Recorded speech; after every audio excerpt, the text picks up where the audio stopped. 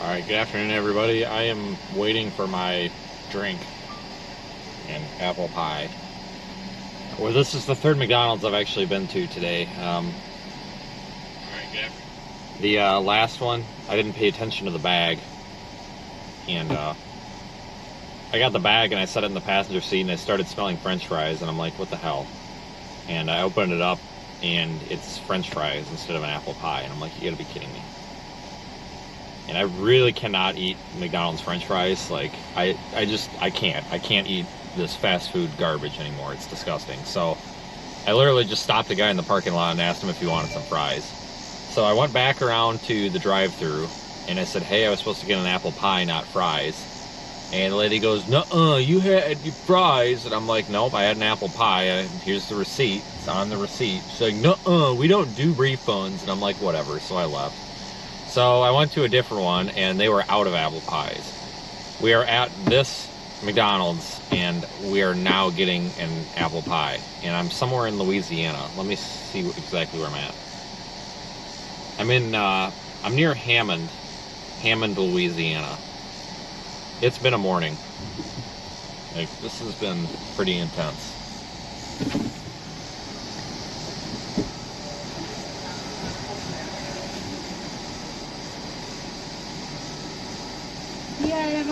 Yeah, I don't need a receipt.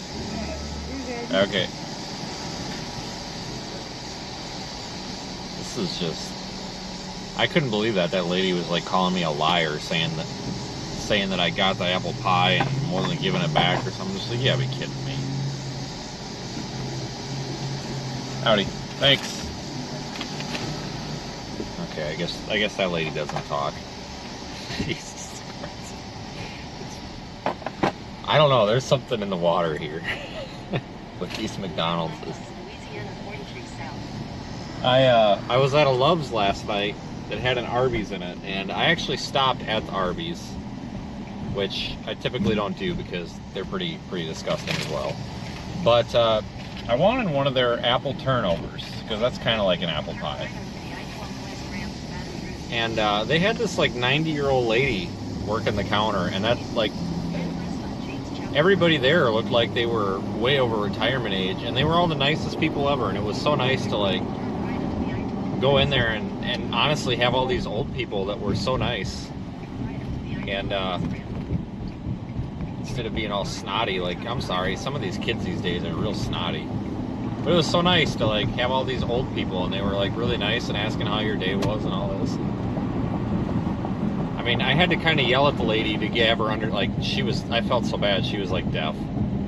And I'm just like, I want an apple turnover. And she's like, a what? And then I like kind of yelled it at her, and she's like, she just smiles and she goes, curly fries? I'm like, no.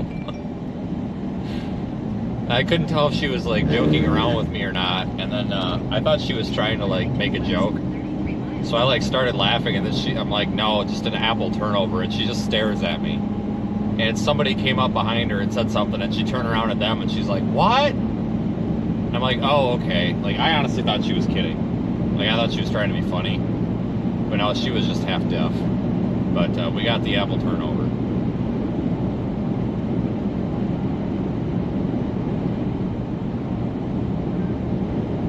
But we are in Louisiana right now. We might have a flood threat. We're going to head west on I-10. Yep, on I-10 here. National Weather Service Weather Prediction Center says that there could be some excessive rainfall leading to some localized flooding in southeast Texas and southwest Louisiana. So we're going to blast off that way. And then I think tomorrow we need to get up to northeast Kansas. And I think we'll want to spend the day up there, or spend a couple of days up that direction. Marginal risk for severe weather tomorrow, marginal risk for severe weather down here today. There is a slight risk for severe weather that's up there in parts of Nebraska today, though, as well. Nebraska would probably be the place to be ideally, but we just couldn't have been able to do that.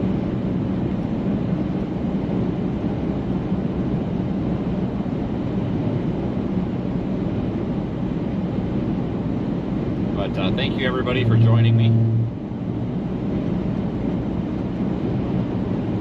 think we're going to have a pattern change here soon, as the title implies. I think we're going to see the tropics start waking up. I think we've got bigger storms on the horizon here. Give it about a week, and I think we're going to have a pattern change.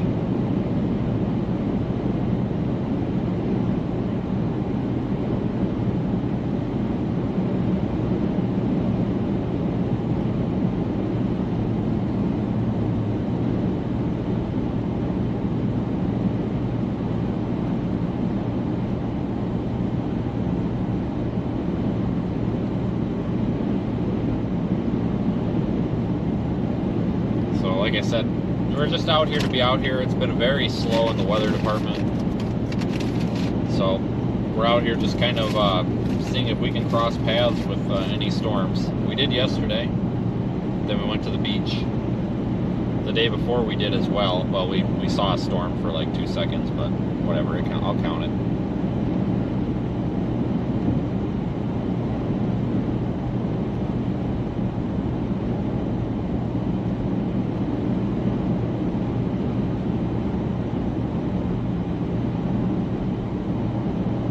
We've got about 2 hours, well, about an hour and a half, 2 hours before we start getting into the area where these storms are. Then we're going to have to make a drive up to Kansas for tomorrow, I think.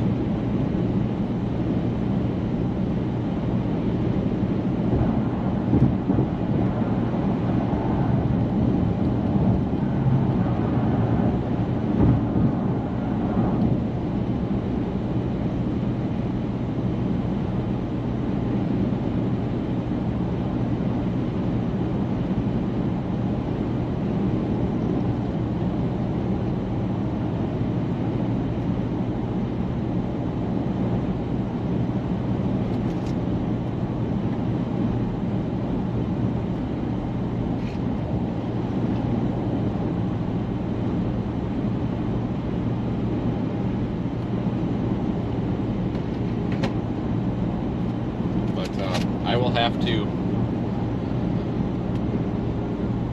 I lost my train of thought. I will just put an advertisement in here. So try to advertise this twice a stream. Anybody that is familiar with that Goose Moron guy that ripped off our stream and called us a bunch of nasty names. To be fair, I called him some pretty nasty names too, but he started it. The guy that was stealing our stream the other day and trying to get donations to his PayPal, which is ridiculous. That wonderful man has actually done us some good. He prompted several shirt designs. He's so intelligent that he was telling people that we were in Alaska because he thought that AK was the abbreviation for Arkansas, but that's definitely the abbreviation for Alaska. Arkansas is AR. So we have some shirts in there commemorating that, as well as kind of trolling his screen name. An update on that: YouTube did remove all of the stolen content from his channel. Possibly removed his channel, but they did remove all of his stolen content, thanks to my report and everybody else's. So that's a big win there, because he was stealing a lot of other people's content as well. A lot of other storm chasers. He would take their live streams and rebroadcast them on his YouTube channel, and then he would ask for PayPal donations, which is ridiculous, because he's basically fooling people, thinking that those donations were going to the storm chasers when they were actually going to him. So he was profiting off of the hard work of other people, and that's pretty sad. But you know, everybody kind of complains about YouTube and social media, but I'll tell you what, I haven't had, you know, Facebook's another story. I think Facebook's an evil, awful website, but YouTube has been nothing but excellent to me. Anytime I have a problem, content theft, or some sort of a problem, honestly, I contact support, and it's taken care of literally within an hour or two. I've had lots of people steal content, and you strike it, and they take it right down. No questions asked. They've done an excellent job supporting content creators. So I have to give YouTube a lot of credit. But anyway, we do have the merchandise store at seethestorm.com. You can click on the button and buy stuff. If you have ideas for products to be on there, let us know. Contact us through the website. We're always adding new things.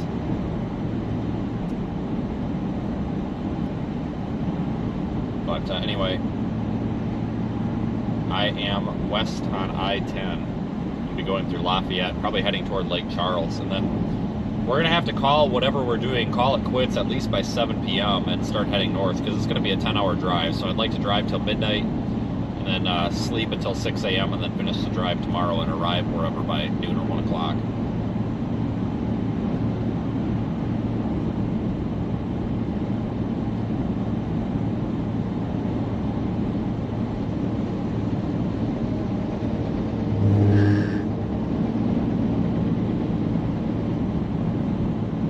Hurricane? No.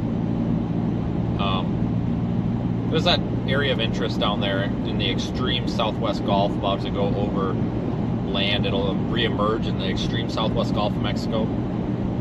I don't think it's going to ever be a hurricane. It could be a tropical storm, maybe. Possibly after it reemerges from land, but it's not going to have a whole lot of time over water, so it might struggle. It could impact extreme South Texas, but right now it's not looking super likely, but believe me, I'm keeping an eye on it.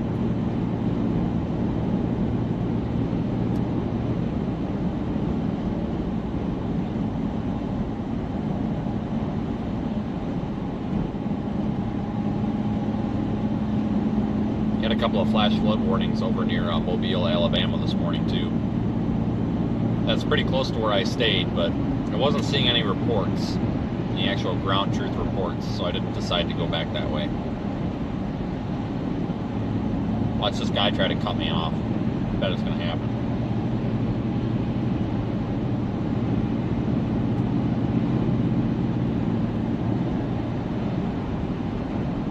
So this is a concept that people seem to really forget.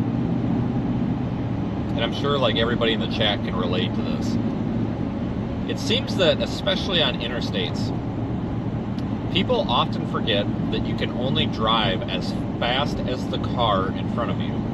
For example, this guy in the Tundra that's like racing me here and like trying to cut in front of me is forgetting that I'm behind the semi, and I literally cannot go any faster because the semi is in the way. So he's acting like he's going to come up here. Oh, here he might come again, and try to cut me off and slide between me and the semi, which is not going to do anything. So now instead they're going to just ride my ass, because that's going to fix it. I don't know why, but it seems like that's a common driver error. More so in some areas than the other, that people forget you can only go as fast as the guy or girl in front of you. And I think everybody can relate to that, because there's always that one person.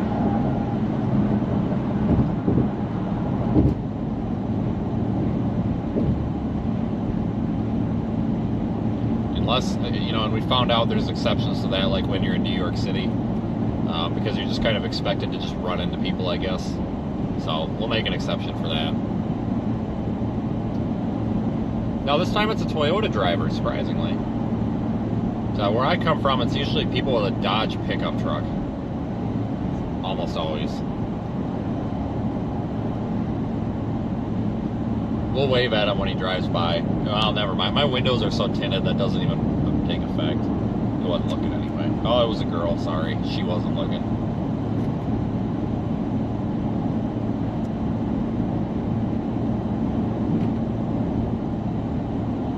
Josh is a trucker. Yeah. Yeah. I don't think I could be a trucker. I wouldn't have the patience with people.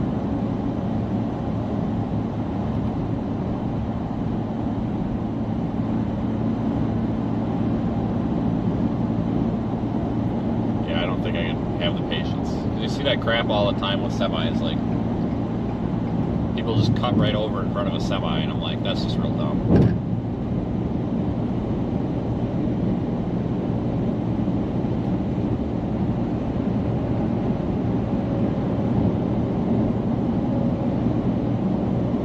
We weren't even going that slow. We're doing like 73.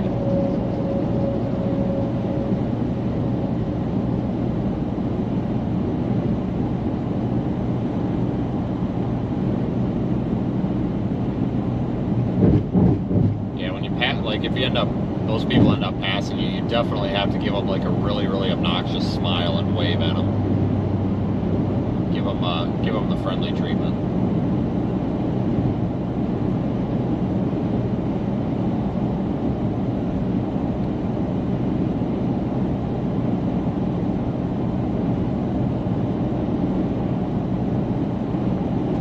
my god, tornado report. What?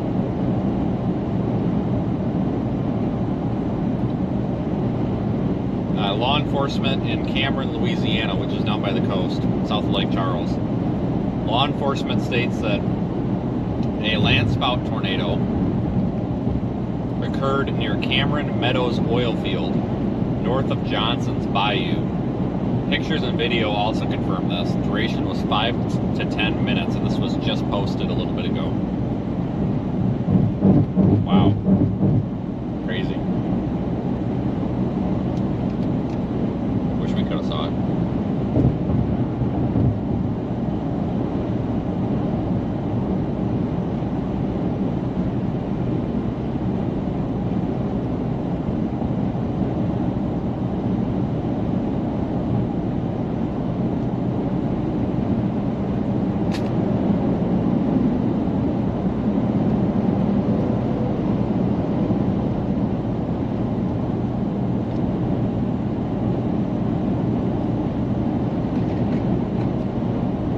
Mesoscale discussion from the Weather Prediction Center saying that heavy rainfall rates with a lot of these storms due to their training nature, so we'll have to keep an eye on these.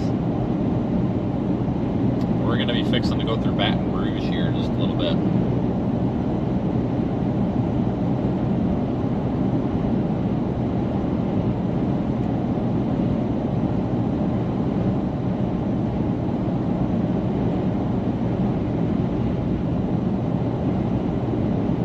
Meanwhile, there's a pretty significant flash flood potential risk ongoing from pretty much today for the next couple of days out in the southwest, southern Arizona, southwest New Mexico. It's going to receive some excessive rainfall. So that's going to be an area that needs to be watched. We could have went out there. Now I'm kind of kicking myself for not, but that's okay.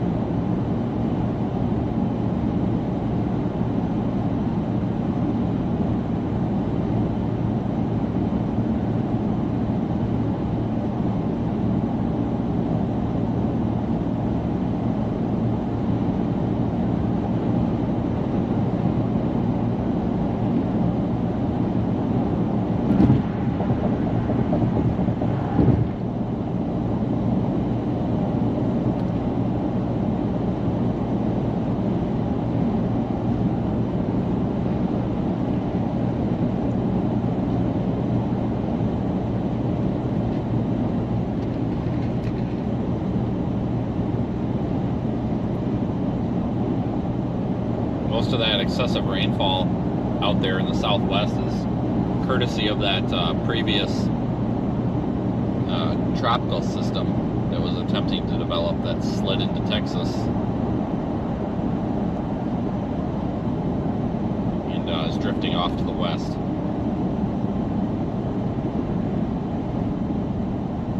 Brought a lot of moisture with it.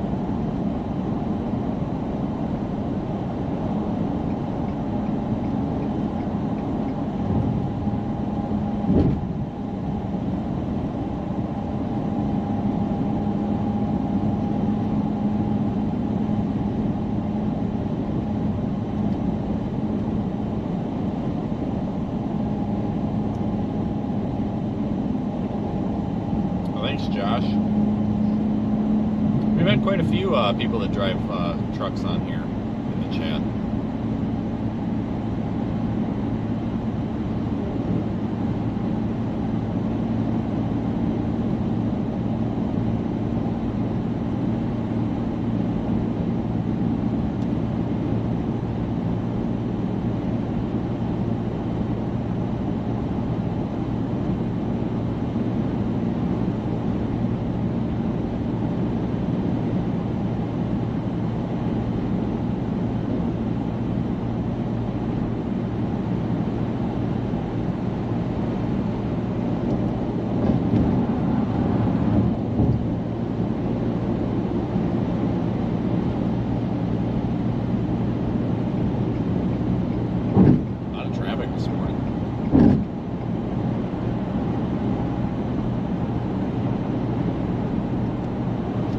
is a potential, though, that some of these storms that form down here along the coast could be severe today, but it's not super likely.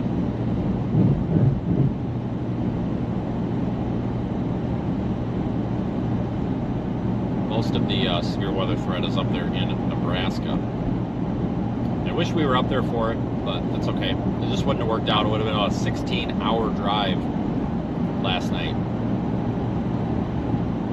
But we would have left Pensacola, let's say at 8 p.m. We'd probably be just arriving right about now.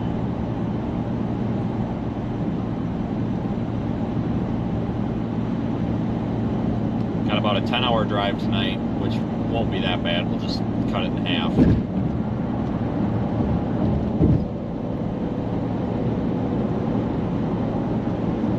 Put a lot of miles on the car this time of year. During the off season, these severe weather events are oftentimes very scattered and a little bit more difficult to predict. In April, May, and June, typically everything's kind of centered in Tornado Alley, so we kind of stay in you know, a 500-mile radius of like Oklahoma City or so. But this time of year, it's just a free-for-all. It's all over the place. So we put a lot of extra miles on going from place to place.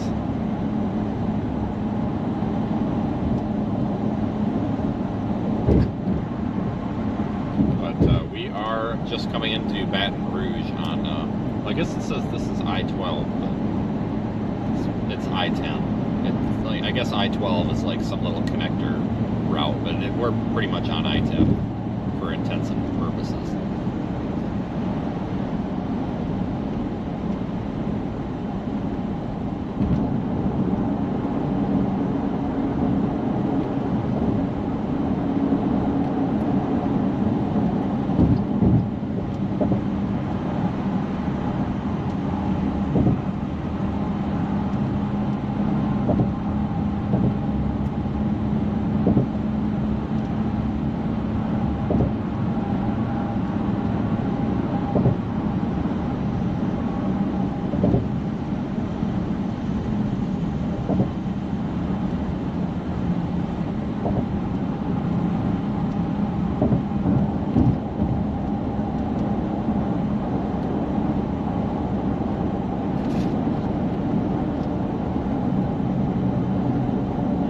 Something happened up here.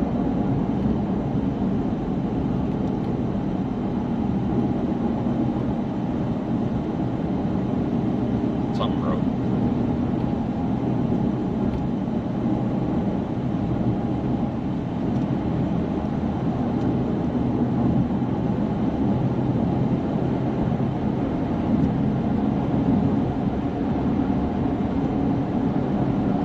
I scream about people camping in the left lane too. Sometimes I end up doing it, but where I'm from, it's really bad. It seems like in the south and like in the central U.S. it's not so bad, but like up in the Midwest, like Wisconsin and Illinois, like people, like everybody just drives in the left lane and then leaves the right lane for passing. It's really weird. It's like people don't even understand that rule. In fact, I think when I was 16 and went through like driver's education, I honestly don't even think they mentioned anything about proper lane usage. I mean, it's like people don't even acknowledge that it's a passing lane up there.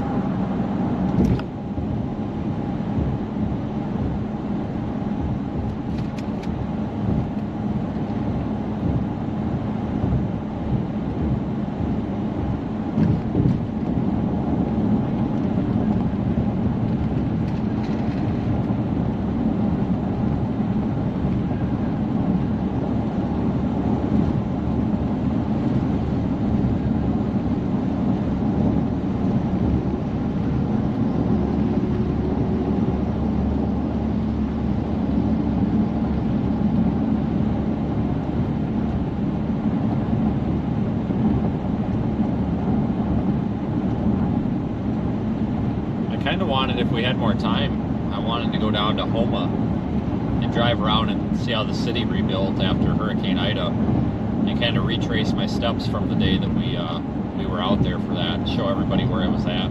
So we've got a lot of new subscribers since then, but just don't really have time today. It's about an hour and 10 minutes south of where I started the stream. And I think it might have put us out of our way a little bit. One of these days we'll get back down there though.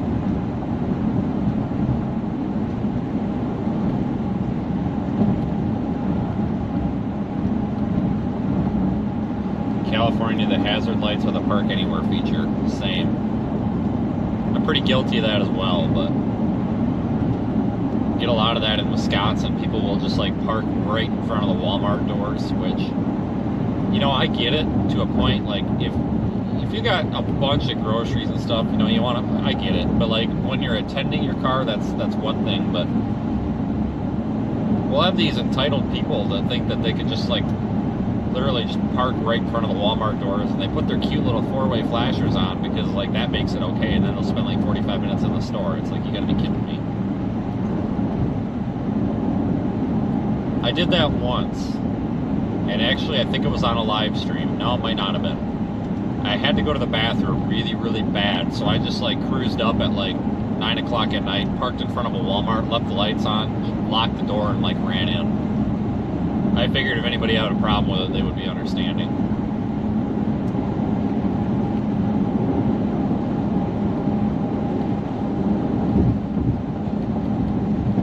But I have noticed that, like, with driving, different parts of the country have better and worse driving habits based on the locations.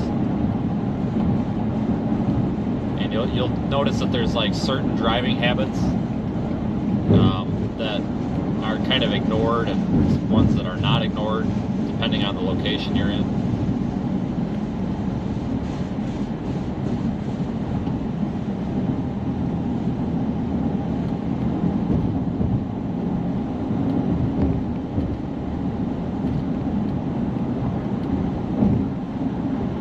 I've noticed down here in the south, more people seem to leave the left lane open. But like in the Midwest, they don't. I noticed also that, and I'm not trying to talk bad about anybody, but I've noticed that like in like the Northeast, like Pennsylvania and Northeast of there, at least from like our driving the past few times I've been there, people just like plow right through the red lights. Like it's kind of a common thing in a lot of those areas that if the light turned red like in the past like 3 seconds, people just go anyway. And you know, we all roll through red lights occasionally because we misjudge or mistime the yellow, but I've noticed a lot up there that people just kind of go through it. It's kind of a regular thing. And I guess if it's a regular thing and people kind of expect it to happen, that's one thing. But thanks Carrie for the super chat, and Christine as well. You guys are awesome. Thank you for supporting our efforts here on the channel. Everyone, just an update. We're coming around Baton Rouge right now.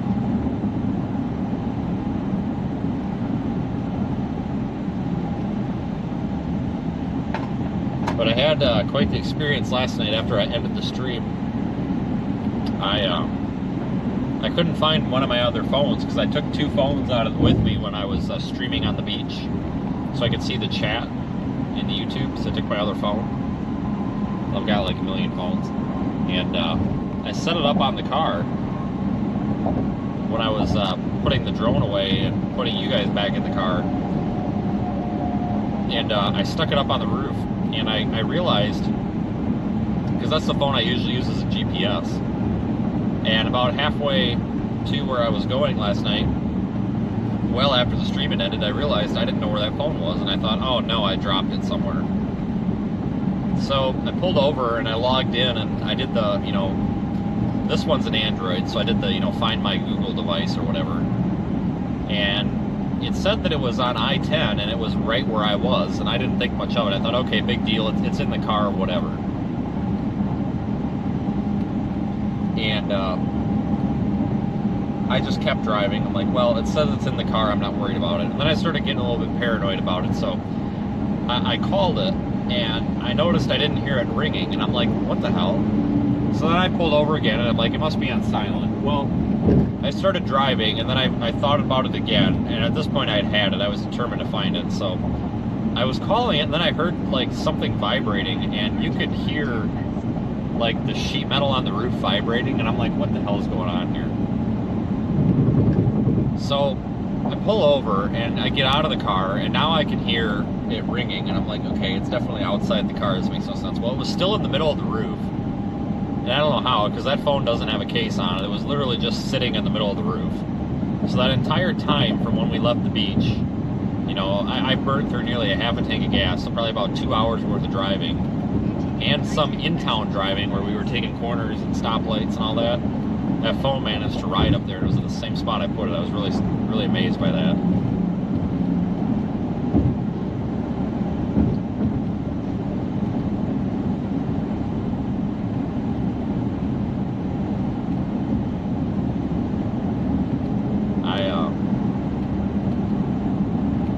I'm kind of glad I stopped and looked for that when I did, because that would have kind of been a pain.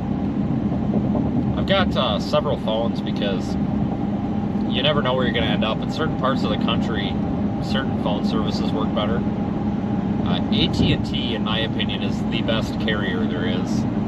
So I've got like 5 phones. I have an AT&T phone, and everything's an iPhone, except for one of them. My AT&T phone is the one that's not an iPhone, and that's the one that I was missing last night. I have a Verizon phone, which is my main phone. And then I have a T-Mobile phone. And then I have one through Viero, which is a local carrier out in like Nebraska and Colorado. They've got really good coverage out there, and some coverage in places that AT&T and Verizon don't. And then I've got one through US Cellular, which is a Midwest regional carrier, and they're also local to parts of the Carolinas as well, and they've got some coverage out there that other big carriers don't have. So that's one of the things with traveling, you know. And T-Mobile is definitely the best in terms of customer service, price, and speed, but they don't seem to cover super well. If you're in a big in a populated area, absolutely, but if you get away from like an interstate, like out in Tornado Alley, you get more than a half an hour from an interstate, your phone is useless. So I really hope that T-Mobile builds out its network more, because they're cheap and they're fast. So when you do have good service, the 5G and the 4G is really fast, and the customer service is excellent. You don't have the customer service issues you do with some of the other carriers. Yeah, US Cellular is definitely a regional one. They do suck in a lot of areas. I think that they're in Oklahoma too. Kind of the same with Viero Wireless. You know, they're just a regional carrier trying to fill in the gaps, and then they rely on roaming anywhere else.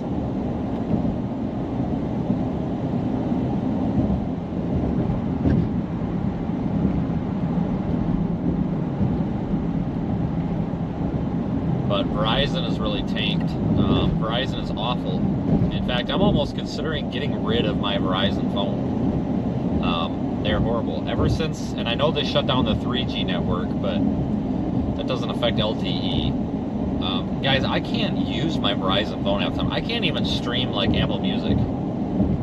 Like, it's almost like it doesn't. If anybody's familiar with how like cell phone networks work in trunking. When you go from cell site to cell site, you know, as you drive along, you're going from cell phone tower to cell phone tower, and there's a handoff, or like a handshake, that happens between your device and the networks. So it will obviously always be, if it's got signal for more than one tower, it will take the strongest signal. Well, what I think is happening is their phones are like locking on, and they're not switching cell sites or cell towers like they should be. That's just my opinion. I think that's what's happening, because it's like you'll have good signal, but the signal quality is horrible. And you know, you'll have like 2 or 3 megabits a second down, but if you put your phone in airplane mode and then take it back off and like totally drop its connection to the network and then, you know, restart it, and even if you don't move, then it's like it'll pick the stronger tower and you'll have like 30 megabits down. So Verizon's just gotten really bad in the past year and a half, and especially from a streaming aspect. I just really am not happy. I hope that they fix it though, but a lot of people have said this too. anytime I bring it up, I notice a lot of people complain about Verizon's quality going down the toilet.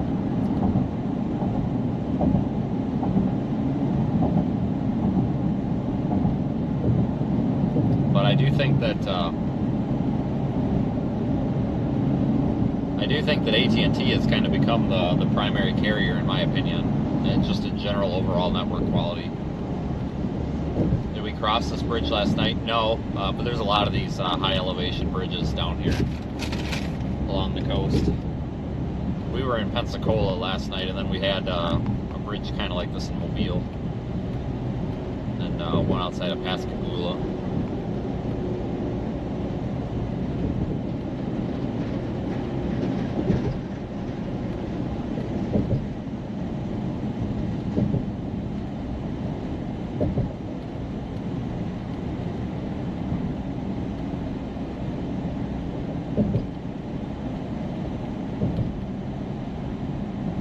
My hope is, though, that T-Mobile builds out a better network. Like, they don't have any native coverage in Nebraska at all. It's all roaming, and I think they only have roaming agreements with AT&T, but it's on like a secondary level. So like with my T-Mobile phone, there's places in Nebraska where it doesn't even work at all, like period, but everything else does, and it's just too bad. I hope that they build out their network more. I know they focus on metropolitan areas, but you know, like my hometown, you know, where I live, it works, but it's always roaming. It's always roaming on Verizon's network. But if I go 45 minutes north and I go to Madison, Wisconsin, the capital city, it works phenomenal.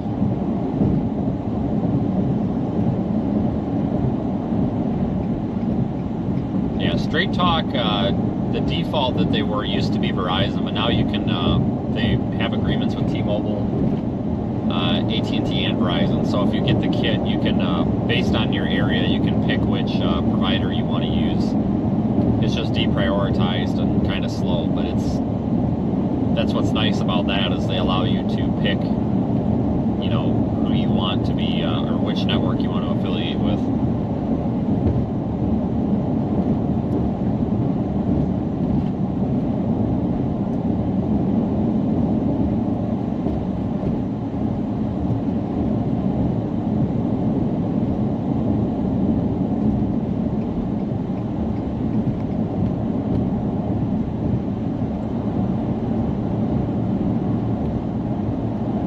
I'm not a big fan of prepaid phones, because typically when you get a prepaid device, it only works on that carrier's network.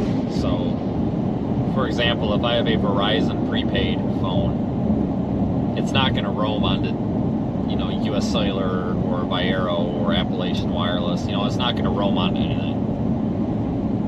Whereas if you have a regular, like, postpaid phone, a normal phone plan, they've got roaming agreements in their areas that they don't cover well. They have agreements, like with other companies, to allow your device onto the network. AT&T's prepaid devices are good. I actually have a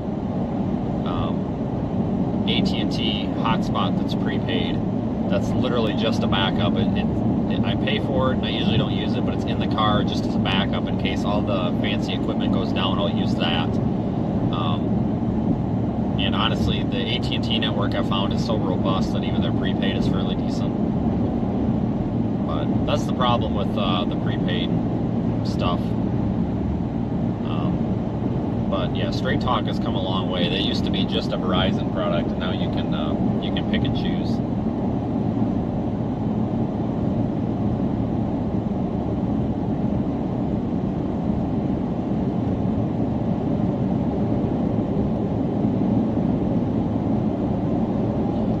Those prepaid services, they say unlimited data, but it's really slow after so many whatever.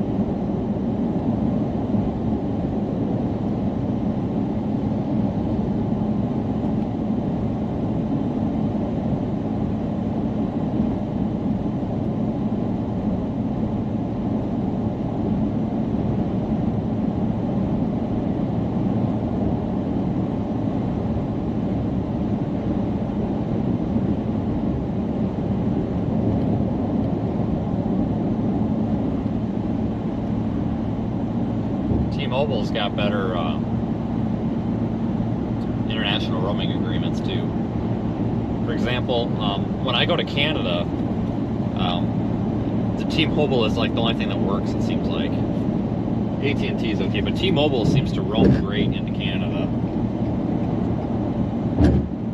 In fact, if I actually get too close to Canada, my T-Mobile phone typically will actually just, sometimes I'll get the notification that it's already roaming on the Canadian network.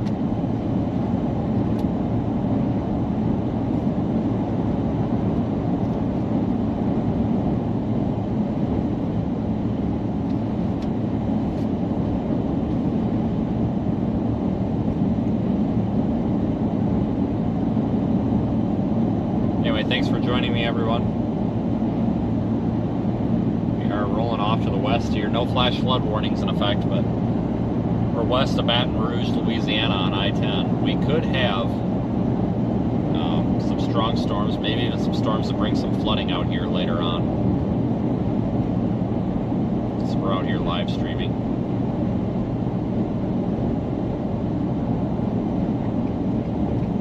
Since it's kind of a slower day, I'm happy to answer questions and all that as well if I see them in the chat.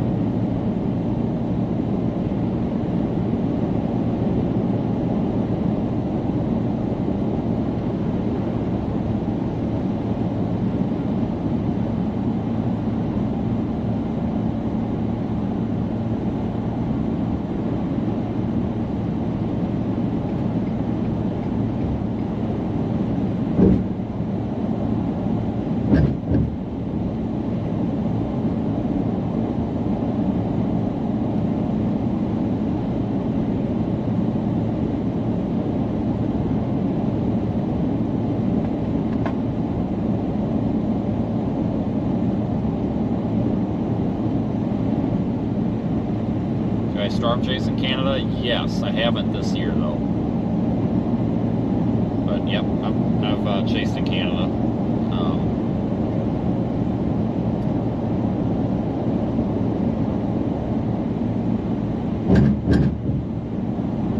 I typically try to stay. Well, it's kind of hard to explain. You know, the Canadian severe weather season is kind of like the Northern Plains season. So typically that 100 miles south, south 100-mile tier of the country will get severe weather when like the Northern Plains in the U.S. are getting severe weather. Sometimes Ontario will actually get severe storms. We actually had a tornado threat there a couple of weeks ago in near Toronto, I believe.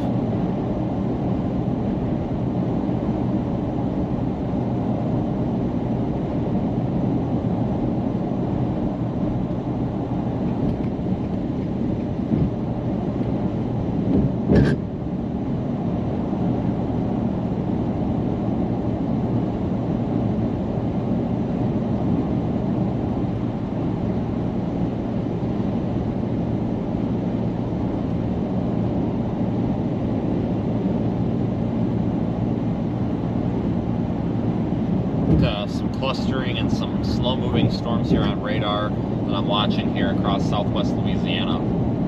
So we definitely could end up with a flooding risk, so we'll have to keep that in the back of our head here. We are moving toward that big mess.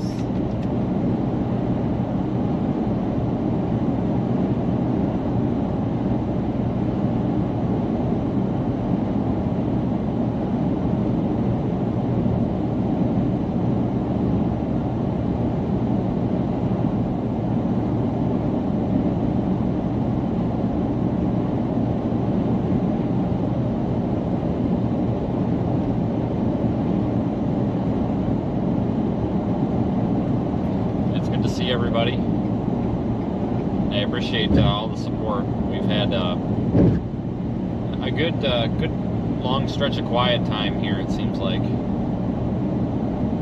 but that's all right. Things are going to pick back up again soon, I'm sure.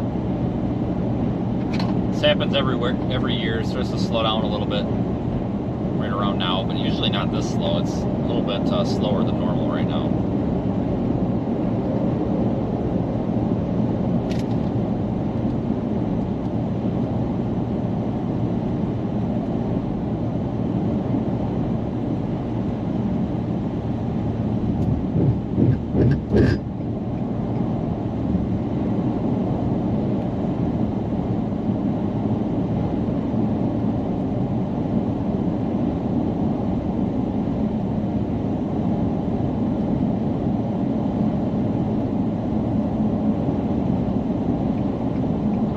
traffic now. That's why I do tend to prefer driving at night. There is a lot less traffic to deal with. This is southeast Louisiana, kind of south central Louisiana now.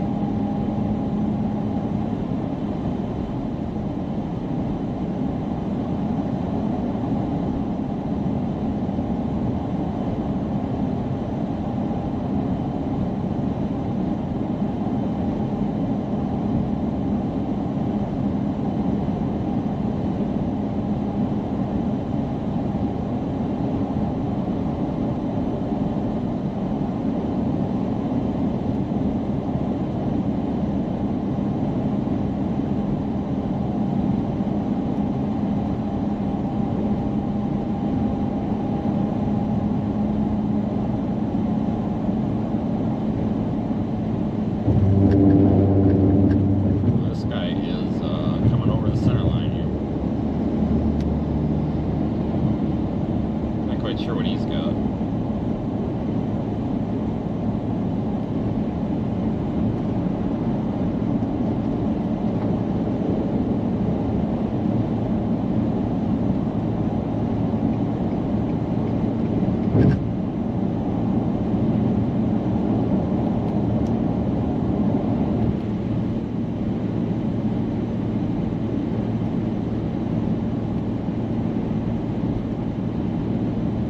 I'm trying to remember the last time that I actually drove this stretch of I-10.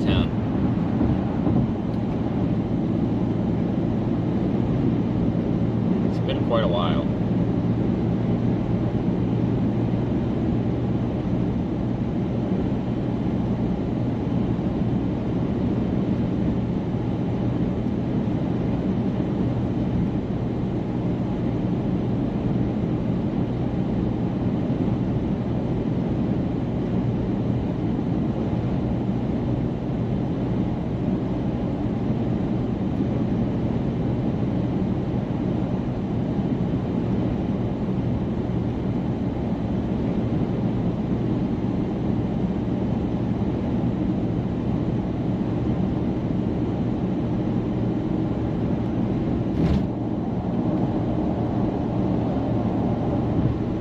A lot of casinos down here.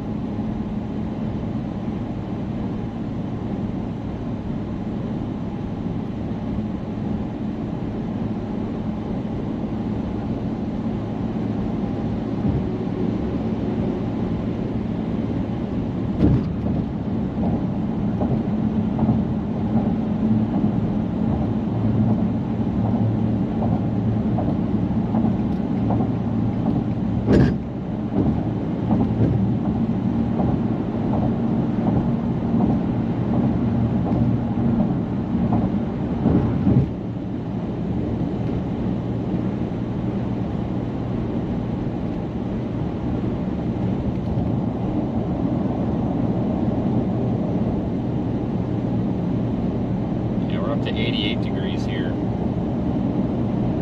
between Lafayette and Baton Rouge.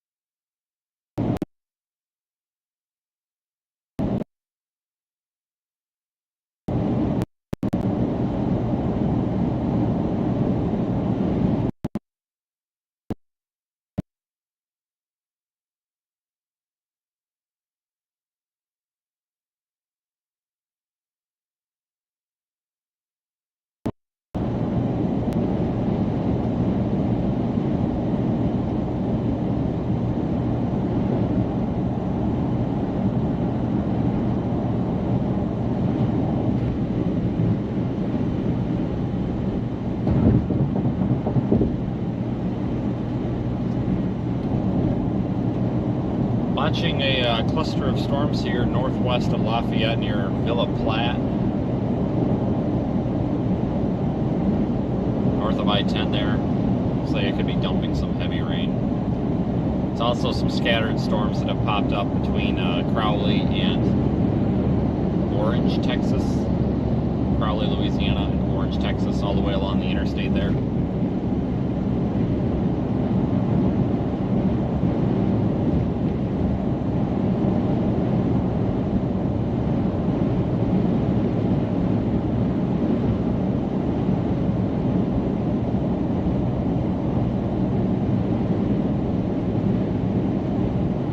Well, thanks for the super chat, and thanks for subscribing as well. Yeah, you're welcome back anytime. And we appreciate the contribution.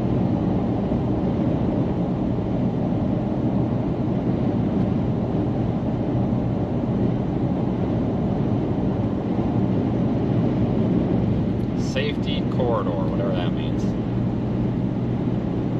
Oh, it's a higher fine zone. I guess that's the polite way of saying they're going to double the ticket if you're speeding. That's fine, I guess.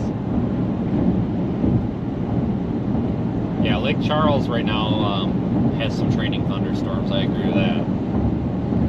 That whole area there of southwest Louisiana and northeast Texas there, or East Texas rather, could get some flooding later on. We're going to have to see if that happens or not, but I'm keeping an eye on it. That's could very well become our target today.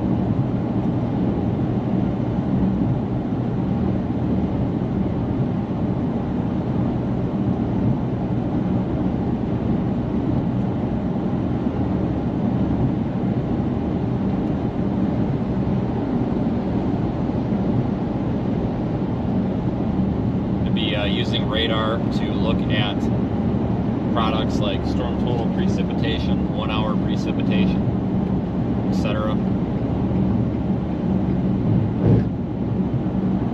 That'll be able to tell us where the most rain is falling. And right now near Eunice, near southeast of Eunice, Louisiana, I'm showing an area that's already gotten almost 2 inches of rain in the past hour. Those storms that are just northeast of Lake Charles, looks like already 1.5 inches in the past hour, so we have to keep an eye on that as these storms move through. They're moving pretty slowly, and some of them are going over the same area, which would indicate that those are the ones that could potentially cause flooding problems.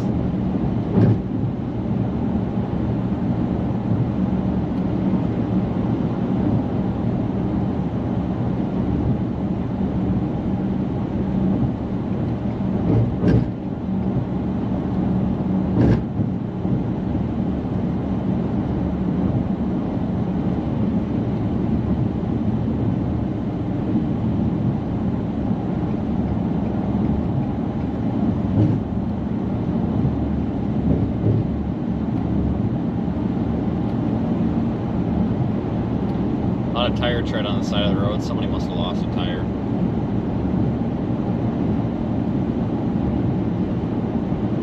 Yeah, that's one of the things that we have to watch for down here with all these swamp and marshlands is excessive rainfall. It doesn't take much to swamp out some of these lower areas.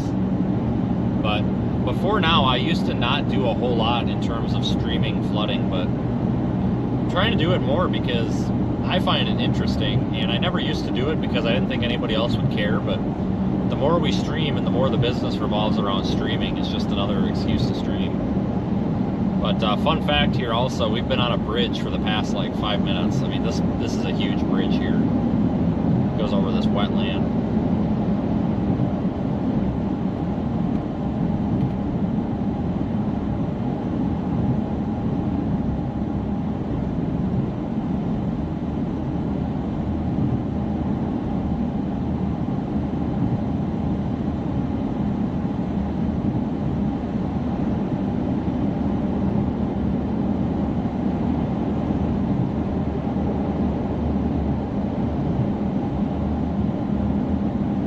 At least we're not stuck in traffic on this bridge like we were yesterday.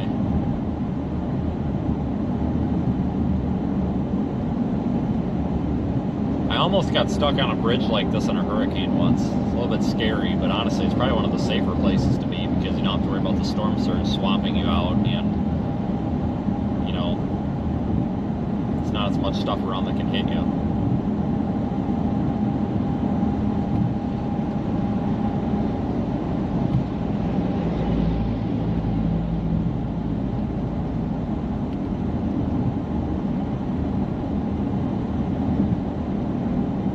Yeah, I've been on the Pontchartrain Bridge. I was actually on that a year ago, getting out of Hurricane Ida. But yeah, that's a pretty cool thing to drive over. I think everybody should drive over that at least once. But I didn't realize it was 24 miles. I figured it was like 10 or 12. You know, just by, if I was to guess. But yeah, 24. But I could believe it because I think it took a good 20 minutes or so, 20, 25 minutes to drive over it.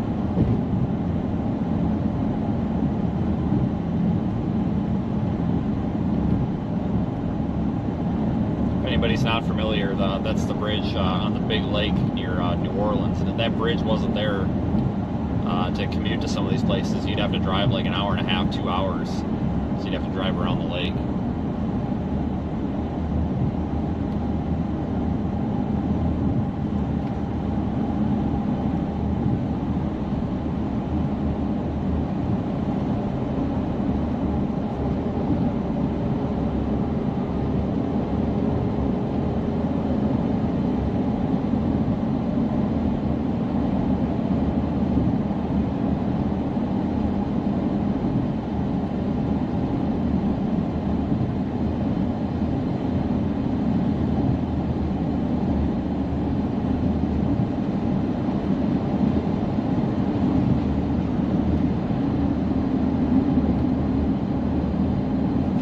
Don't remember a toll on that bridge, but there probably was one. I'm pretty sure we just blew through it and disregarded it because there was a hurricane happening. I'm sure they had the toll. They probably had the toll gates up anyway, but they usually do during storms. But I guess I just don't even really remember it very vividly to even remember going past a toll thing.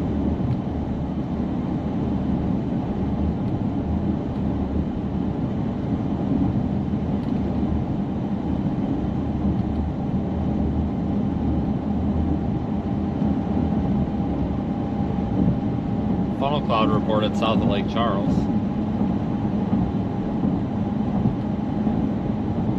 4 miles southwest of Lake Charles 10 minutes ago.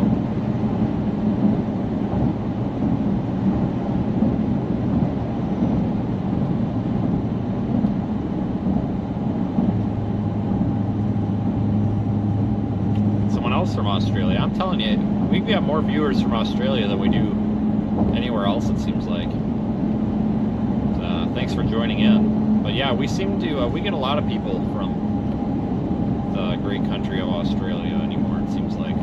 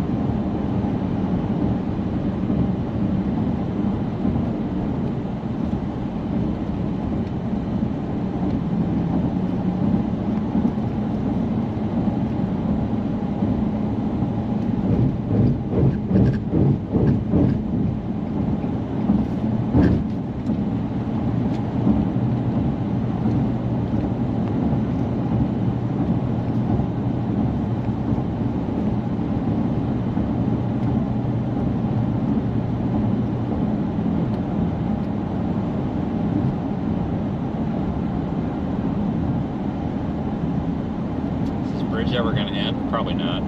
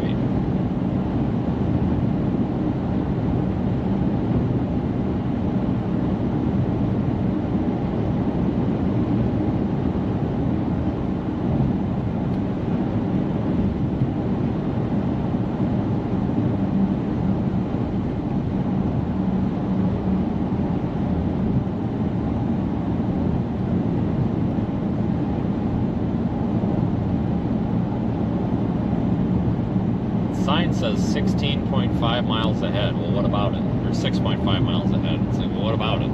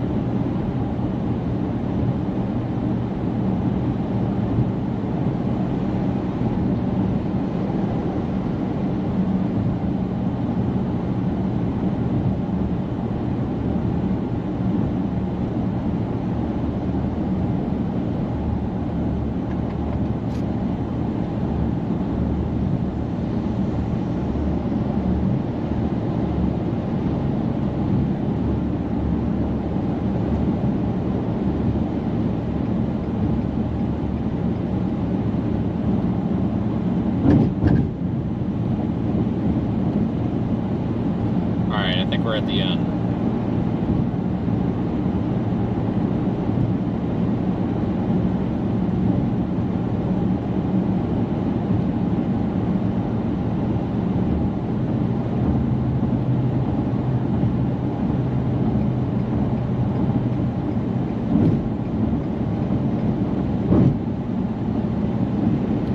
Okay, not quite to the end. We're getting there though.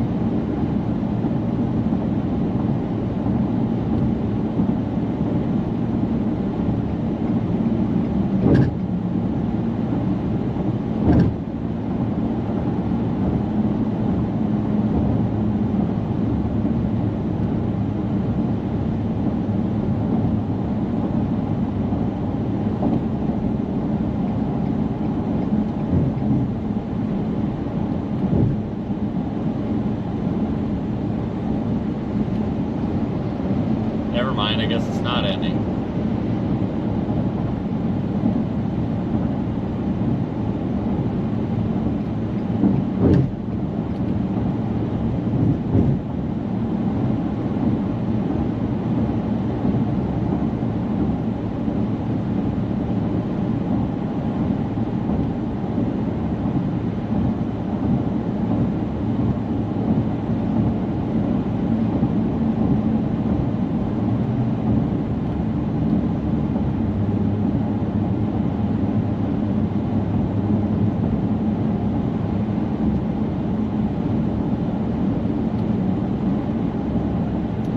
Some of these storms in the distance, it's real low contrast, but you can see the cumulus towers there. The camera might not be picking it up though.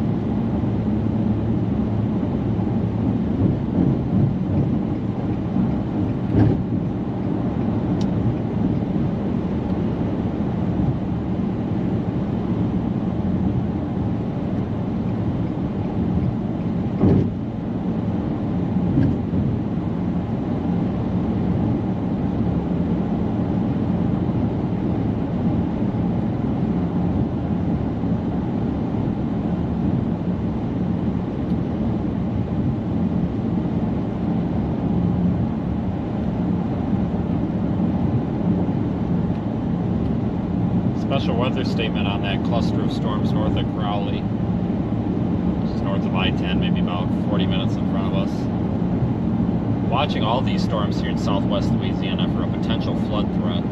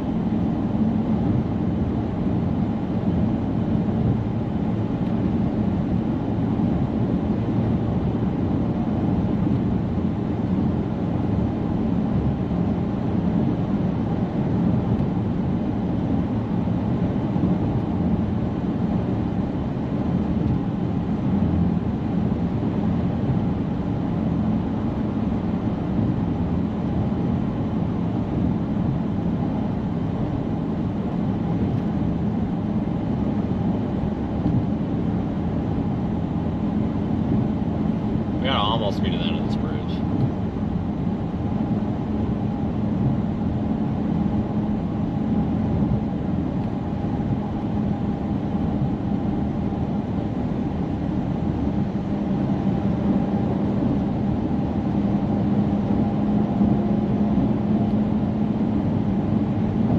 Yep, we are. Here it is.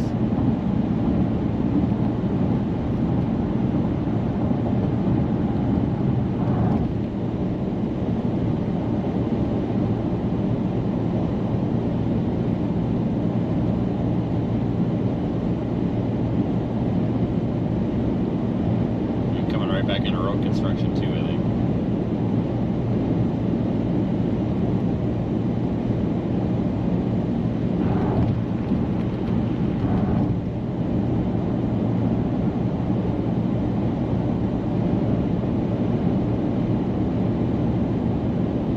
Oh, it's just a wide load up here, I think.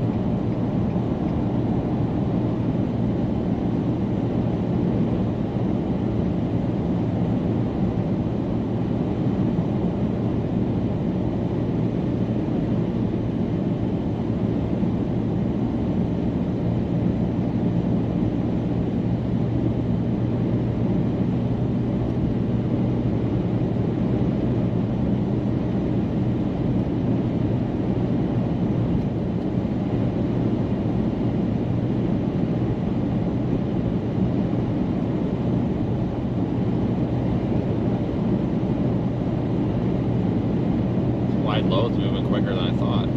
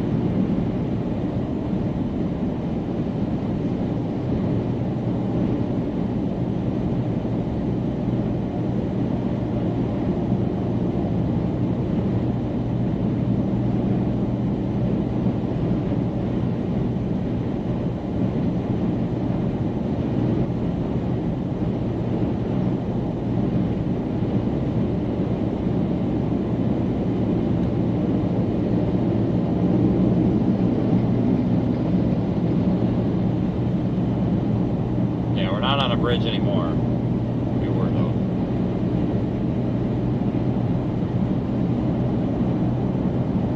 We're kind of on a chase. So it looks like we're going to run into some possible flood-producing storms here shortly.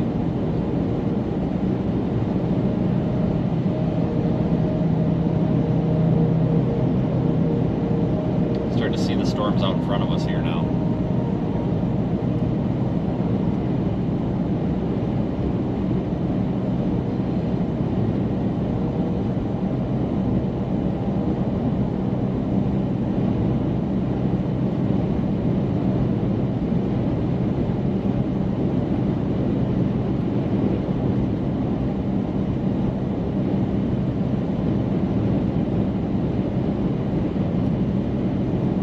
New update, that area of interest that's down there in the southwest Gulf of Mexico, National Hurricane Center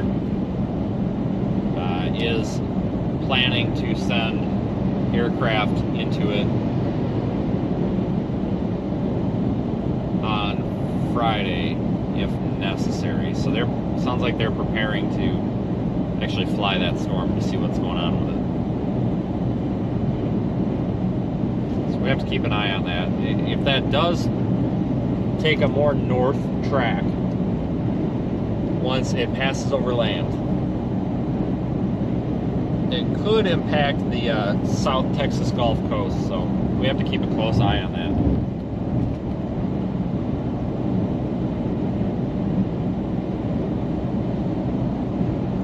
Thanks for joining, everybody. Wow, 446 of you guys. Awesome. so we're coming into Lafayette right now, Louisiana.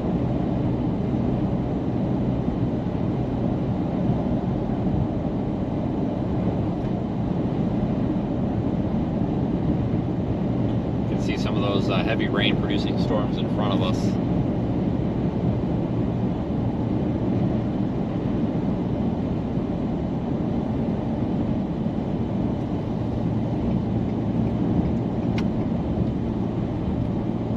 Yeah, Eunice right now, Eunice looks like it's getting dumped on.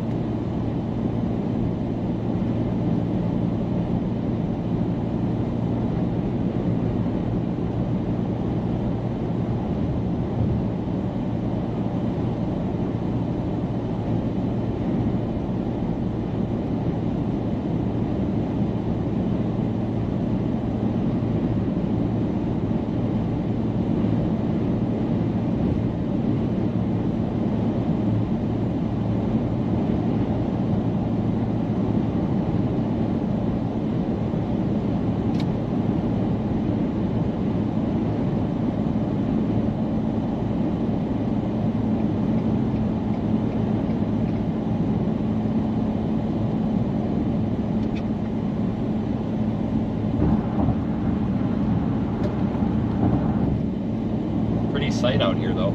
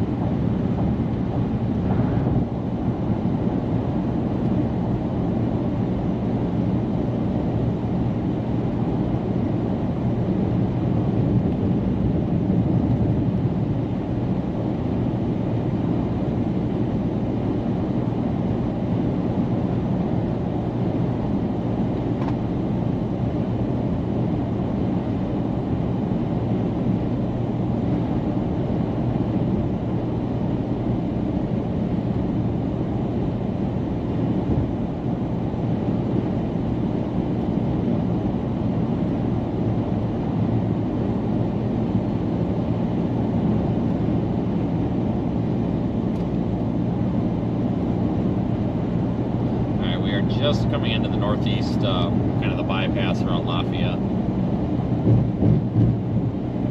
Continue on I-10. We're probably about to get absolutely downpoured on here shortly.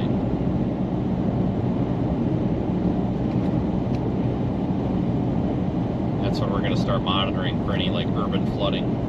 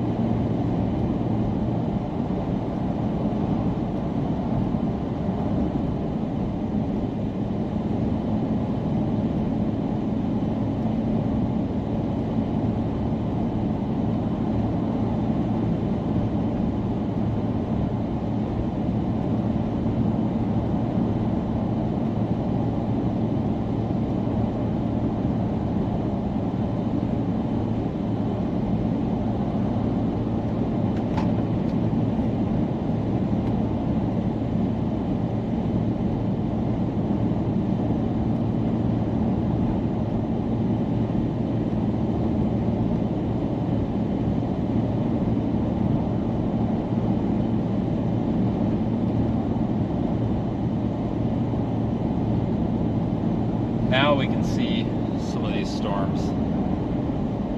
We are heading west, so majority of them are off to our north, which would be the right of the road. Coming by Lafayette City Center is to our south or to the left.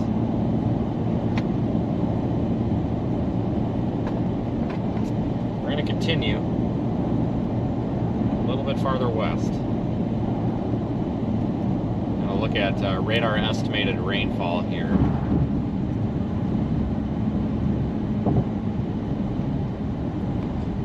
Boy, we're starting to get, looks like maybe 2.5 inches of rain in the last hour up there near Eunice, which is about 20 minutes or 20 miles or so north of Crowley, Louisiana.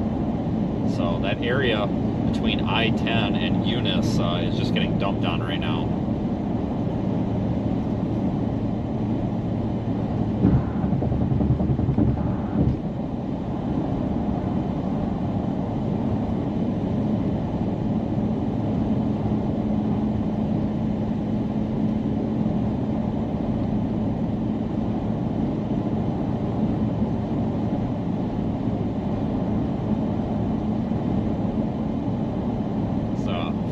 Exit.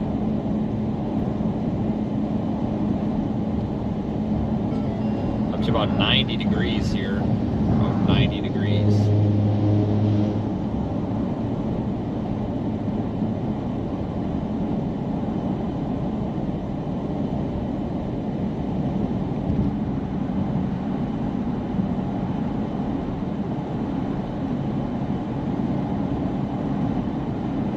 There's actually a severe warning on one of those. Severe thunderstorm warning, maybe. It got dropped back there in East Texas, but it got dropped.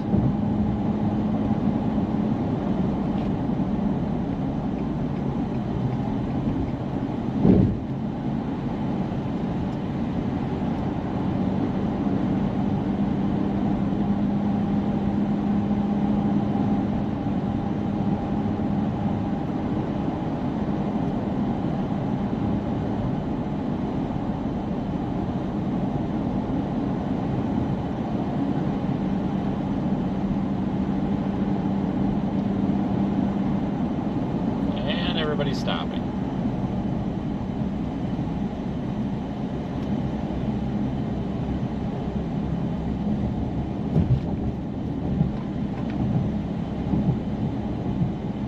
About 3 p.m. already.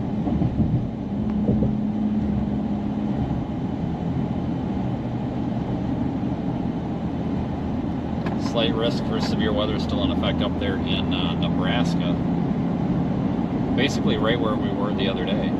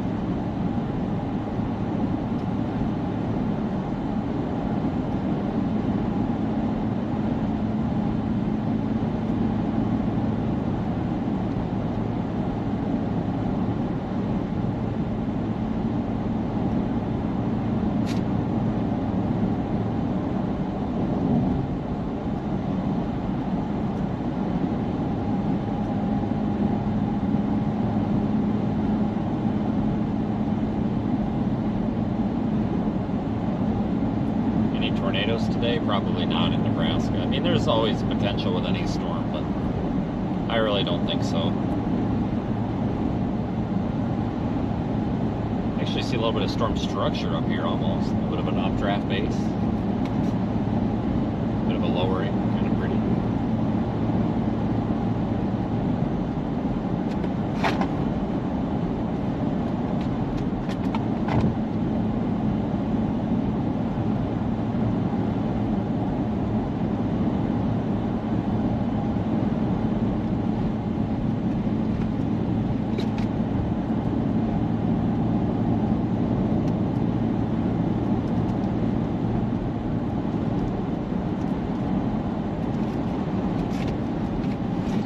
Rain now.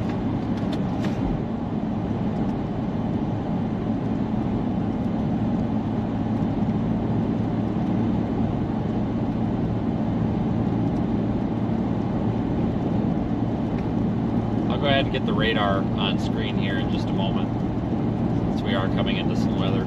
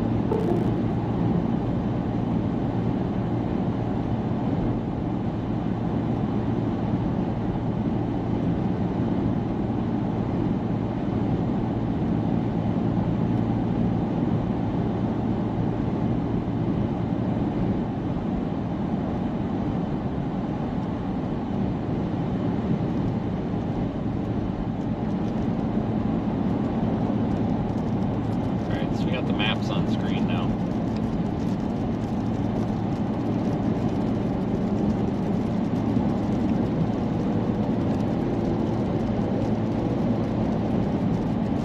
How do you deal with rain wrap tornadoes? You have to look at, well, it doesn't really bother me, but you got to pay attention to surface wind fields as well. So you can usually look at the direction the wind's blowing. If you're close enough to the tornado to kind of locate which direction relative to the car the tornado is, by determining if you're an outflow, inflow, or what. So a lot of it comes down to paying attention to which direction the wind's actually going. And it's pretty obvious, you know, you can tell when you're dealing with a rain wrap tornado, because if you're in the precipitation becomes a wind vane. You know, you can tell which direction it's blowing. As long as you know which way north is, you can determine if you're an inflow, outflow, or what, and kind of visualize the entire storm and determine if you're north of the tornado, south of it, east of it, west of it.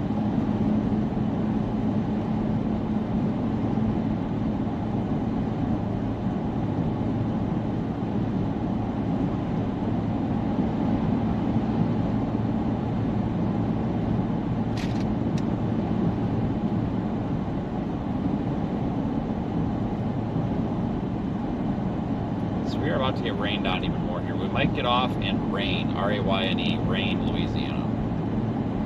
Might want to get off there and head north.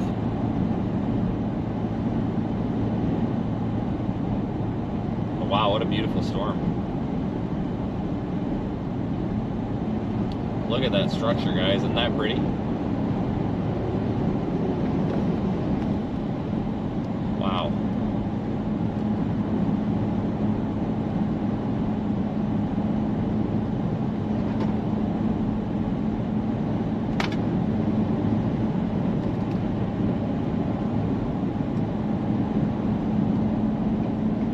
I wonder if we can get off and get up on an overpass and snap a picture of this.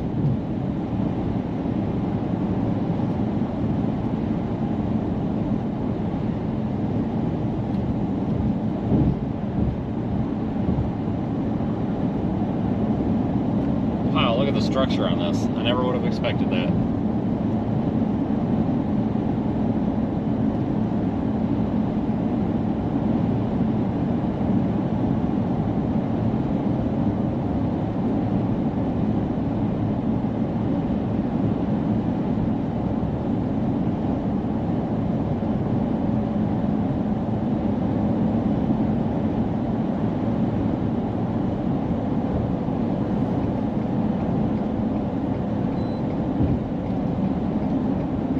We are pretty much right under the storm, honestly. Here's the base. Wow, look at this lowered base and everything. That's pretty. I'm gonna stop up here and try to get a picture of it. I don't think we have time to put the drone up. Unfortunately, wish we did. Let's see, where do we want to go? This way, I think.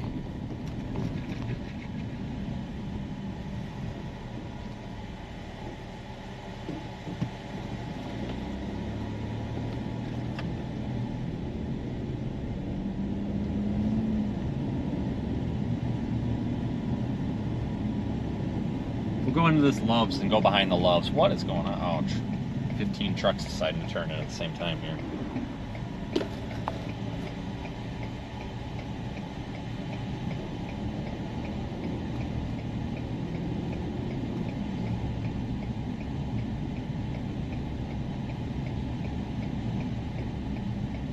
Actually, now we better turn here.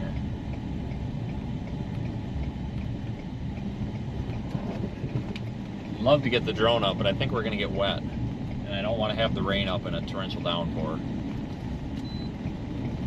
Could be a problem. Actually, let's go back around with the trucks, because I think maybe we can get behind the Loves.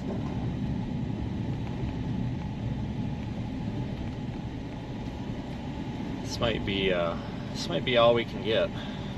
I guess I'll take it.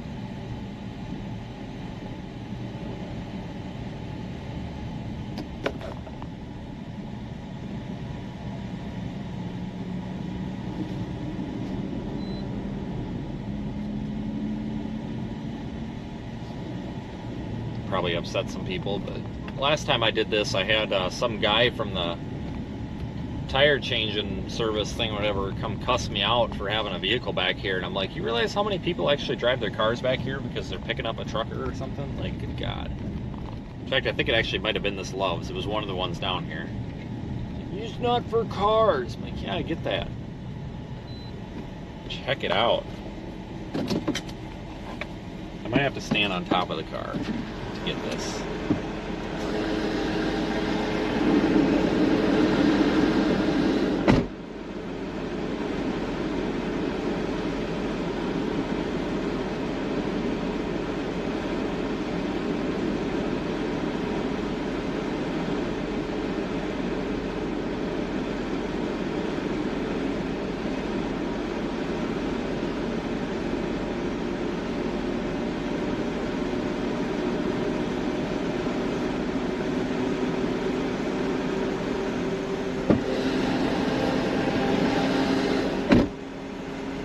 Beautiful.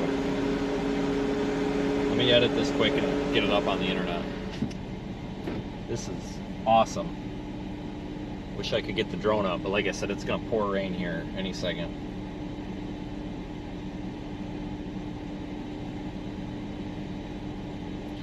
Just throw this in Lightroom real quick, throw a watermark on it, because people love to steal this stuff, and then get it up on Facebook and Twitter here. It's gonna show up here in just a second. Or a minute here once I get it done.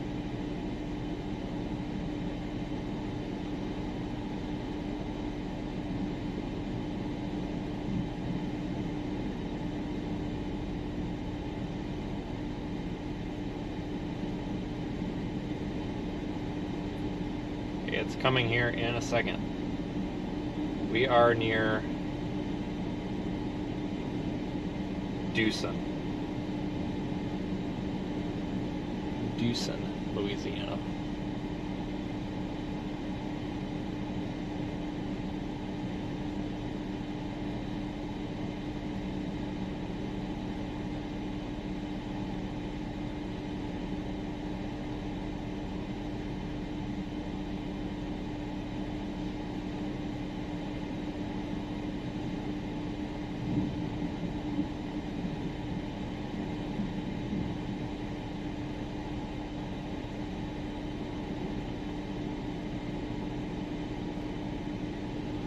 Beautiful. Not tornadic or anything, it's just a really pretty base of a storm.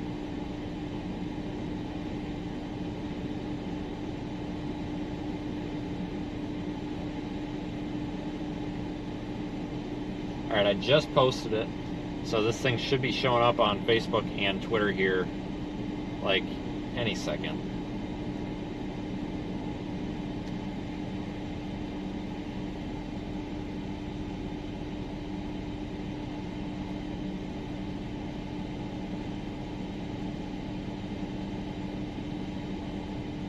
Nice wide angle shot.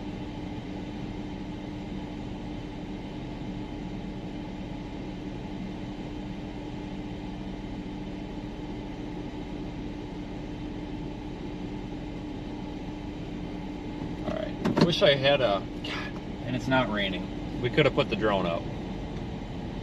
Absolutely could have put the drone up. But that's alright. Love a little time lapse of that, but...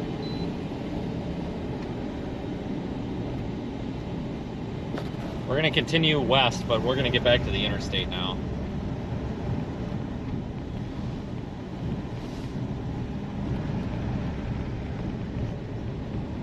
Get a good view of it from the interstate.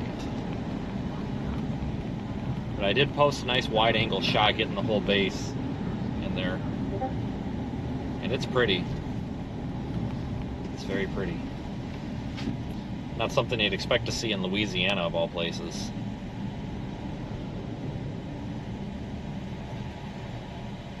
That's why we gotta be out here every day. Let's see, can I get no outlet? Okay, that answers that. I just want to get back on the interstate.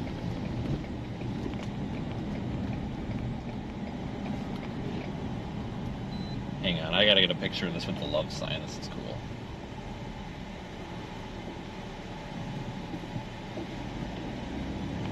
We'll tag Loves in that with their sign in it later and try to get them to sponsor us and cough up free gas or something.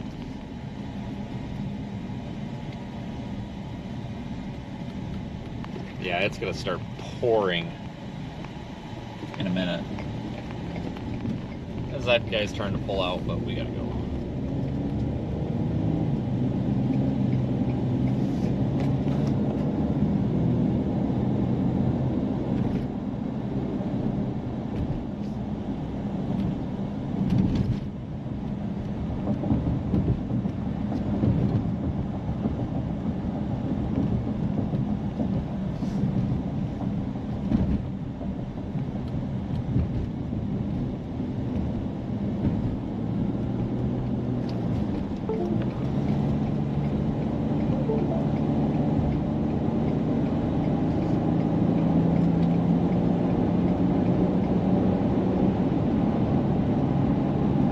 This is beautiful.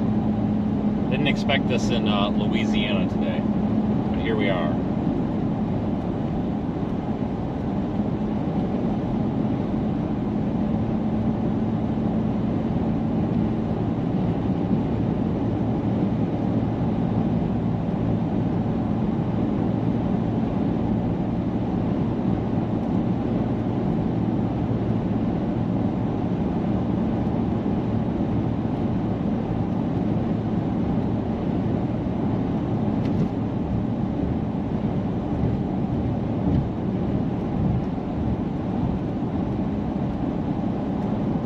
We're going to go to the town of Rayne, R-A-Y-N-E, which is going to be the next exit. And then we're going to get gas. And we're going to probably head south well, or, you know, I don't know, we'll meander around here. This pretty cloud structure is now pretty much now passed over. Should have put the drone up. I didn't think that we would have time.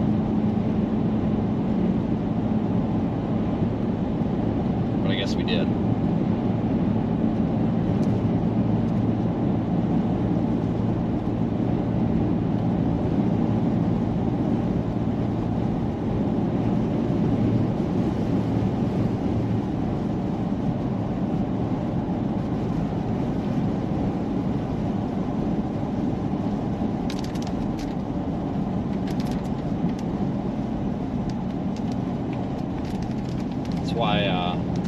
That's why I'm glad to be out here, because that made the day worth it right there.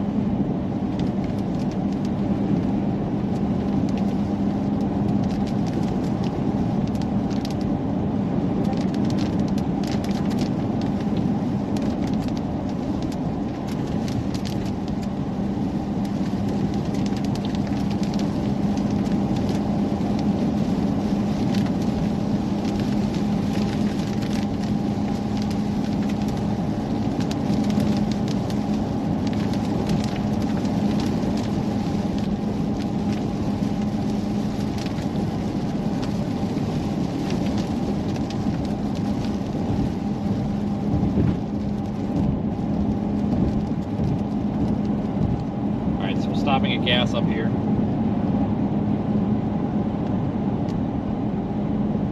I'll head back. I think I'm going to stick with this storm for a little while just because it's pretty.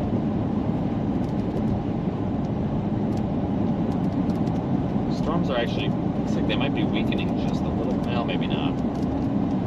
No, they're not. I thought they were weakening, but I don't think they really are.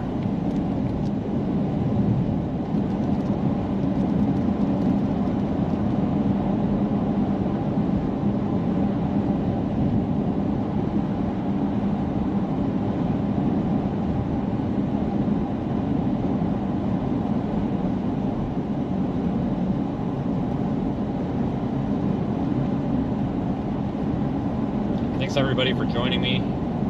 If you just joined us, go check out my Twitter and Facebook pages. We just tweeted out a really pretty site that we had just a few minutes ago near Dewson.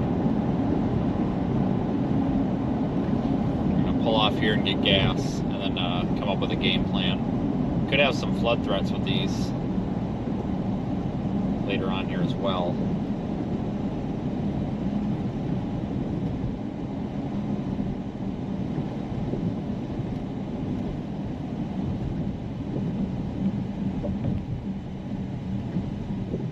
We're not going to fill up here because it's like 50 cents more expensive here than everywhere else. The heck with that. The heck with that.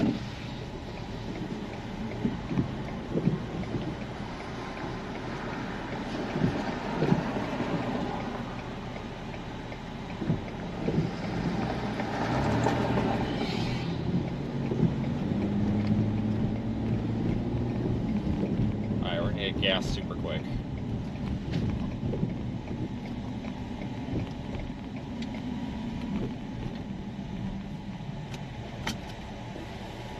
Hang on just a minute.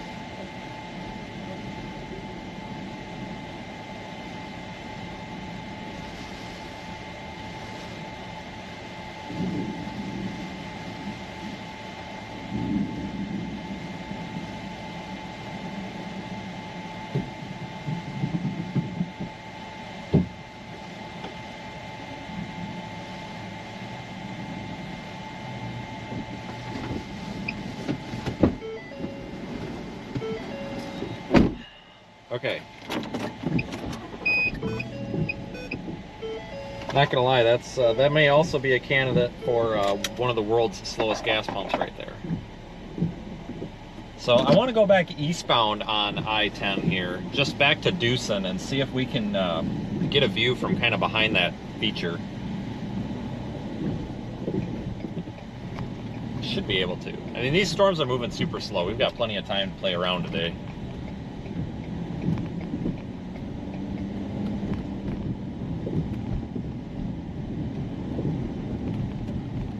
Take a look, waste a little bit of gas. Do that all the time anyway.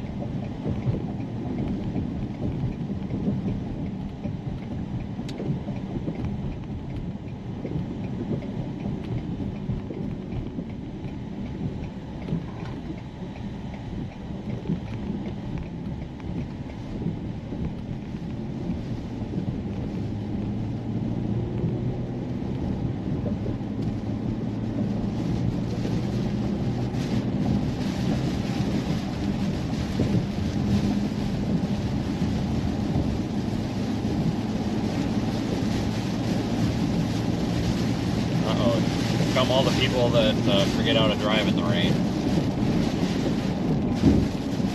I want to get a little bit, I want to go up to the next exit and just see if we can punch back through this rain core and possibly get another look at that.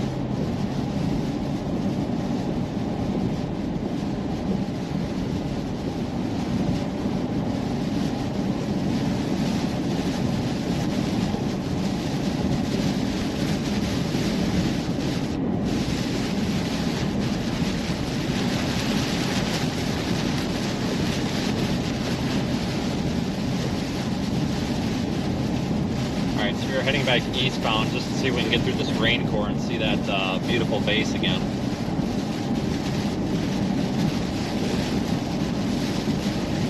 No, I don't really chase with anybody but myself.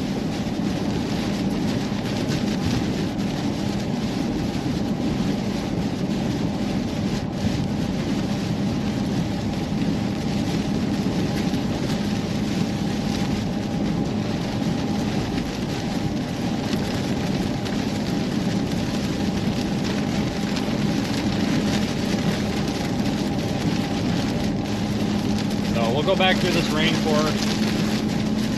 If we can find a good spot to get off, looks like there's a state highway up here near the town of Scott. And if we go back south, we could probably get another good look at that base.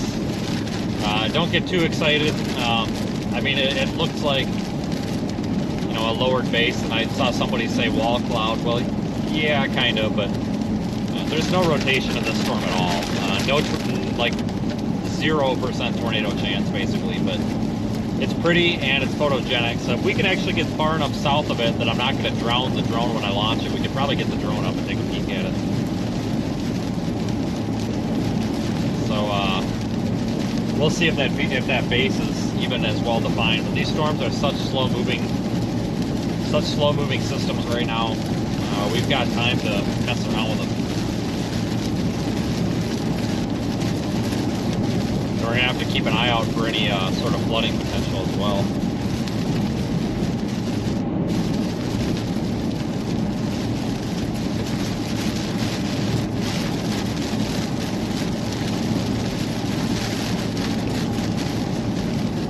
Go south of Scott or Duke. Yeah, it is. Yeah, it looks like, looking at satellite, it looks like it is pretty open down here.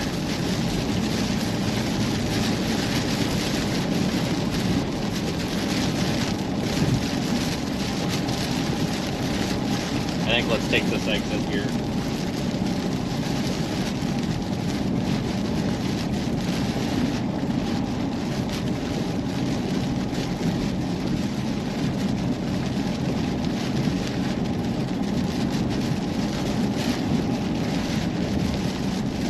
little bit less populated than south of Scott, so we'll go this way. I think it's kind of like farm field or open field down here, it looks like.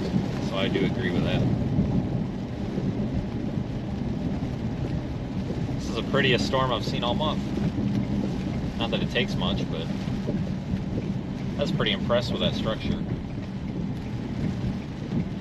Got a little excited there. Hasn't happened very often lately. Right now we're under that lowered feature that we were looking at. See the clear air behind it.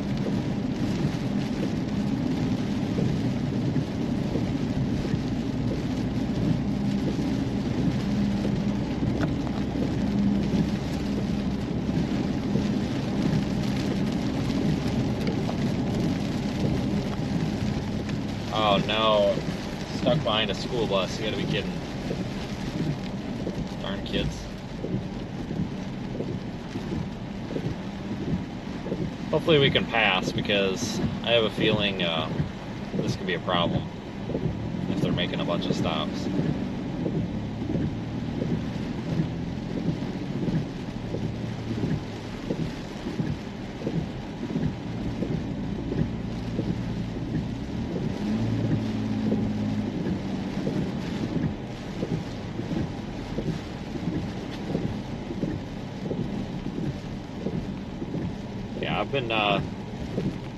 I've been stuck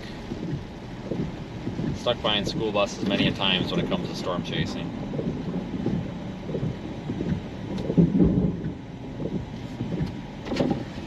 Thunder. Oh good, he's turning.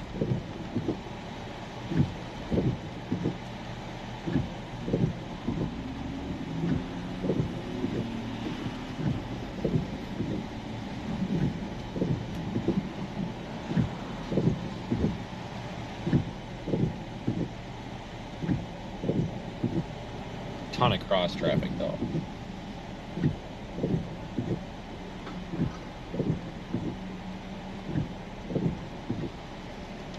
Holy shit. We're gonna die.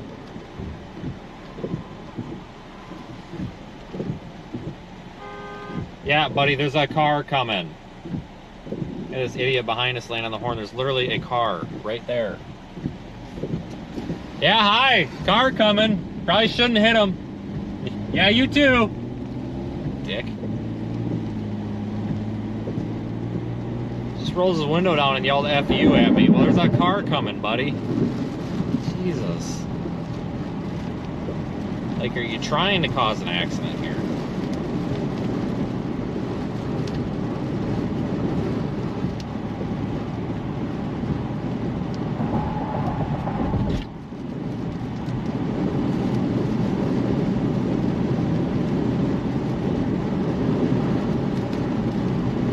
Got a ton of lightning now all of a sudden.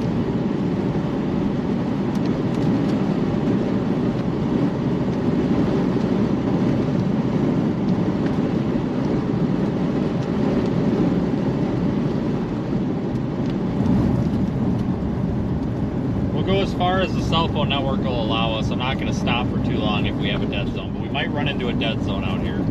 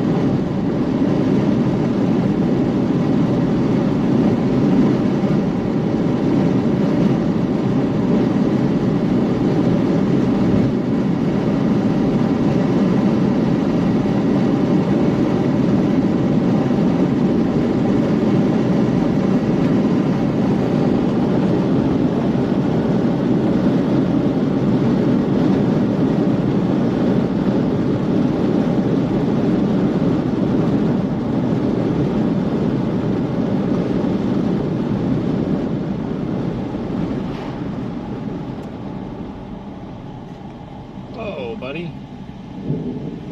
It's my lane.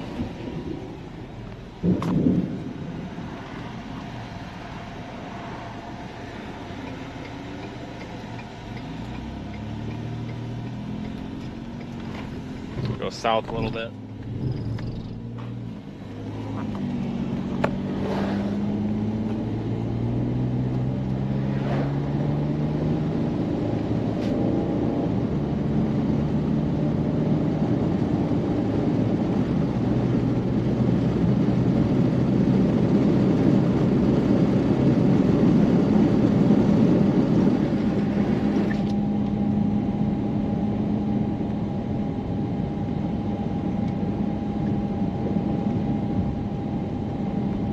Thanks for the super chat.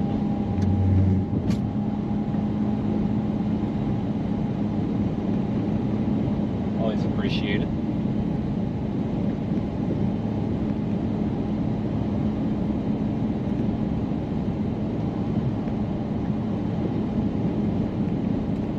No special weather statement or anything on this. Like I said, this storm's not even severe yet. But it's pretty, so we're going to continue and try to get out ahead of it. Go about 3 or 4 miles down the road here. We might be able to get a good look at it, turn back around. It's coming into Lafayette right now.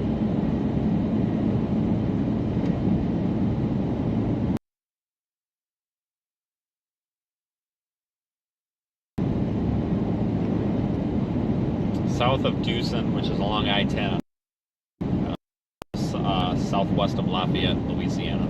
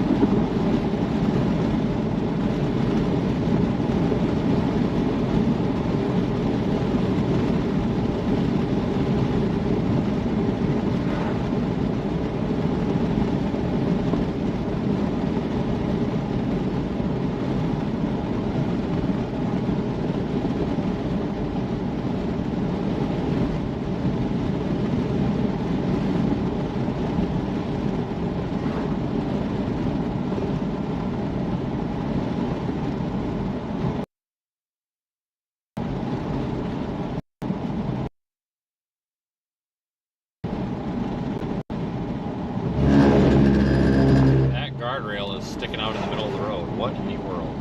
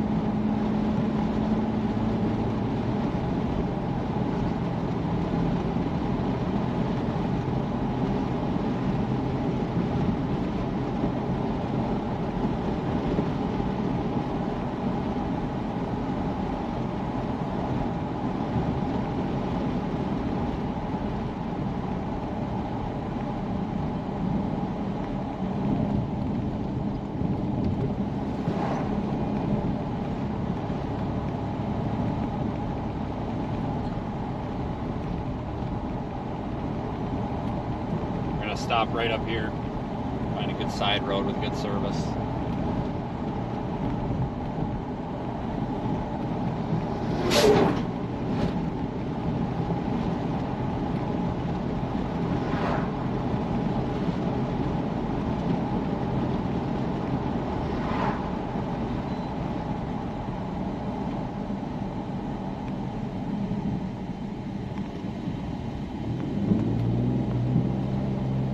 Trying to find a good view for us here. We're going to stop and drone it.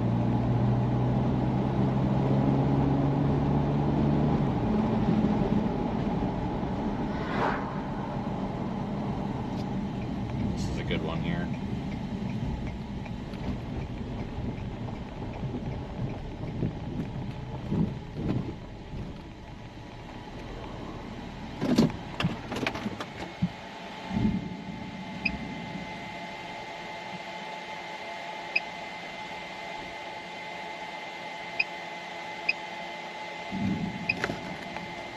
All right, we're gonna watch this for a minute. Let me get the drone out.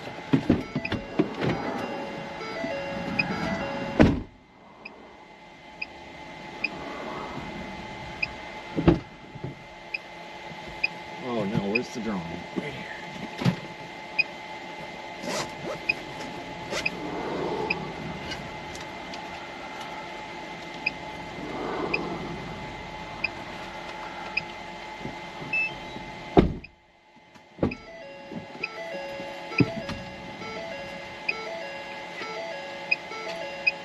Alright guys, I'm not watching the chat. I'm going to be busy monitoring this here for a minute. I got to get the drone in the air.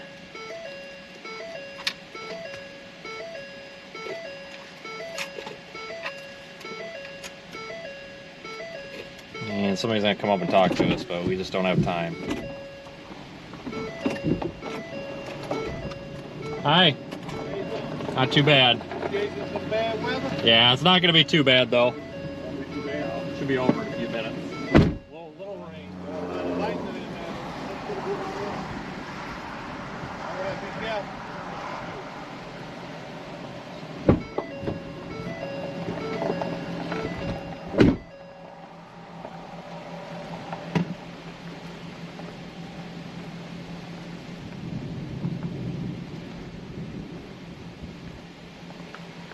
My drone turn on?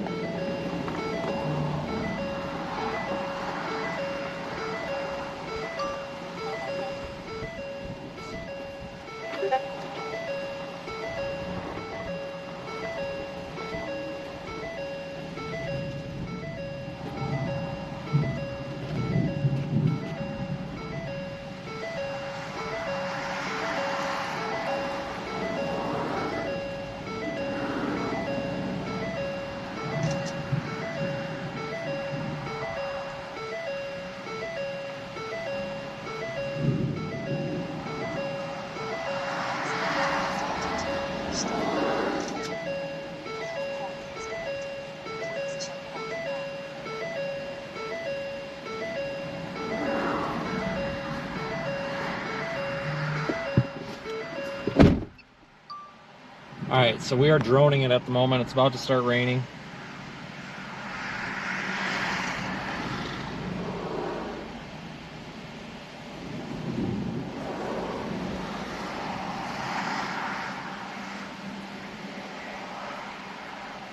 Trying to do some cinematic drone shots here.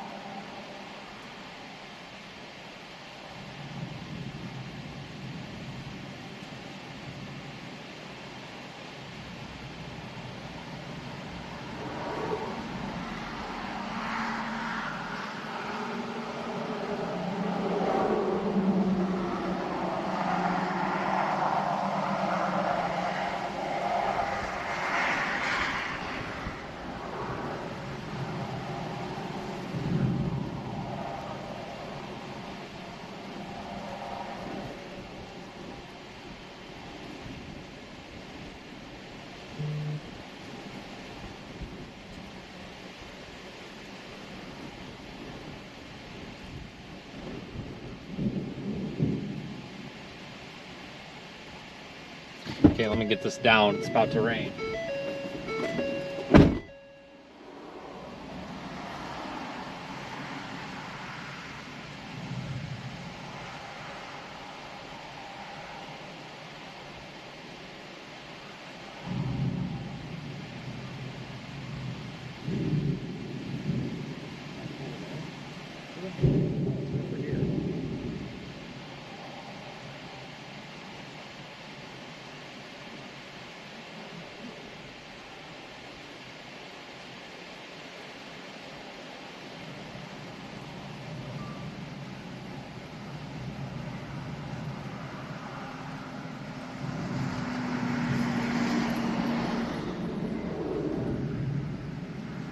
on, rain. Hold out a minute.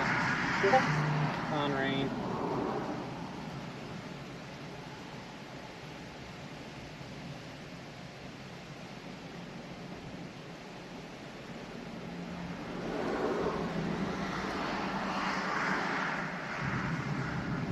Gotta hold this shot for a second. All right.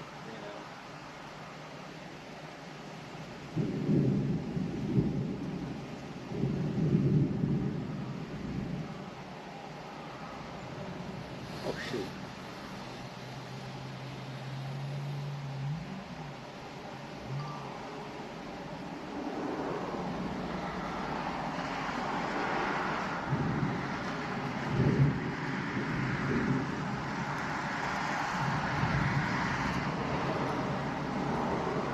Alright, 1 second, guys.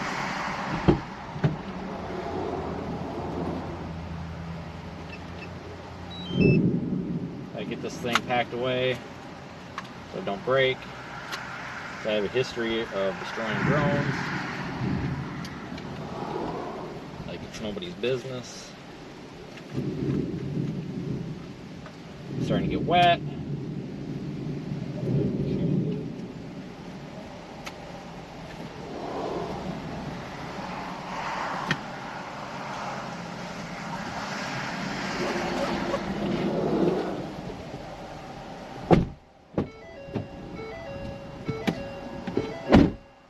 Thank you for the super chat there.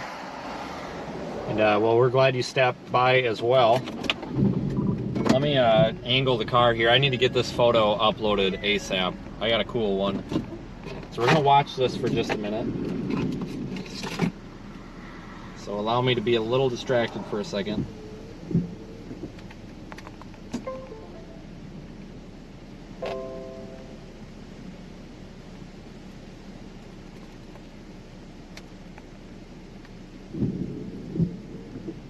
Should only take a moment.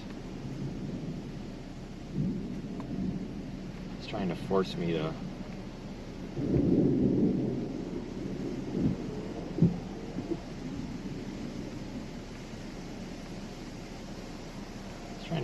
update again.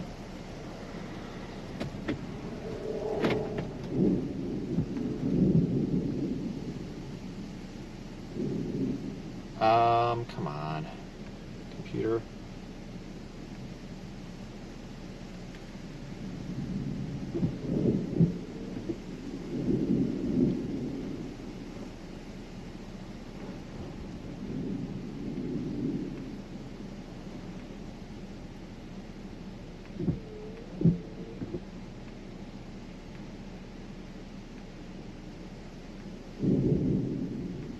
I think it's going to force me to upload. You got to update. You got to be kidding me.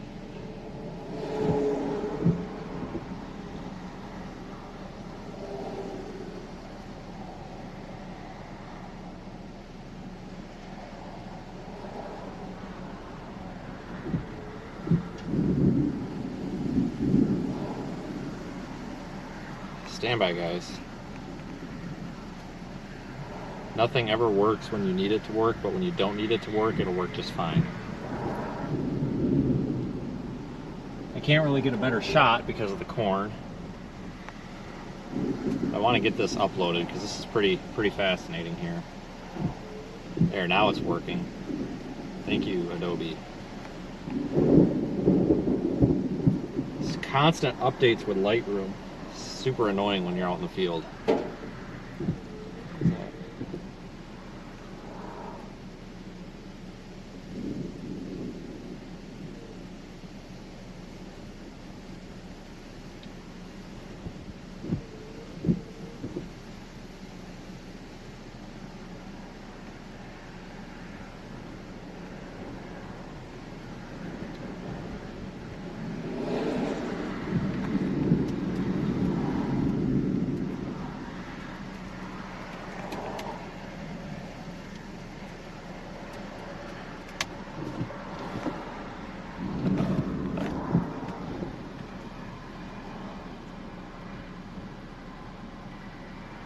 Just a moment here, folks.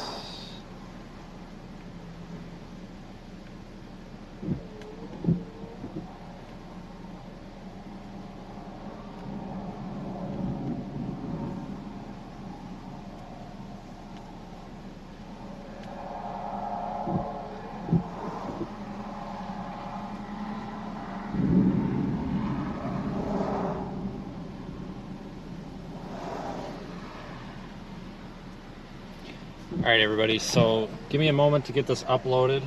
It's going to be a couple of minutes here, but we're going to sit tight and watch.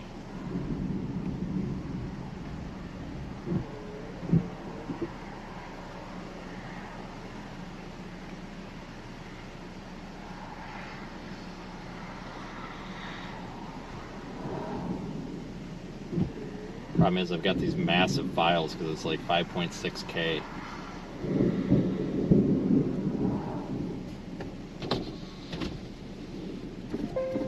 A lot of thunder.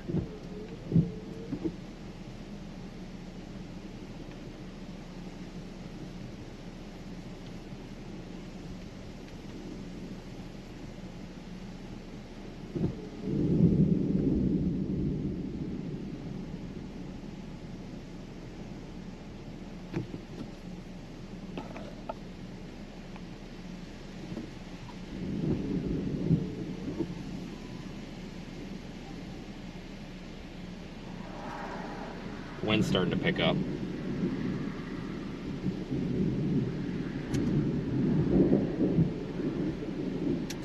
Come on, computer, you gotta be kidding me.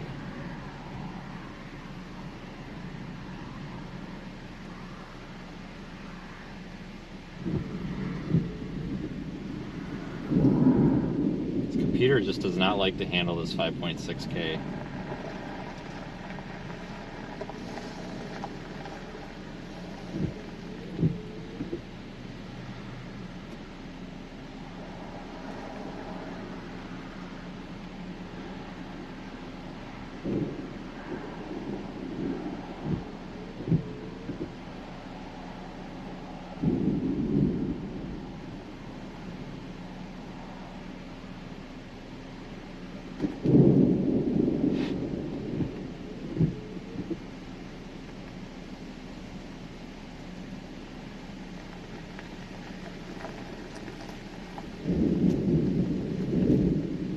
Howdy.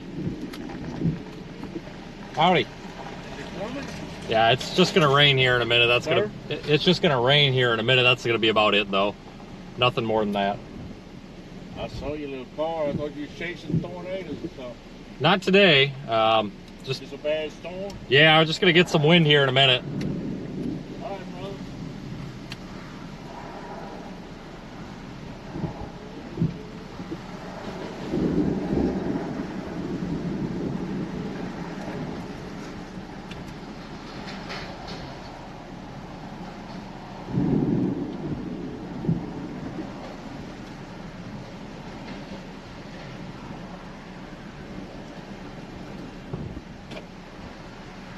Okay guys, I'm almost done.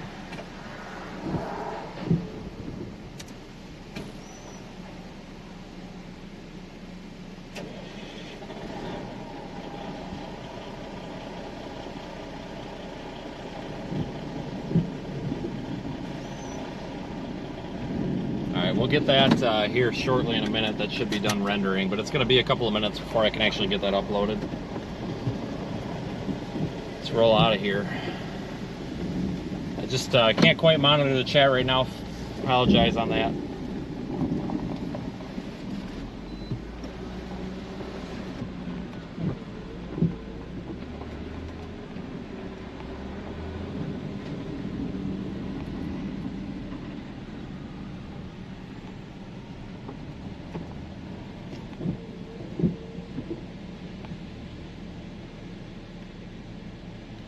But I appreciate everybody joining me here.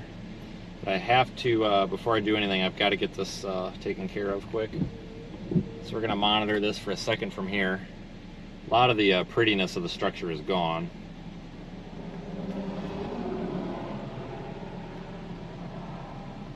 Maybe one of these days this computer will decide to work. It's a very capable computer too. I don't know why it's struggling so hard. I think it's because I'm reading it right off the SD card. I think if I would have copied it to the computer, it would have been all right.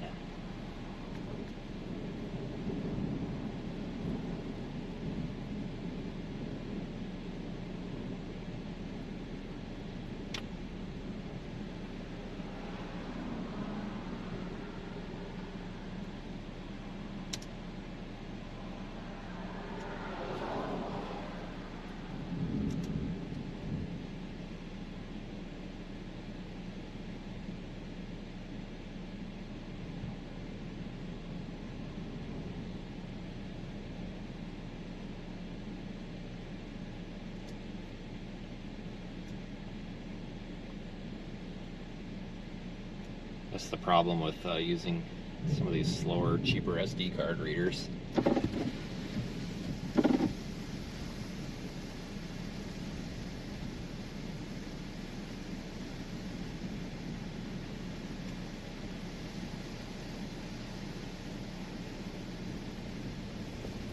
Come on, Lightroom. Please work.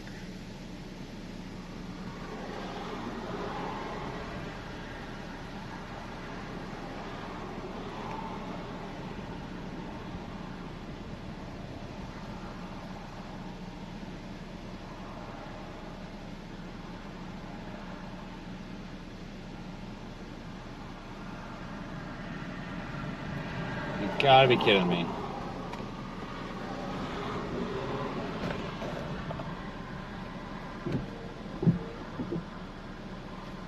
Still sinking.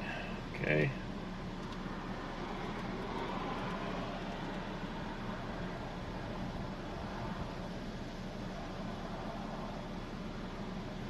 So anyway, folks, let me look at radar. I think we want to go to Maurice and then go south or use that state route, that Highway 167.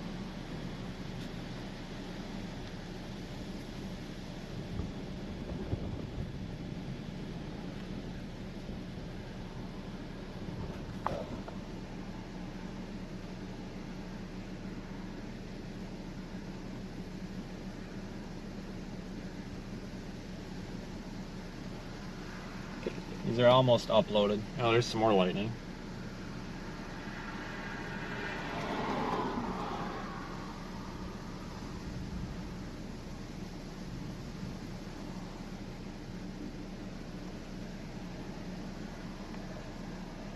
Alright, we'll give that a minute. Alright, we're going to head down toward Maurice. We'll continue south with this for just a little bit.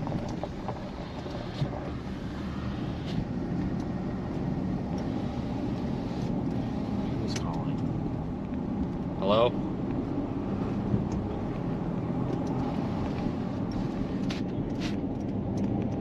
No, I don't want Medicare insurance. Jeez. These people keep calling me, trying to sell me Medicare or Medicaid or whatever. It's like, good Lord, I don't need it. I'm 25 years old. Might lose cell service here for just a moment. Looks like we're dropping packets again.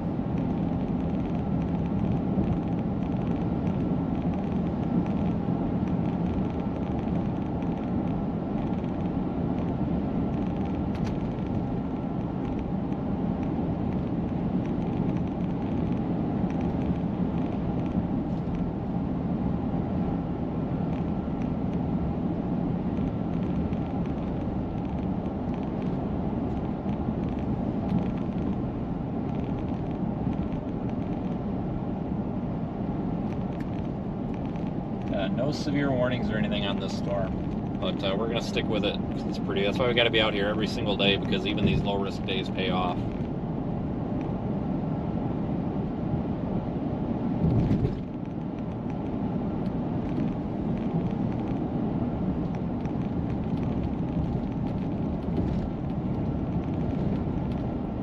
I appreciate everybody riding along today. I did turn the Radar Omega stream on. You're welcome to follow along there as well.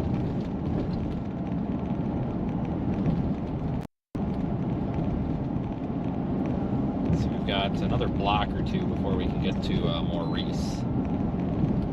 And should have another good look at this. We can either go south or cancel or figure it out from there.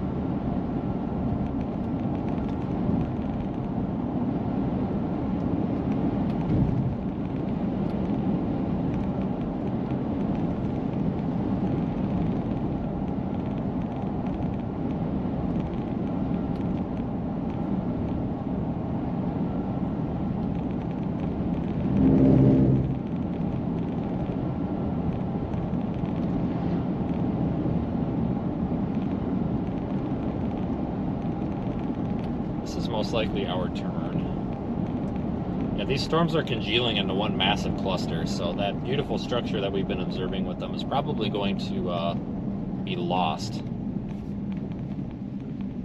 They were almost, they weren't super cellular or anything, but they were kind of spaced out enough that we were able to pick out their own updrafts and bases and such. That's kind of going away now.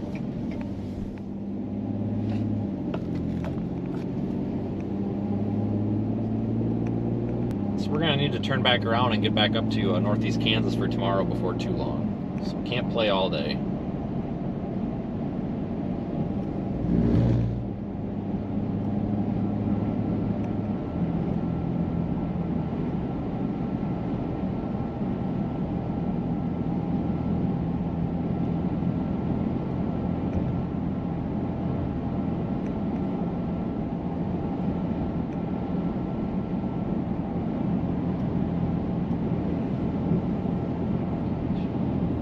Hello. Yeah, hello, can I help you? Hello?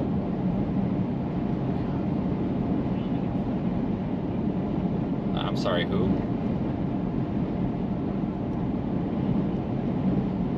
Pillsbury? What?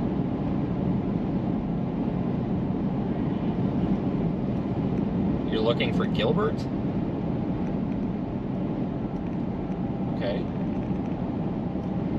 I thought that was a legitimate phone call at first, but it definitely is not. The problem is I have to answer these numbers because being a storm chaser, you often get called by people out of your area code all the time. So you kind of have to answer them. The ones that say no caller ID, those are usually a giveaway though.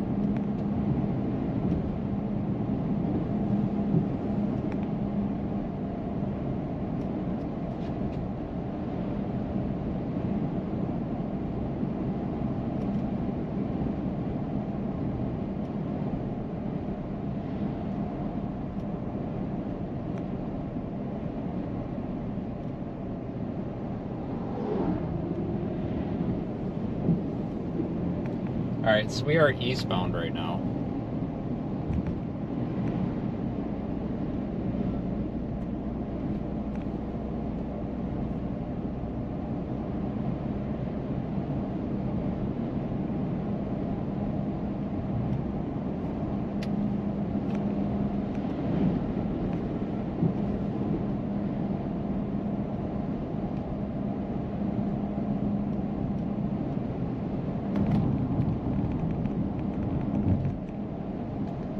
Haven't seen that flooding threat happen though with any of these.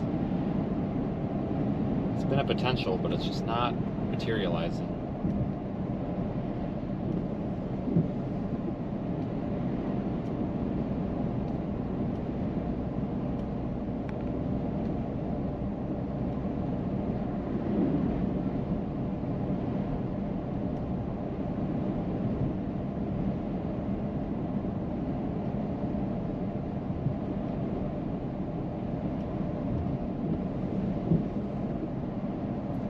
Probably actually going to want to think about heading north here for too terrible long.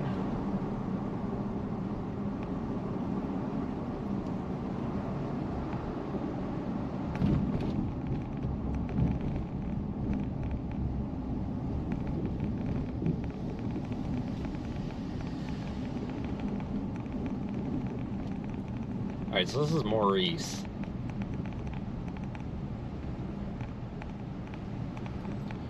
We're gonna go south a little ways, and then we're gonna turn around and see if we can get a view from it, of it.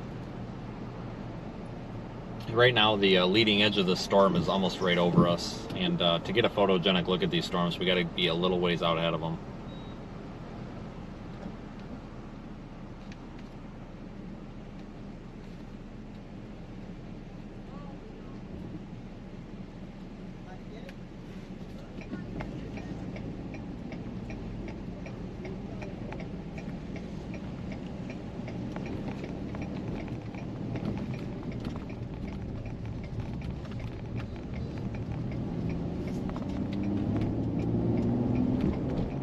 This student driver ain't messing around. They're on it. Holy smokes.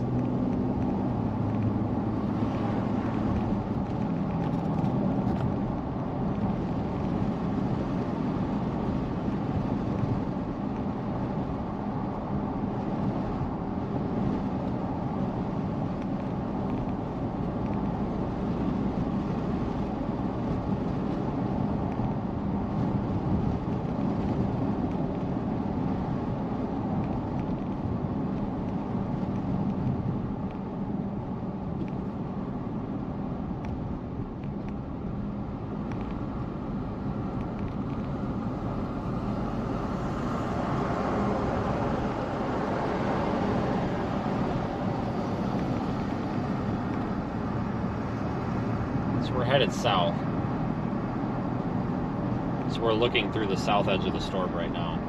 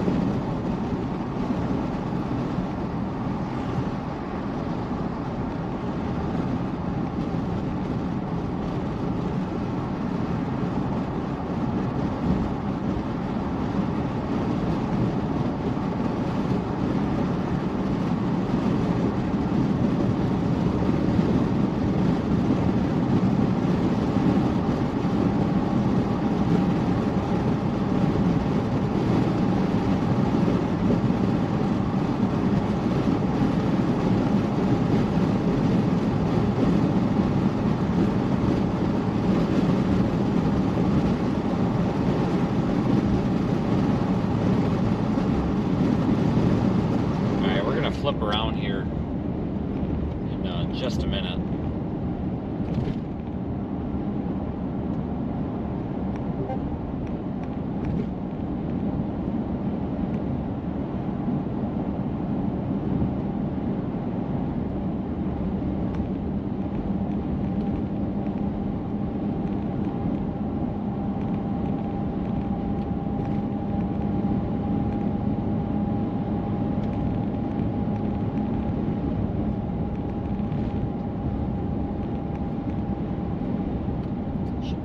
Little U-turn spot right up here.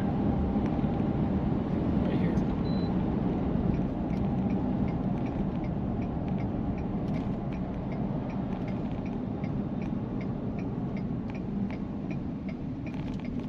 We've got a pan-tilt zoom camera that integrates with the Radar Omega Cyclone port, so we can get a rear-facing view in the app when we're traveling away from it, or a side view, or whatever other view we want.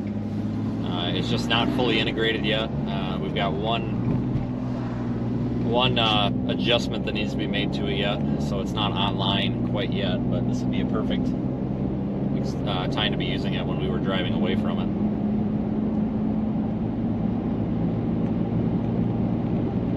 So we're gonna head back through, and we're gonna actually drive through this.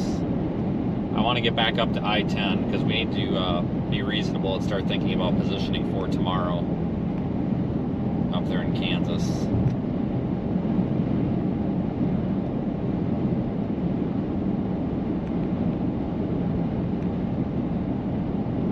Like a 10-hour drive, I think, so it's not too bad.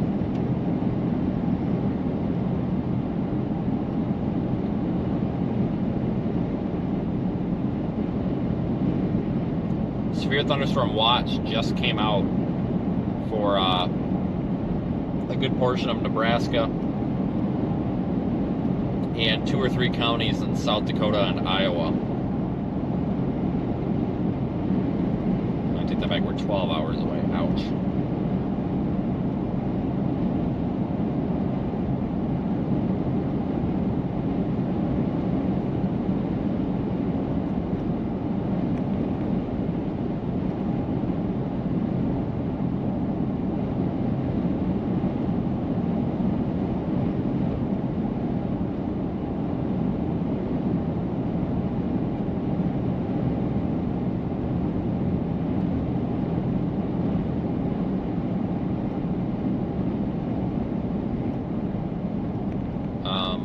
This guy gonna hit me?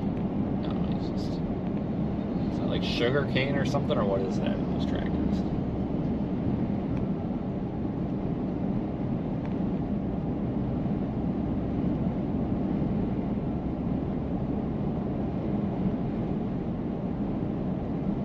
We've got 2 options to get up to Kansas City. We can go, well, I don't want to go through Little Rock. We can either go through Northeast Texas, East Oklahoma, or we can go straight up through Texarkana, Shreveport, and Fort Smith and all that, up into Joplin. So those are our choices.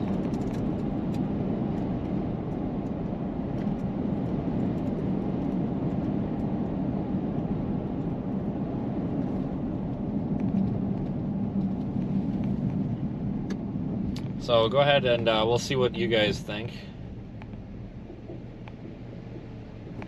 Is this a GoPro hooked to the laptop with HDMI? No, no. We're using a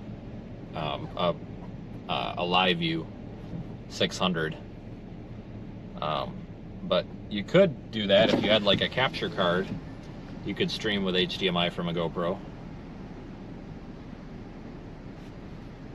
The problem is getting a stable internet connection.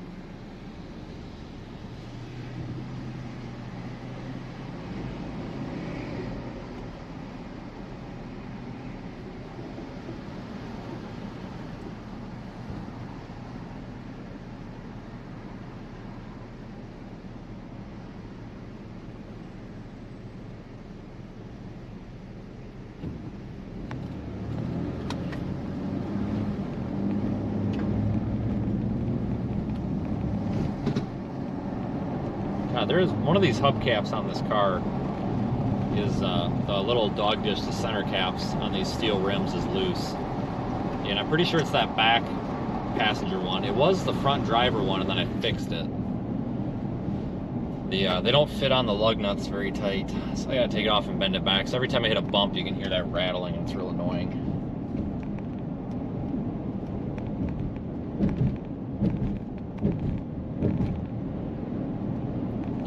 It looks like we're going to be going the Oklahoma and Texas way unless something changes.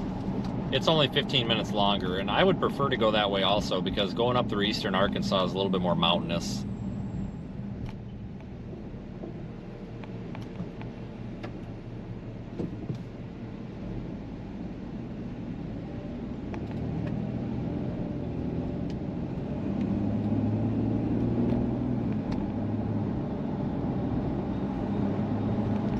So I'm going to leave, we're going to continue quote-unquote storm chasing here for a little bit on the way out. We may come across some more pretty storms. There's a couple of storms that we're going to cross paths with here, and they've been photogenic so far, so it's possible the ones we're going to run into could be as well. I'm glad we chose to, I thought about just starting the drive north today, but I'm glad we chose to stay out. The reason that I'm going north, folks, I'm going to work Kansas City, is because we've got once again, we've had marginal risks, like every day for like the past week, it seems like. And we've got another marginal risk tomorrow and Saturday over parts of Kansas, Nebraska.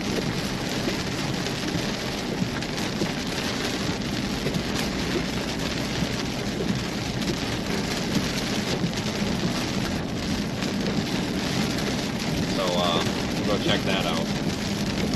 Why not?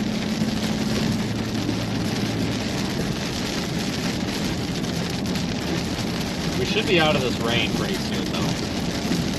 Once we get to I-10, we'll be out of it.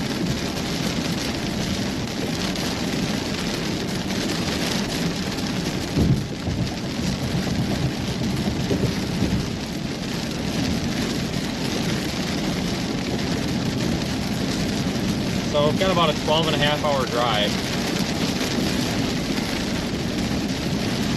Ouch.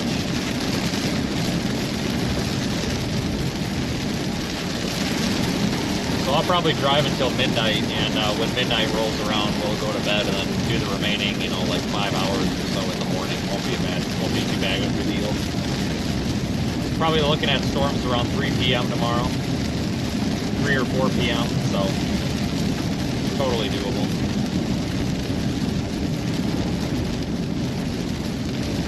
Got 24 hours to do a 12-hour drive, so I'm not worried about it.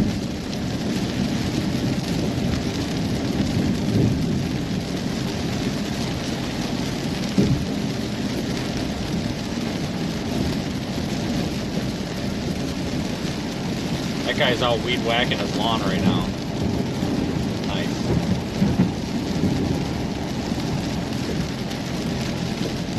But yeah, I like these tires that we got on here, these cross climbing 2s. They are really nice in the rain. I'm really impressed with these. Excellent tire.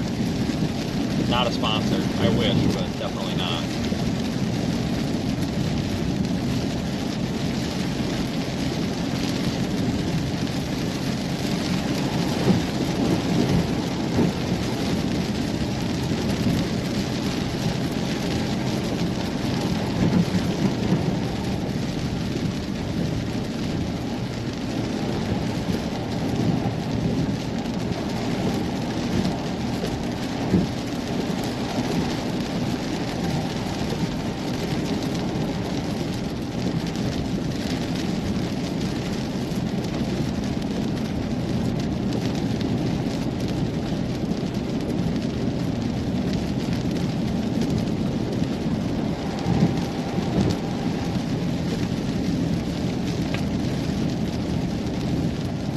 It's just gonna fall in front of us, that's cool.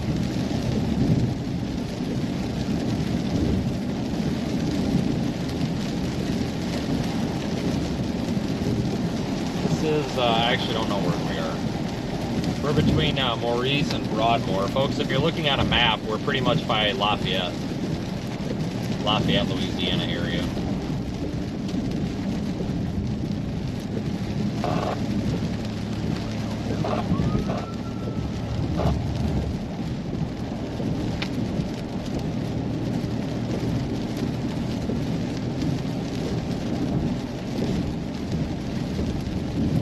I think it's actually taking us into Lafayette. Wish it would have just took us the way we came. I like that way.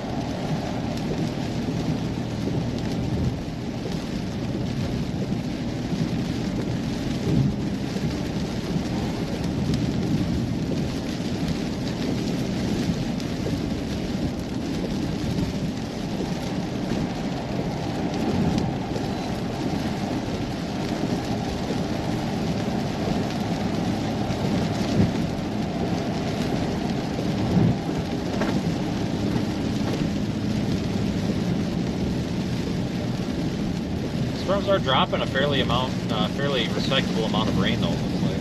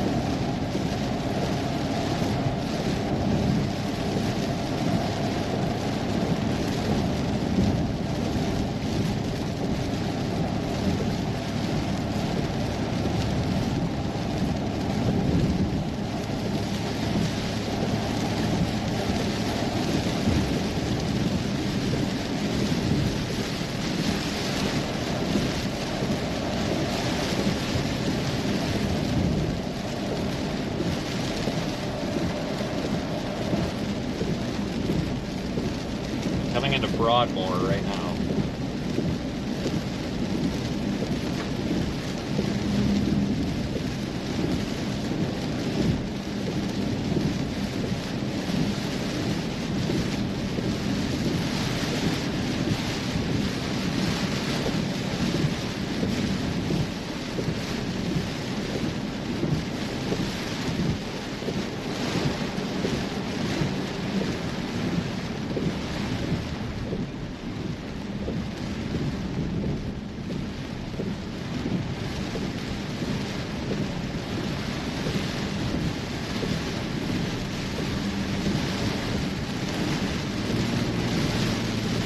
It is just pouring rain.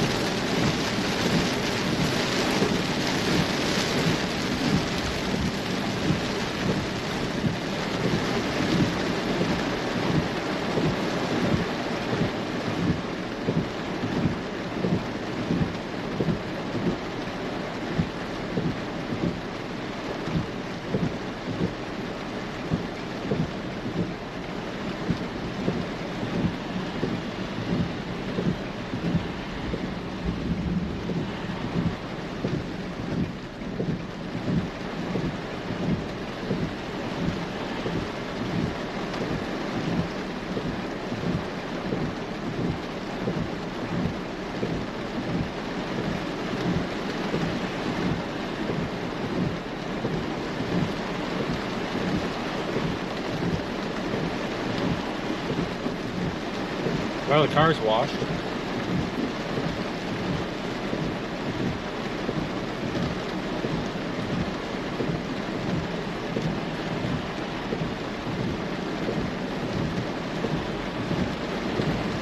smells like burnt popcorn in this town. Really bad.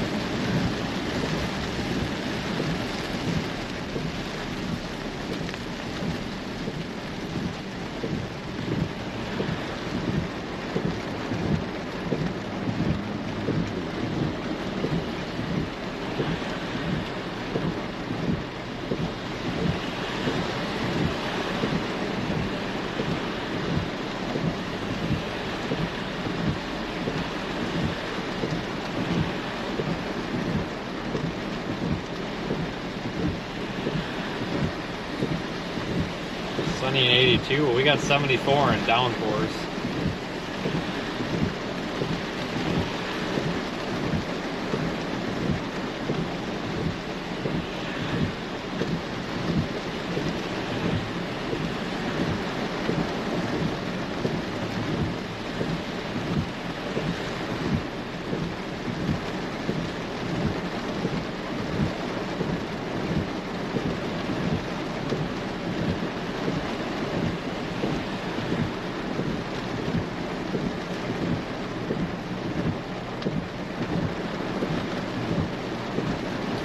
Well, maybe one of these days we'll get a green light.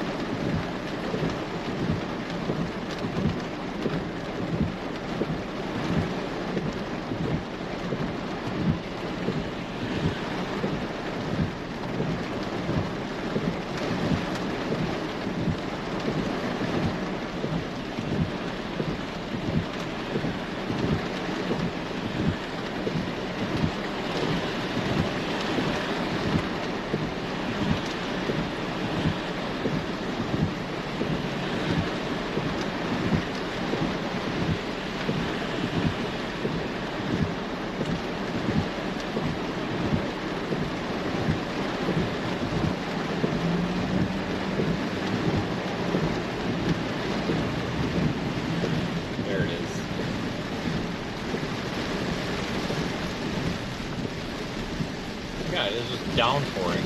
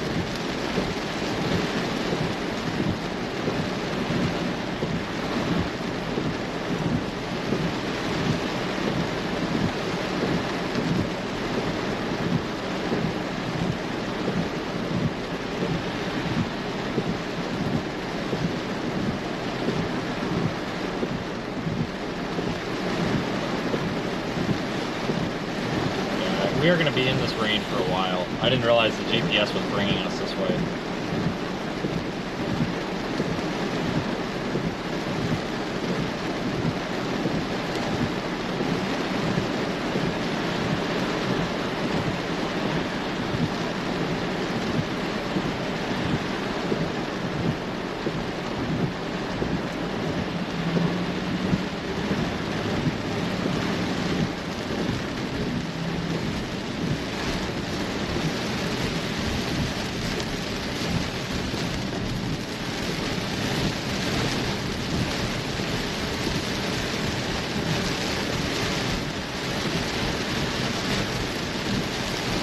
We need more Rain-X on the windshield, that's for sure.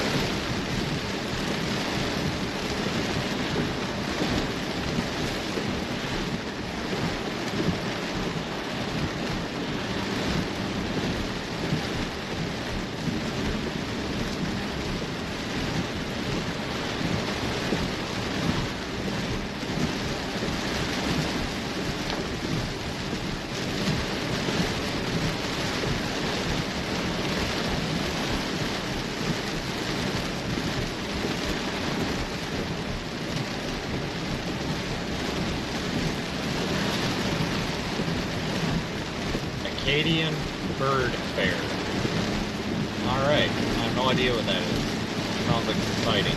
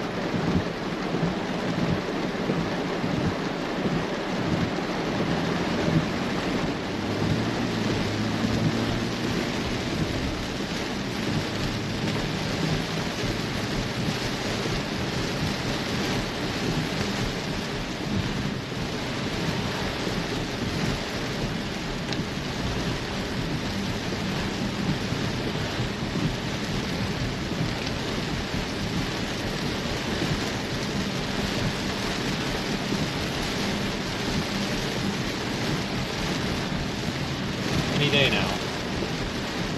Rain should start to lighten up here shortly though.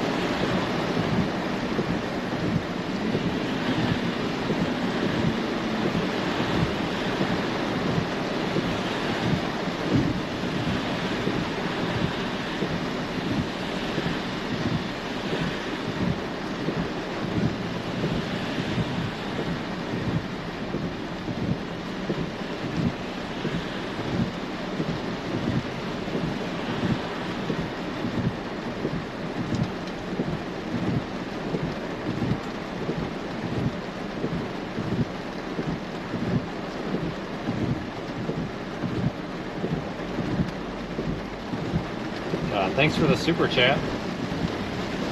Safe travels, that's appreciated. We might need that today. Everybody seems to be driving pretty well out here though. Sometimes when it rains, things get a little bit sideways, it seems like. I appreciate everybody following along today. It's actually been a fun day.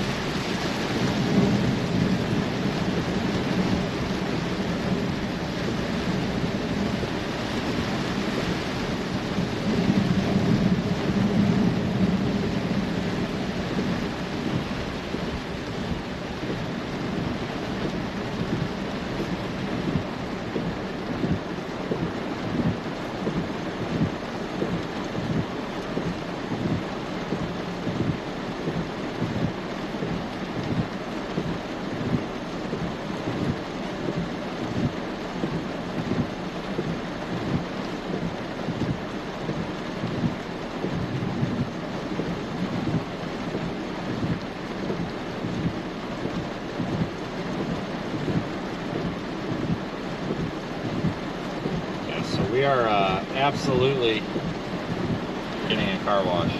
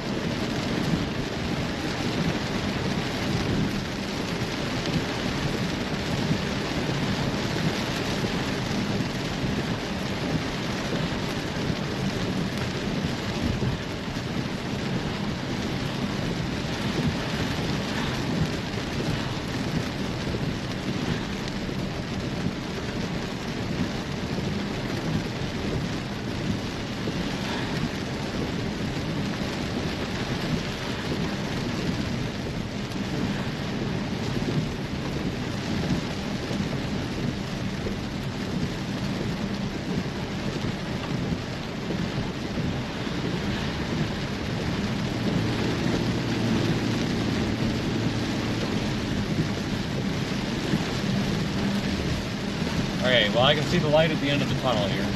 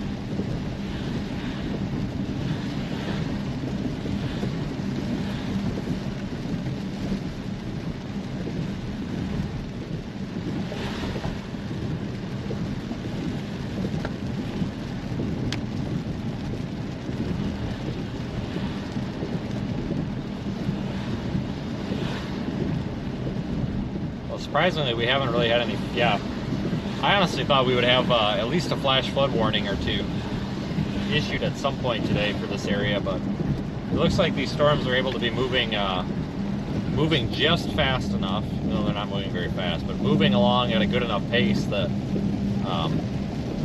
they're not dropping too much rain over the same area. So that's good. There is more off west in like Texas though.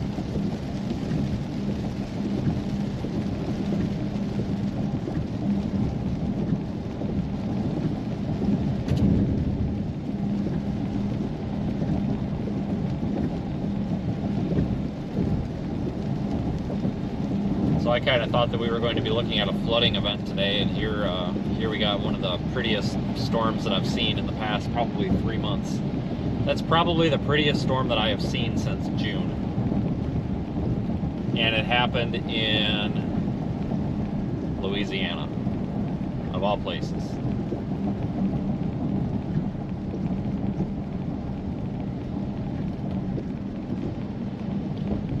I always say, to be successful at this, you've got to be out here every day.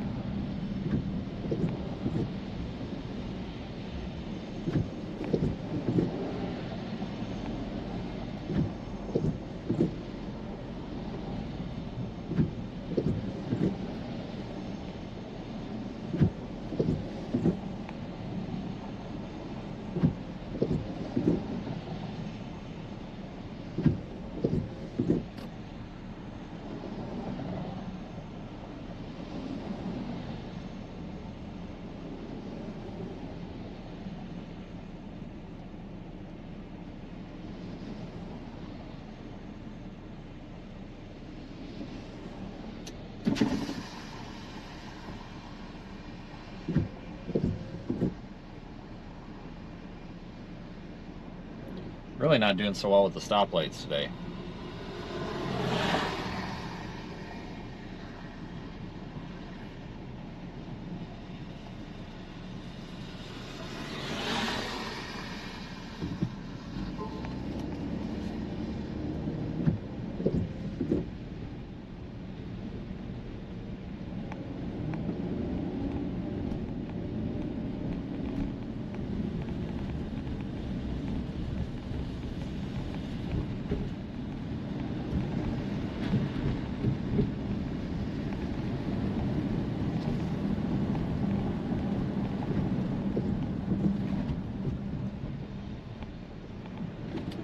we're stopping.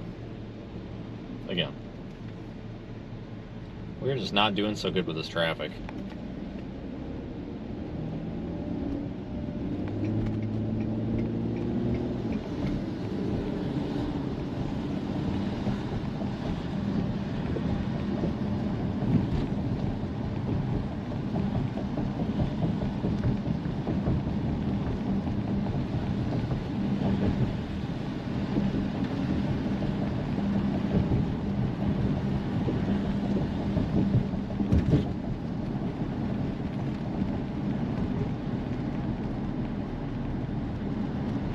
Alright, so now we're about to get on 10.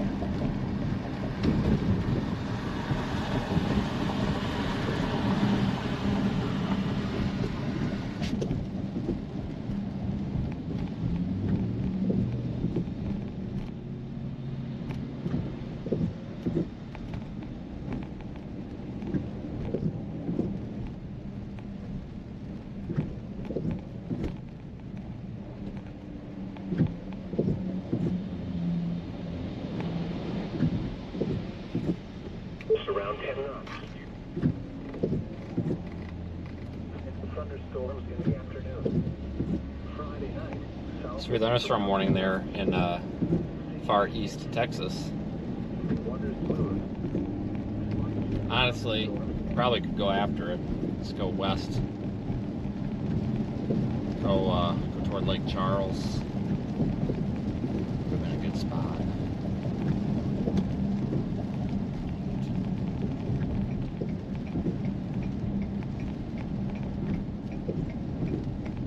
We'll let it go. There's another round of storms that's coming through. It looks maybe a little bit more potent.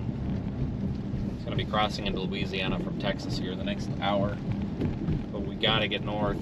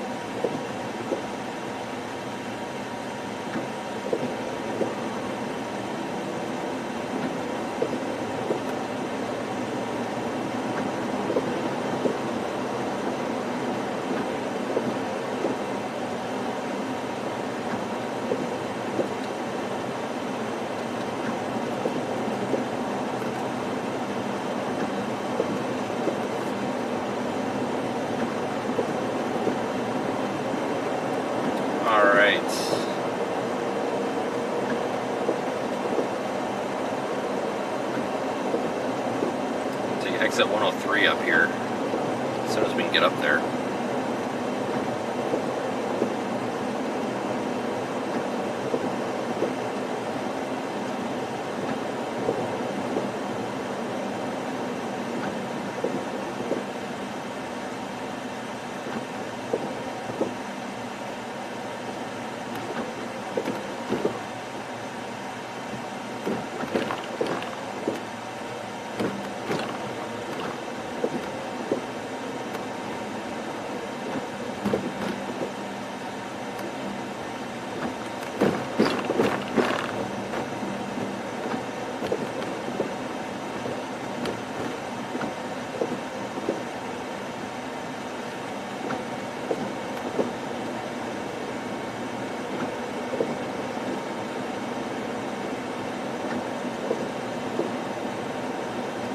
Almost to our exit. This traffic is just not playing nice today.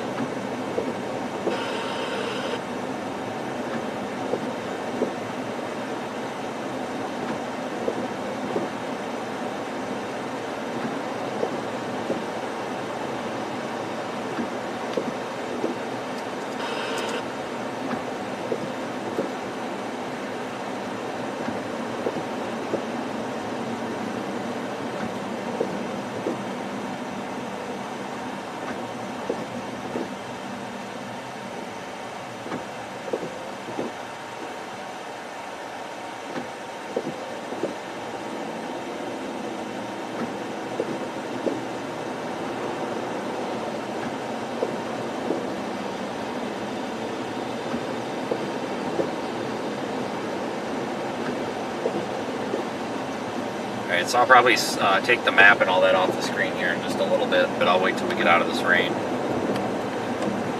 Oh, well, thanks for the super chat again. Yeah, actually my camera broke again. That's why it dropped. I had to switch the cameras. Yesterday I broke my HDMI cord that goes from the main POV camera that I use.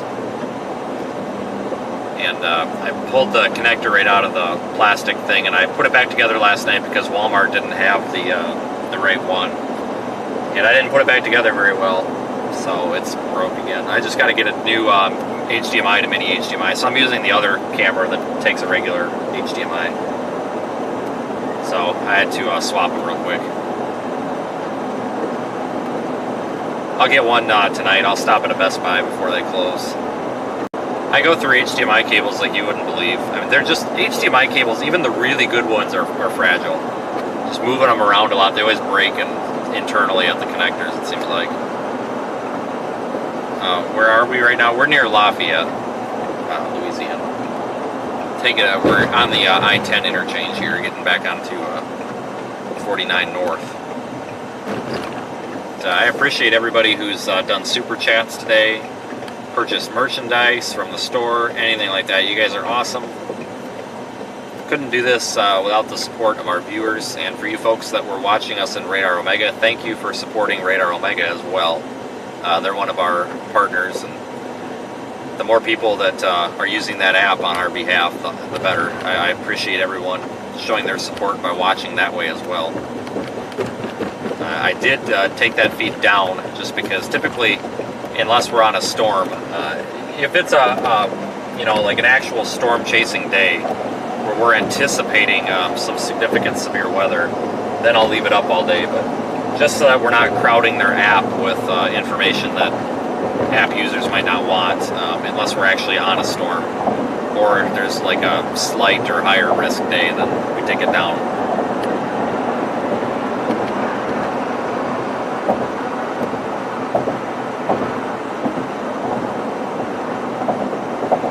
But no, we'll stay live here for a while. I'm gonna have to stop and get gas within the next hour.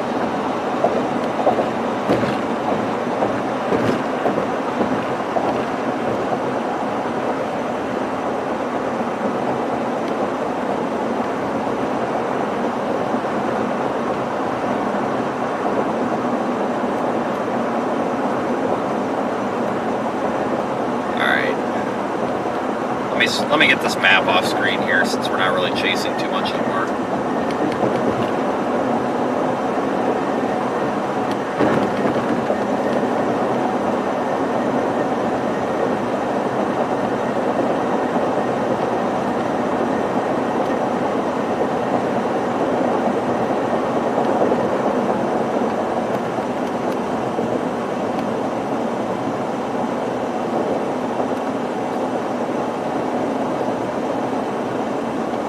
I've had a really fun time here today. Like I said, I didn't expect that. I didn't expect a photogenic storm, but it happened.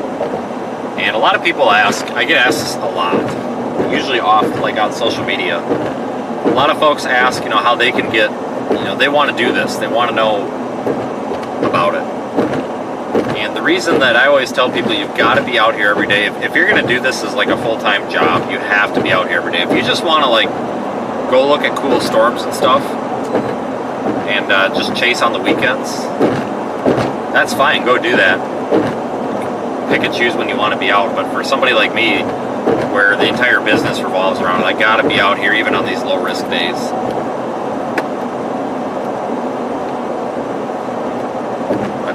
You guys are awesome. We do have some of the best followers on YouTube, I think. Like I said, the other day, 2-3 weeks ago, after the major flood in Kentucky, when I was headed home to pick up supplies to go back and help out, I did that live stream and I put the call out saying, hey, you know, come on people, we need some help. We need bodies and possibly funds. You know, what can we do here? And we were able to get just a ton of donations. We got like $4,000 to $5,000 worth of donations in like 12 hours. Yeah, we went and purchased, you know, batteries, cell phone charger banks, a bunch of water, some odds and ends to deliver to these people. And we went down and we did some actual physical labor with these guys too. We built one person's, their driveway was washed away by the river. It was now a moat. There was literally a moat surrounding their house. So we built them a bridge going across the moat. Carrie, Cara, two of our YouTube admin or moderators, as well as Kathleen and her husband, now known as Mr. Kathleen, all went down to help out, which was awesome. And we had a good time, and that's why I think that we have some of the best subscribers and followers on the internet, because we can literally say, hey, we're going to do something, we need to help these people out, and all of a sudden everybody produces. So thank you guys for helping us do that. I intend to get back over there. Chris Hall, one of the guys, also a storm chaser here, his house was badly damaged as well, and I think he needs some help. So I want to get out there again sometime soon and physically help clean up, because now at this point I think they've got enough donations. I think now they just need manpower. You know, these individual families need help getting their lives back to normal somehow. I intended to do that this week, but we've got some storms to go after, so toward the end of the month here, maybe between tropical systems, I'm going to try to get back out to East Kentucky in the hazard area and see what we can do to continue helping these guys.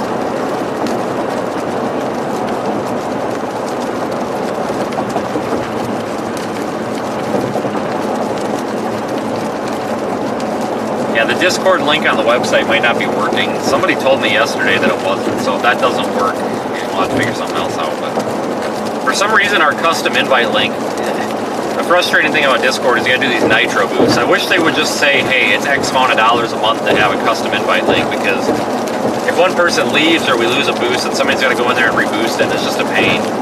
It's not a matter of funds, it's just a matter of convenience. So if that link on the website's not working, maybe somebody can drop an invite link.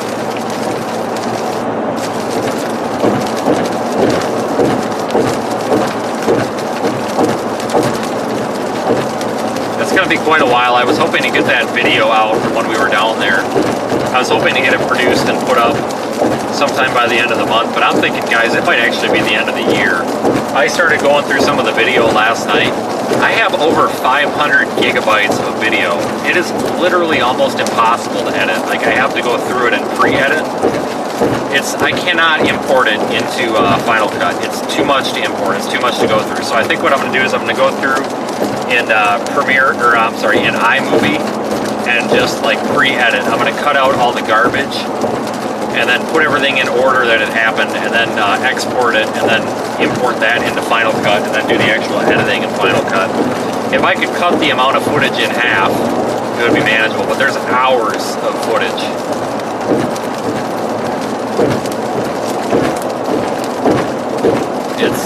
It's pretty crazy, because we literally just recorded everything, which was a mistake, but it gives us options. Yeah, I actually had to go out and buy an external hard drive just to put the stuff on. So I carry around a 5 terabyte hard drive, a 2 terabyte solid state drive as well. So my 2 terabyte solid state drive, I use that for stuff that I'm actually working on because it's quick, it's fast reading and writing, so I just plug it into my Mac and I use that as some editing. Well, I use my 5 terabyte system for backup, and then when I get home I put it on a NAS. Basically I pretty much have I built, I'll have to put pictures of it on Discord, but I built out of like a briefcase or like a Pelican case, I built basically a device that can store like 50 terabytes of data. It's just a bunch of hard drives in there. So that's my main backup, and then of course I have cloud backup as well, but while I'm on the road I use these big systems. Well, I had to go out and buy another 500 gigabyte hard drive just to put this stuff on, just so I had it on its own thing. I mean, we have a bunch of video.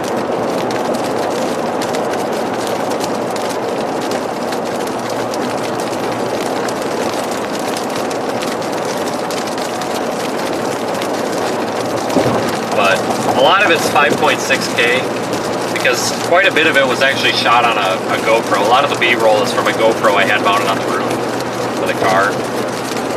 But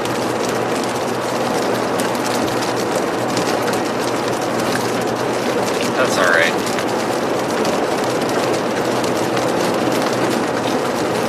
It's not really a matter of computing power, it's a matter of there's just so much. Because I've got a MacBook Pro with the M1X in it, and it'll pretty much eat through anything. It's just, you get so much and it begins to be cumbersome.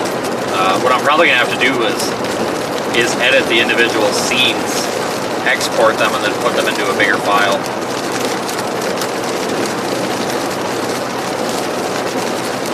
Which is annoying.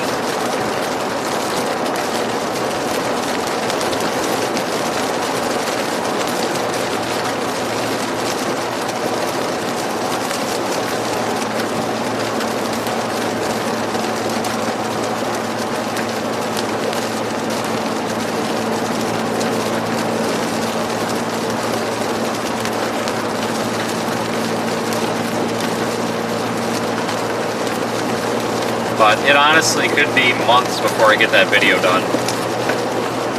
I mean, I'll be honest with you, there's always the possibility it could be a year. I mean, it's great. If we get some downtime, if we get another week where nothing's happening, I could probably produce it pretty quick. But, I mean, I can only work on videos and stuff like 15 minutes a day. And the problem is, I was going to outsource the editing for some of it, but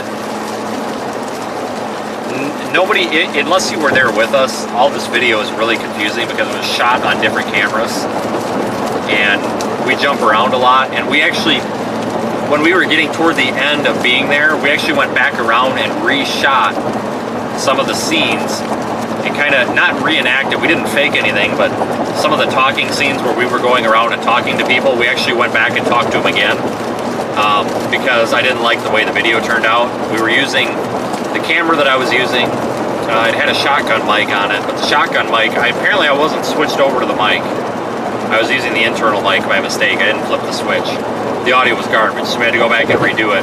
But I kept both versions because some of them, even with the in-camera mic, turned out a little better. So unless you were there, like, none of this makes any sense. Like, this is, if I outsourced this to somebody, they'd be looking at it like, what the hell is this? And it's just all over the place, so it's gonna be a pain. But it'll be fun. I like editing and stuff. I just gotta get a good start on it. I'm probably going to, as I go through it, I'll take little like 30 seconds to minute long clips out of it of interesting things we saw and post them to social media though.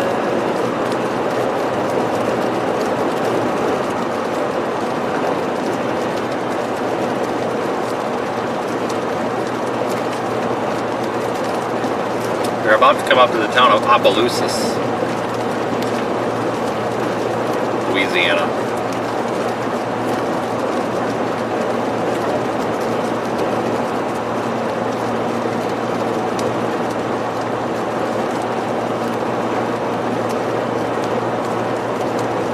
And at this point, it's just kind of a drive. So I'll keep this stream on for a while. There comes a point where I kind of get sick of talking, so I just kind of give up. So, well, I don't know when that point's going to be. It could be an hour from now, it could be midnight, I don't know. But at some point, I'm going to get really, really sick of talking to myself and turn it off. But we'll keep it up for a while. The reason I do this, I actually got some backlash on the internet for it. People were commenting that it's misleading. Well, not really, because a lot of people want to see parts of the country. Typically when I do live streams, even when there's no severe weather, just driving from point A to point B, especially if it's in an area we're not at a lot, we get a lot of positive feedback from viewers. They really like it because it gives them a way to see different parts of the country that they normally wouldn't see because, well, they don't live there. So that's why I've been trying to leave the streams up a little bit more before and after the actual storms.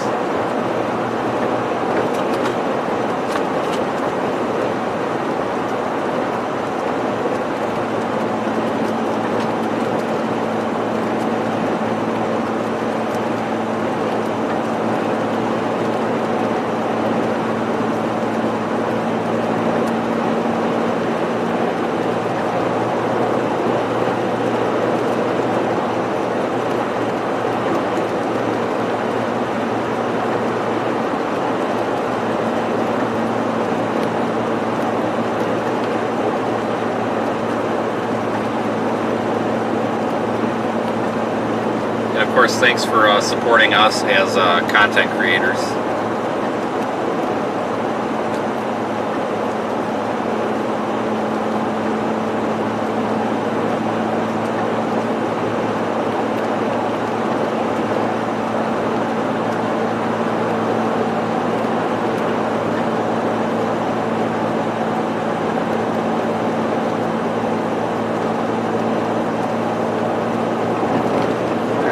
There's not a whole lot of choice when it comes to like IRL streamers on YouTube. Most everybody's on Twitch. We're on Twitch as well. We're actually having a problem with Twitch right now, though.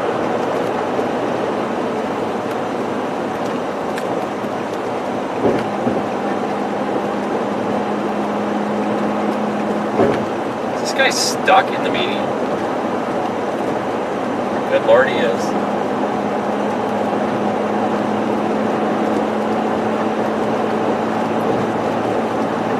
I don't really like Twitch for storm chasing because it's really tough to grow on Twitch. YouTube's nice because people are familiar with it.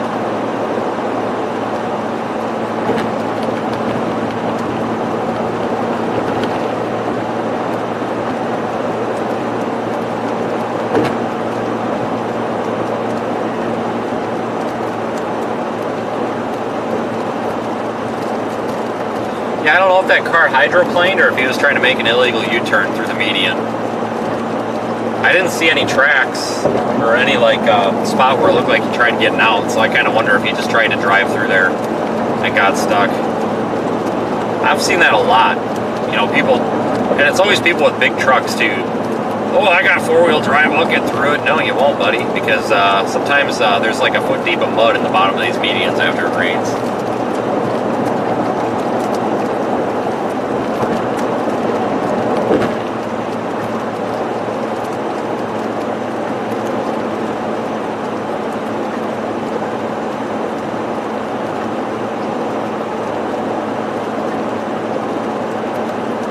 Yeah, maybe we should. I see the comment about other countries there. Yeah, maybe we need to go stream in other countries. Go to the UK or go to Europe or something and do a live stream over there. That'd be fun.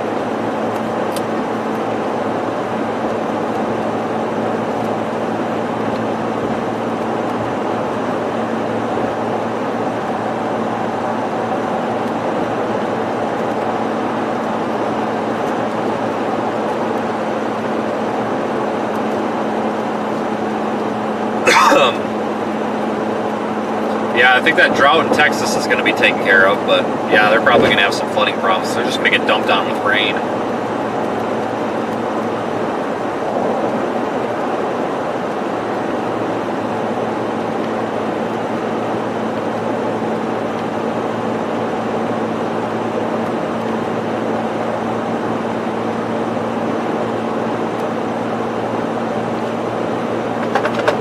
problem with going overseas is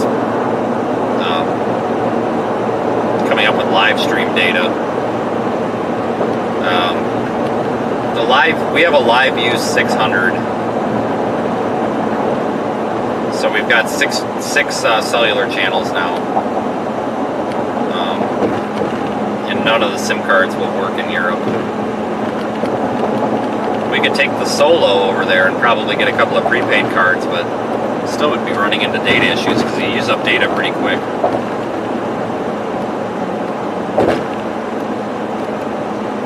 Yeah, Australia would be fun, but my friend Daniel says that it's like impossible to stream anything down there that's away from the cities. Like, there's just no cell network. It is so rural. It would be fun to go, though, I agree.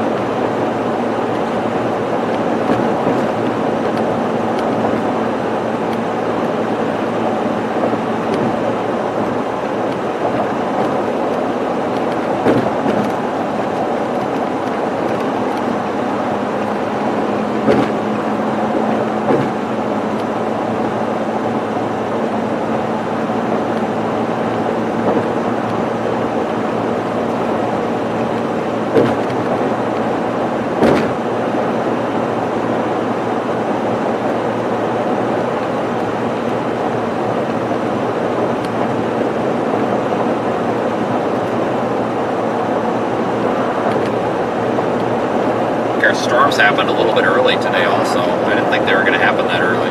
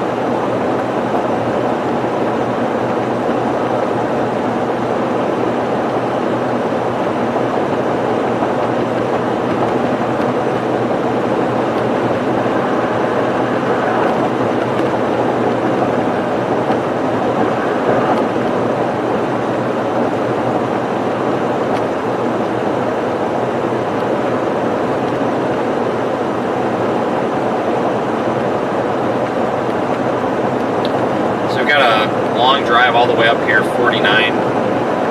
So the route we're going to take is 49 all the way up to Shreveport.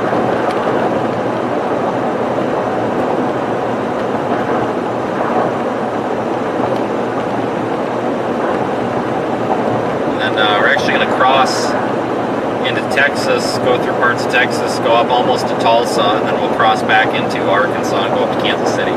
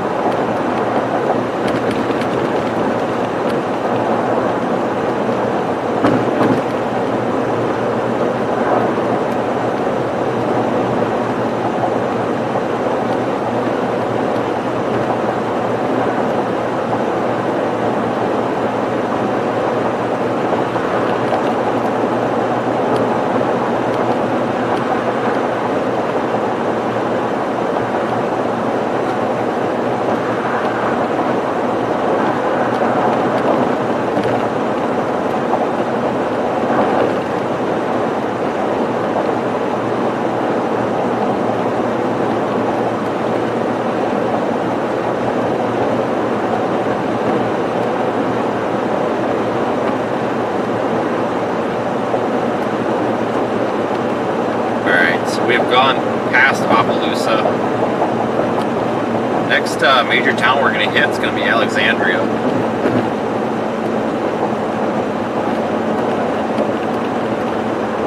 Last time I was through here, honestly, folks, I think was, I don't even remember, February? No, it might have been in March. It was February or March.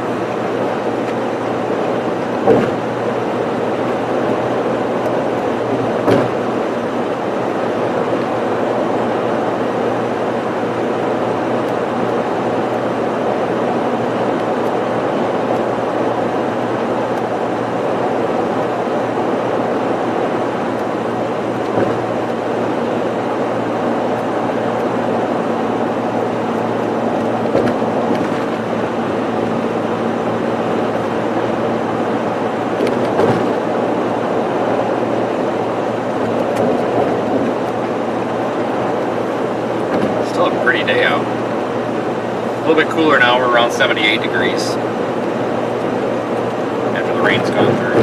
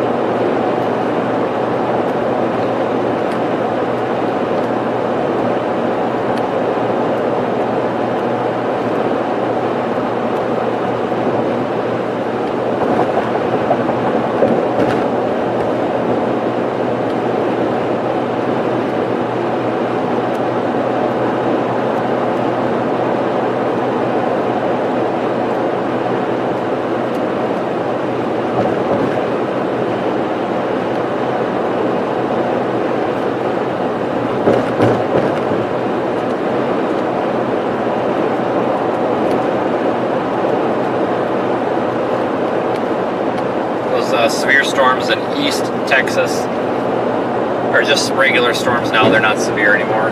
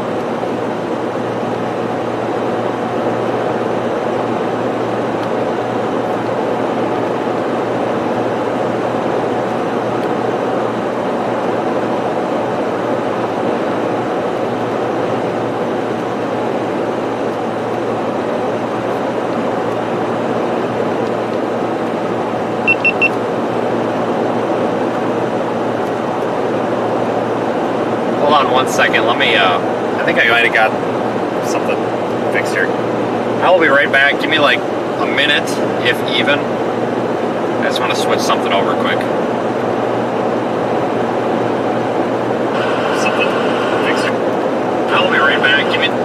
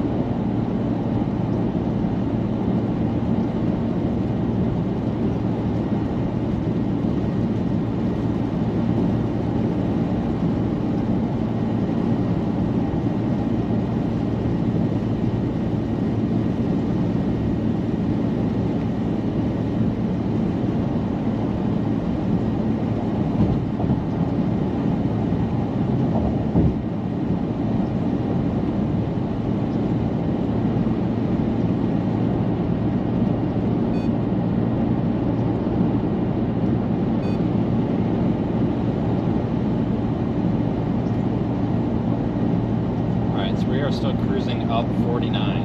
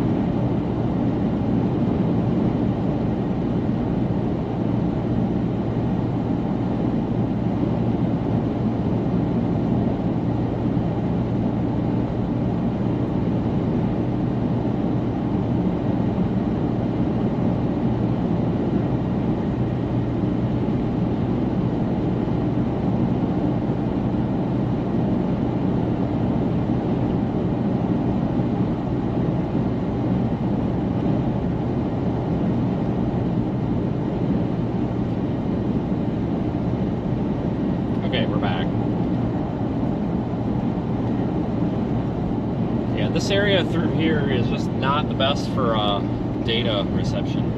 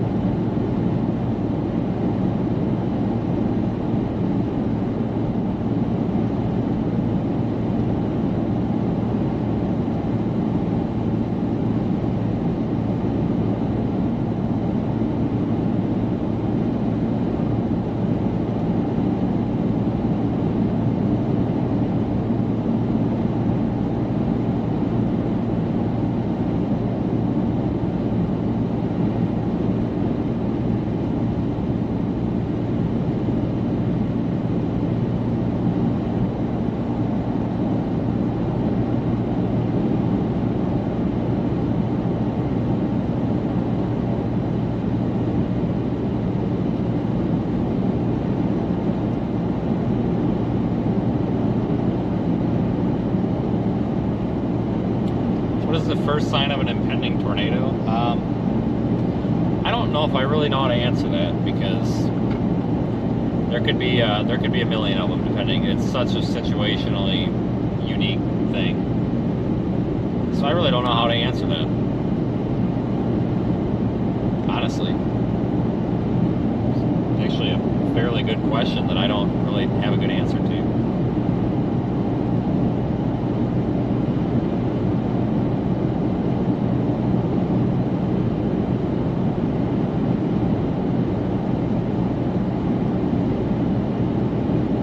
Talking about, you know, meteorologically, what's the first sign of a tornado? You know, you obviously first have to have a mature storm with a solid updraft base, and you probably have a cloud and stuff like that. But if you're talking about just as an average Joe sitting at home, I don't know. I guess I've never been that guy.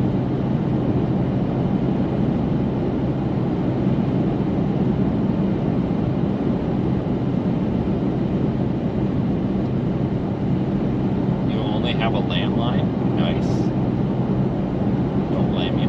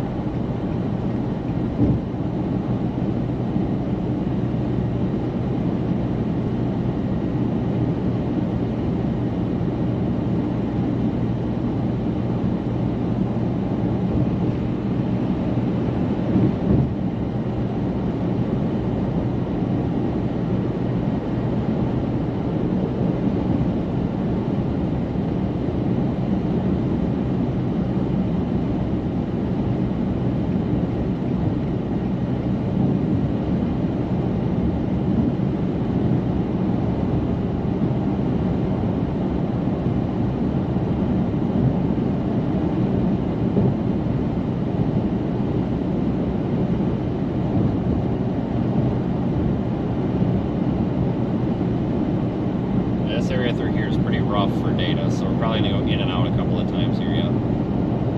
Got about a half an hour to Alexandria, which isn't too bad. It's probably where we'll stop and get gas, I think.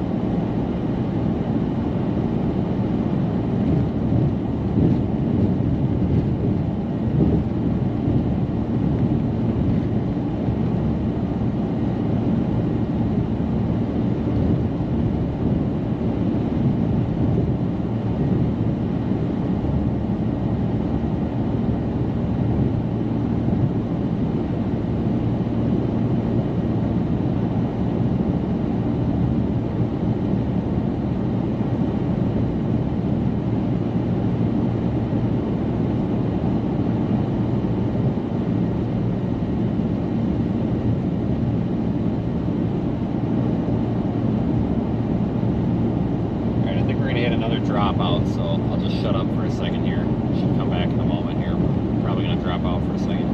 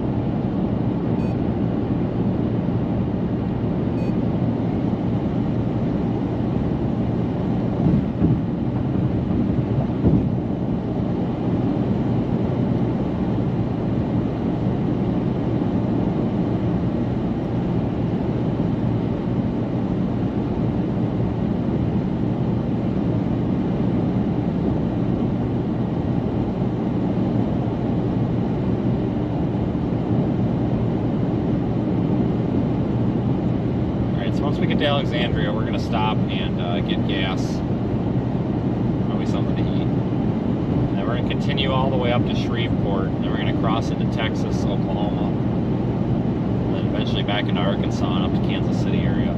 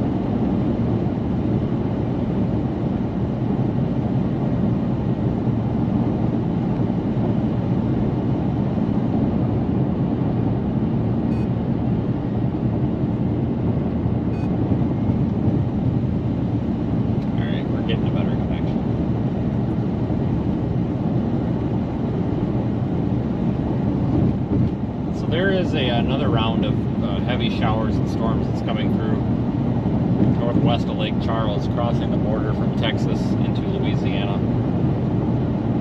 I don't really expect any severe weather with that.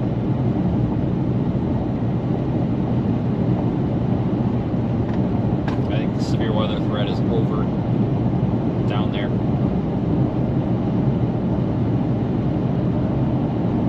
There is a severe storm warning or two that have been in effect from time to time near Beaumont, Texas.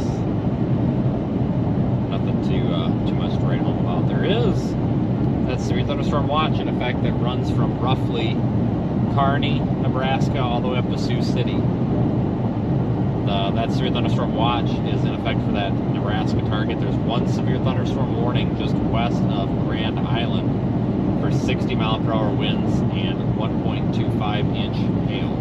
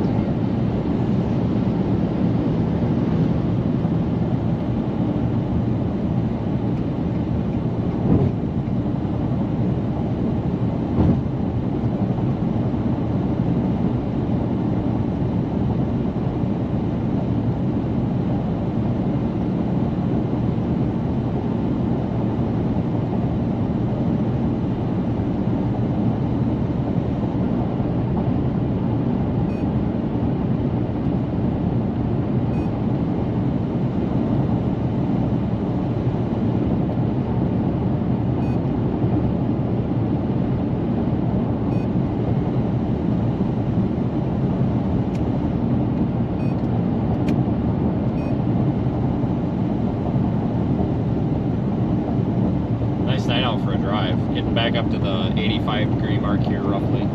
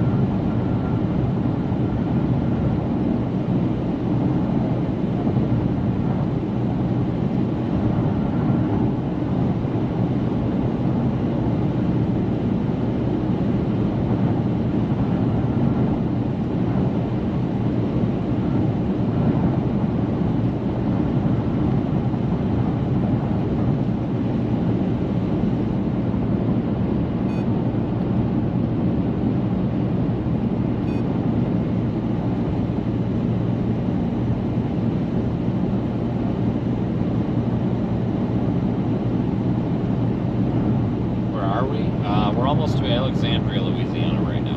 Almost. We're on 49 here, headed up through the state.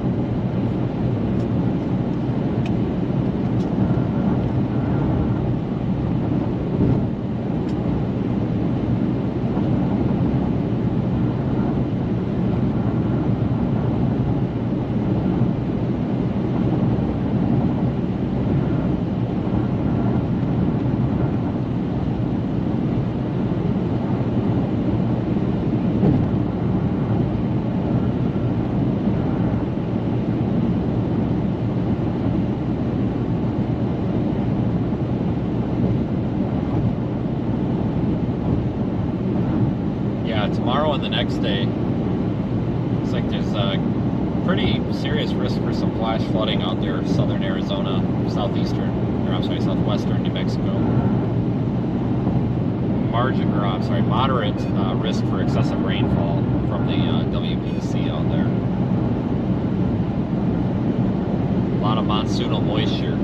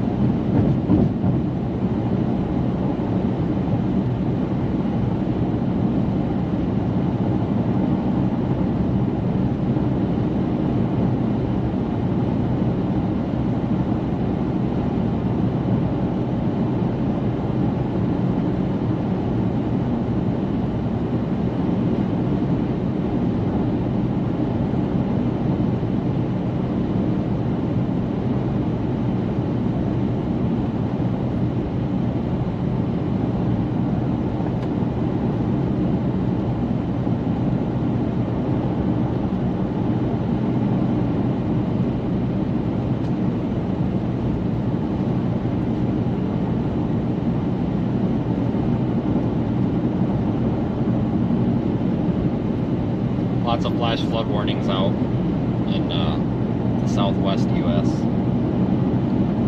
Like I was saying earlier, that area of interest, I think it's actually an invest now. Actually, hold on a second. I don't want to give you wrong information. Give me just a minute here. I'm in an area with rough coverage here, so it's taking a minute to load. But I wanted to talk about that area of interest down there near the Yucatan. but I need to reload something. Need to make sure I'm not going to give you something that's wrong.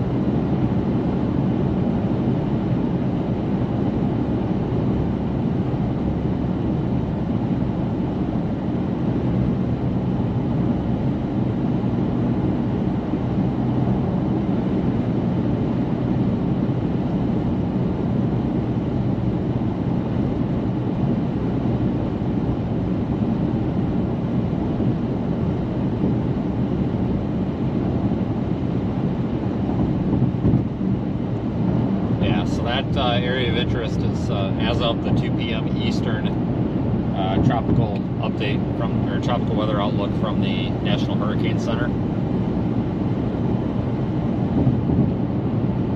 That thing is still expected to have a 30% chance of formation. 30% chance of formation into a tropical cyclone.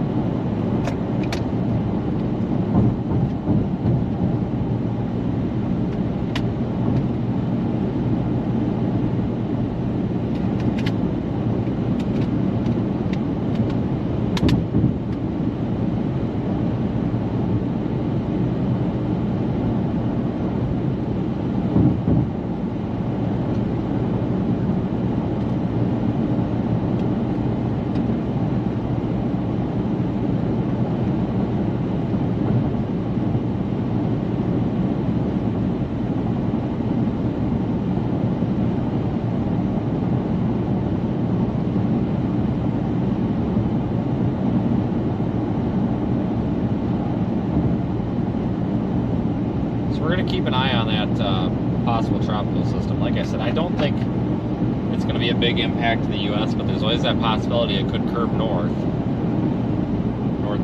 If it does, then we're going to need to think about having a plan to go catch it.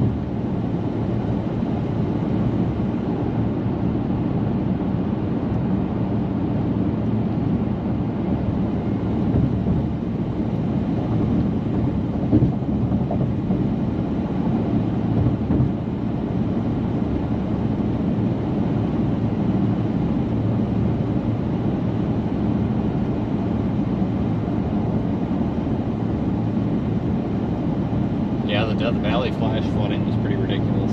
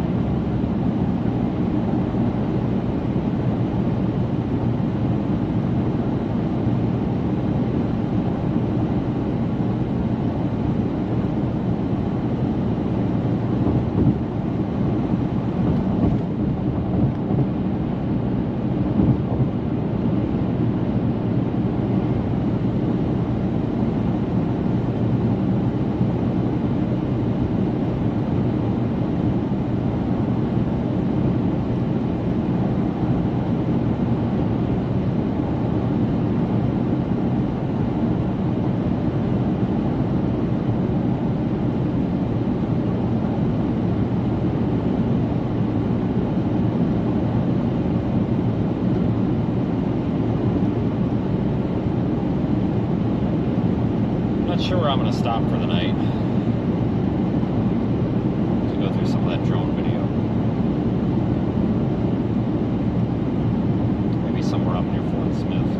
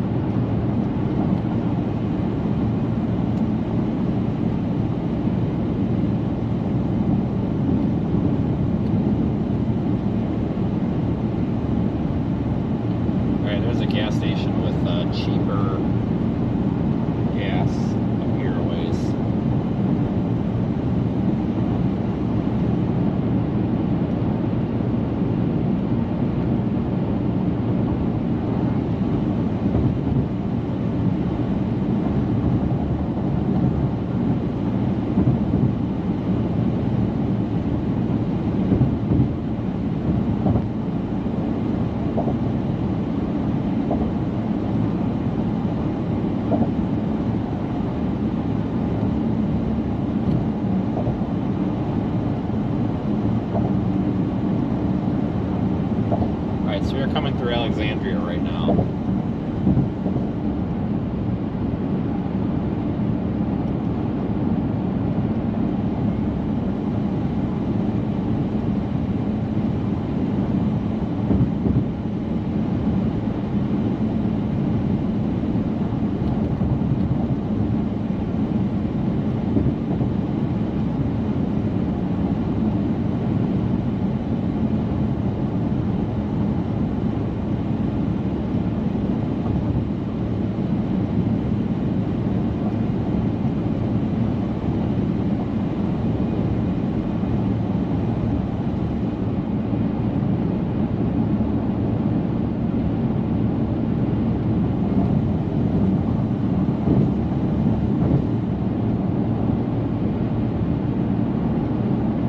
I think there's actually a Love's up here. We might stop there.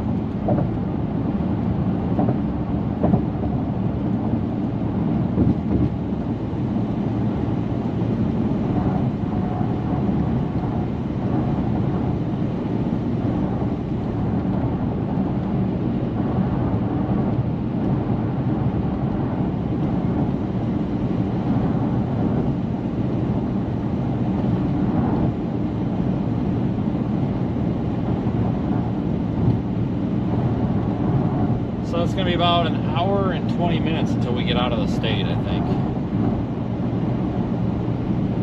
Like I said, we'll stop up here. I thought there was a Love's right up here, but I guess not. So we'll stop at the next gas station.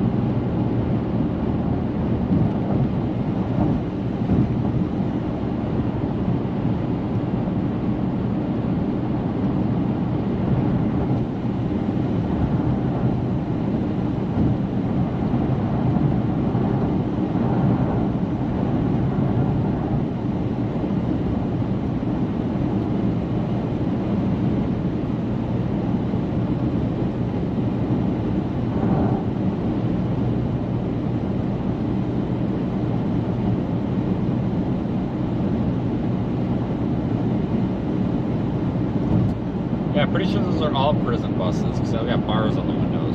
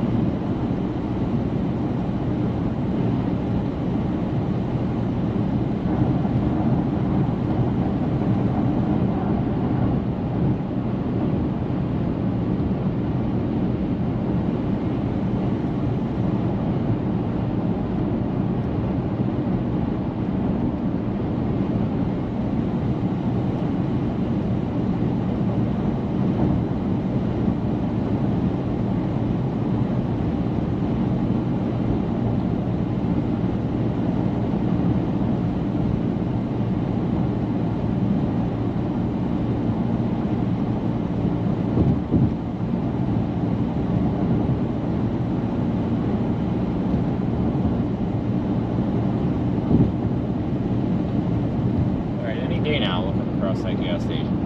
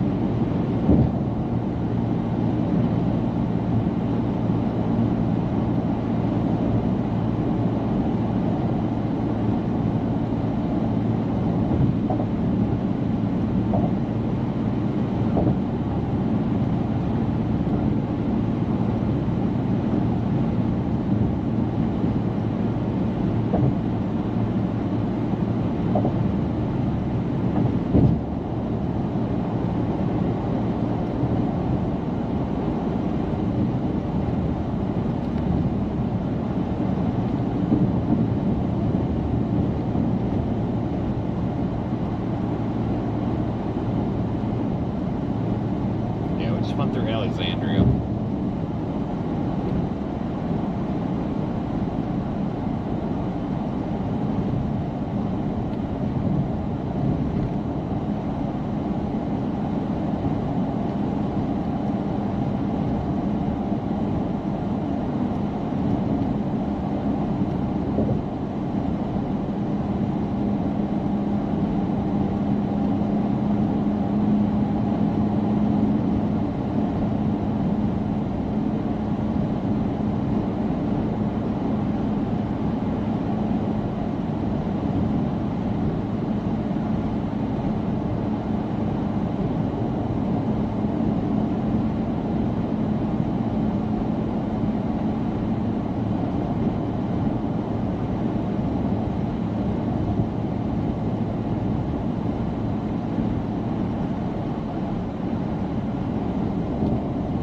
Now it's getting hot out again. I'm up to about 90 degrees here, and you can really feel the sun coming through the windshield.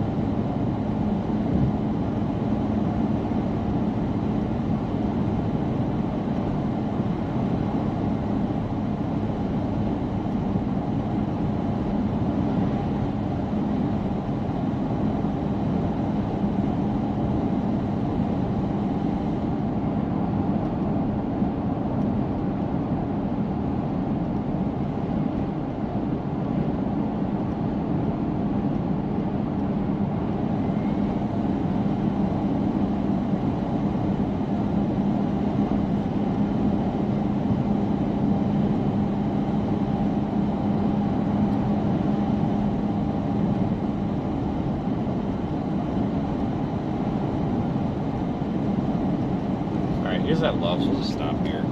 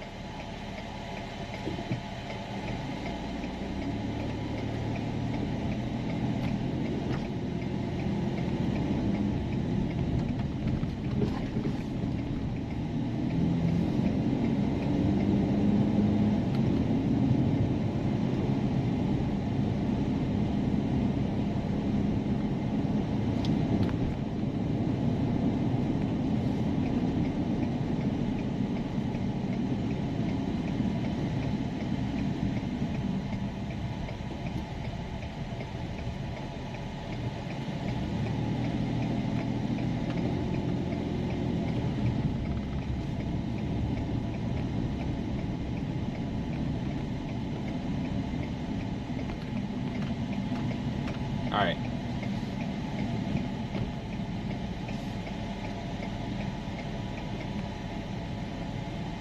Place is busy.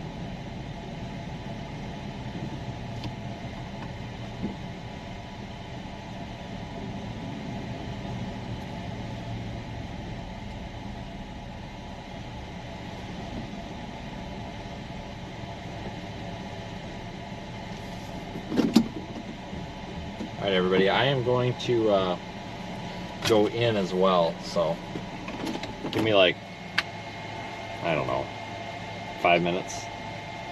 We'll be right back.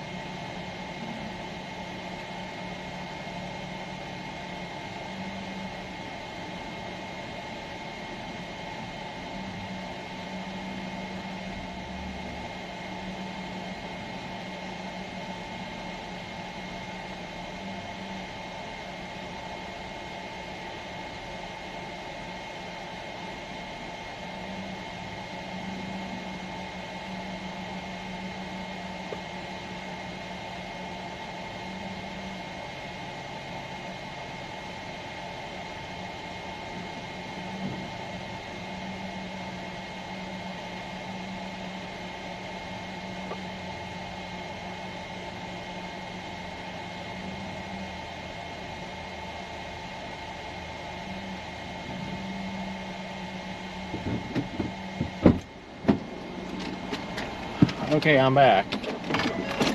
What an event that was.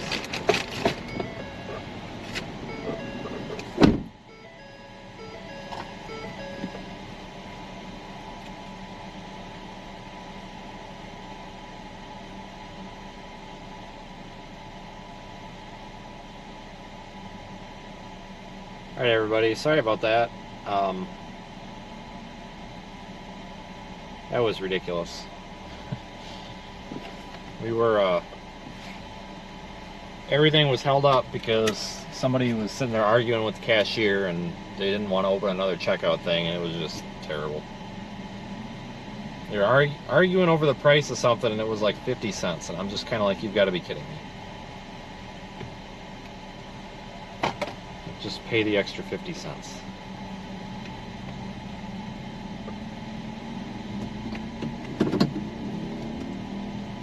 Alright, let's get out of here. I'm over it.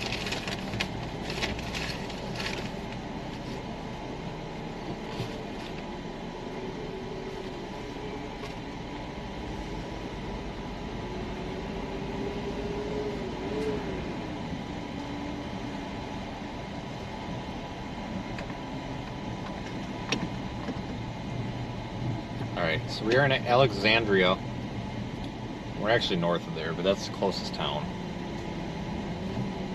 Alexandria, Louisiana. So we're going to head north up I-49 toward Shreveport.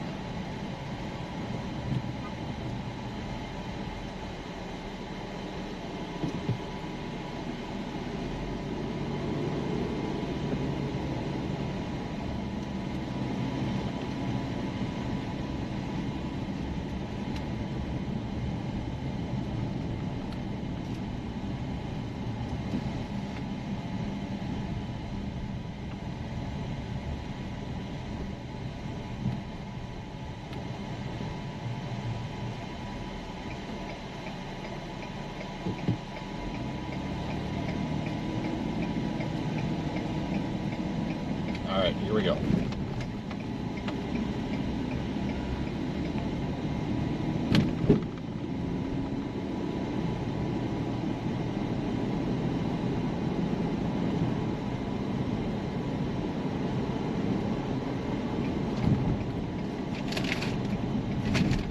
I'll probably stop somewhere near Fort Smith tonight.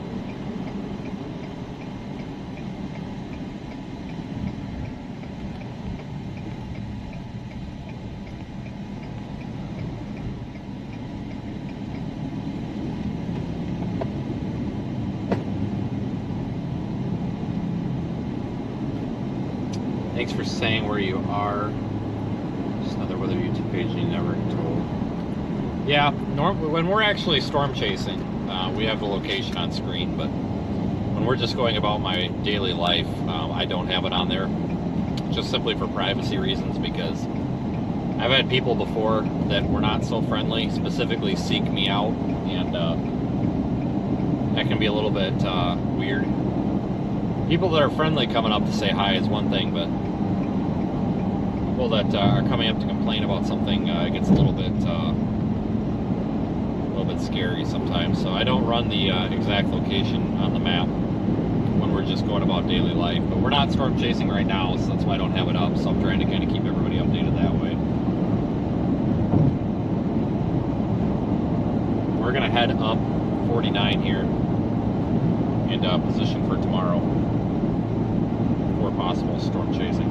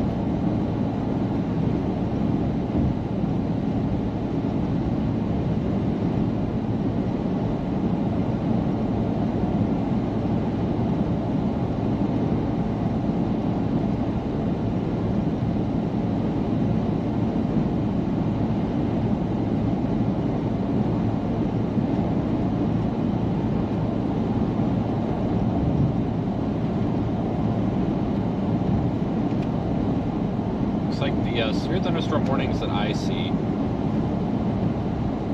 There's a bunch of flash flood warnings out in Arizona.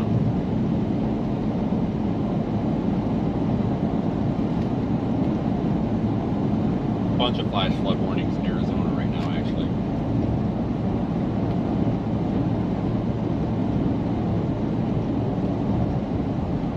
There's a severe thunderstorm warning in Utah. There's a couple on that line of storms that we were talking about. Stretches from Grand Island and Kearney, Nebraska area all the way up to Sioux Falls.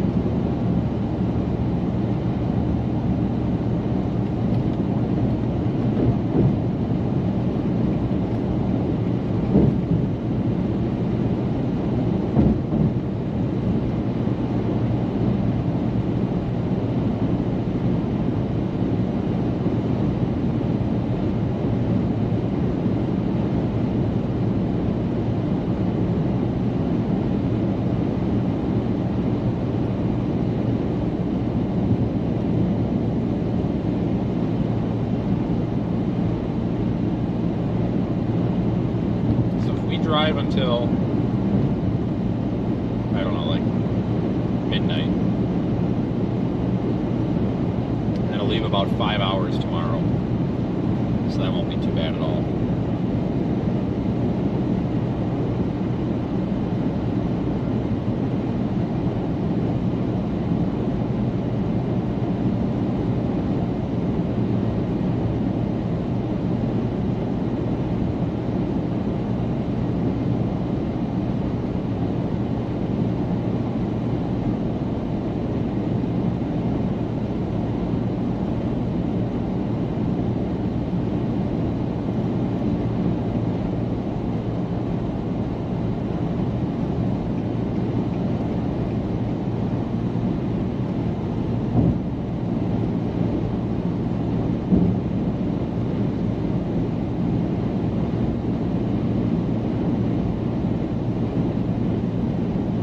Chasing tomorrow.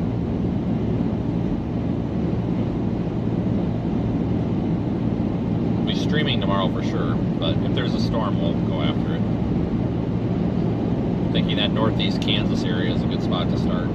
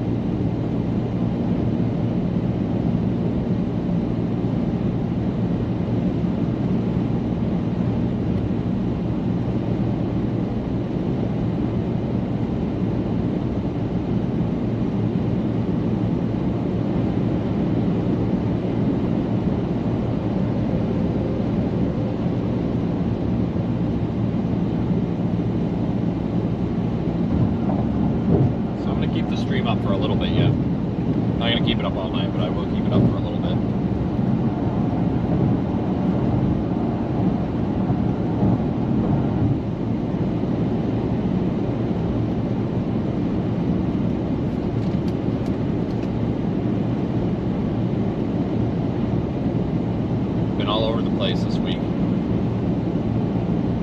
Nebraska, Kansas.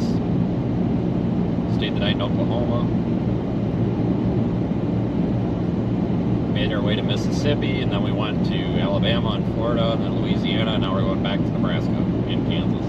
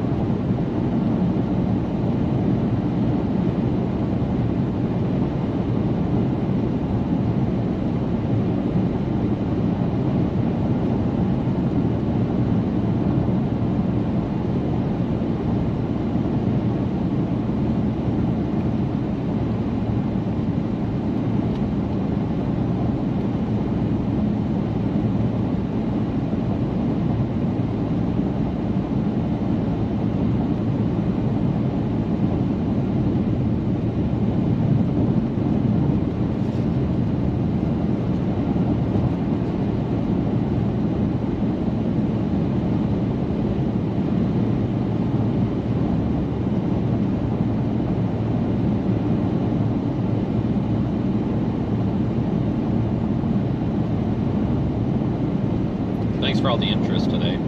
Had a pretty good live stream. I was pretty impressed by the storm we saw.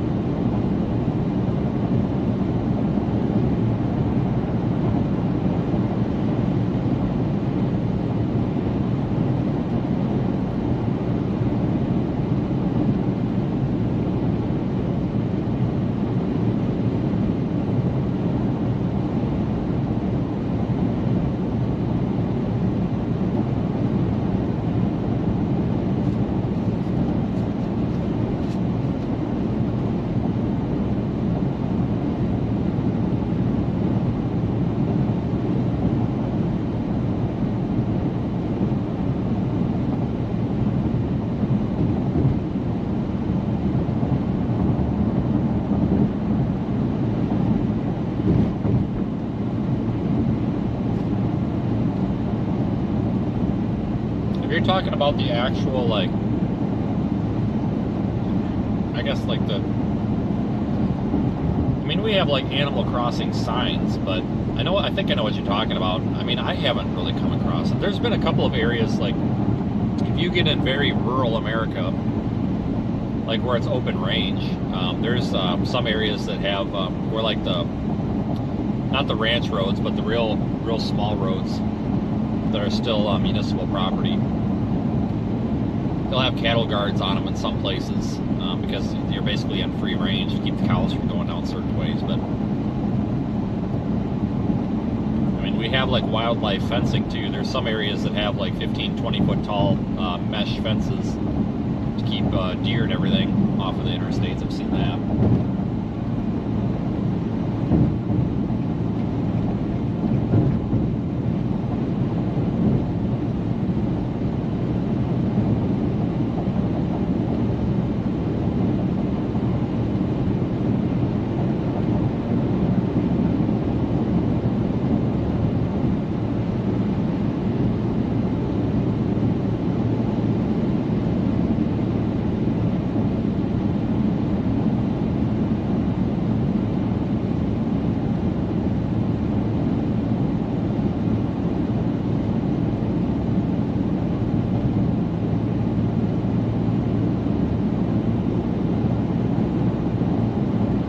I got stopped by a turtle once that didn't want to get off the road.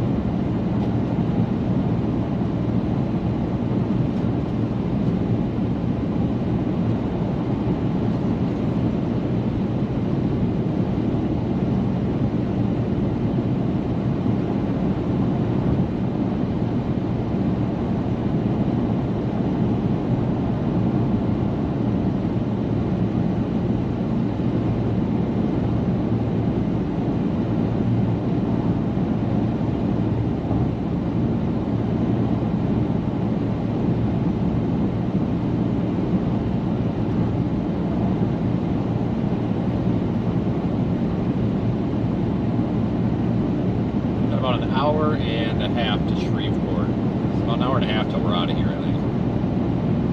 We're out of the state anyway.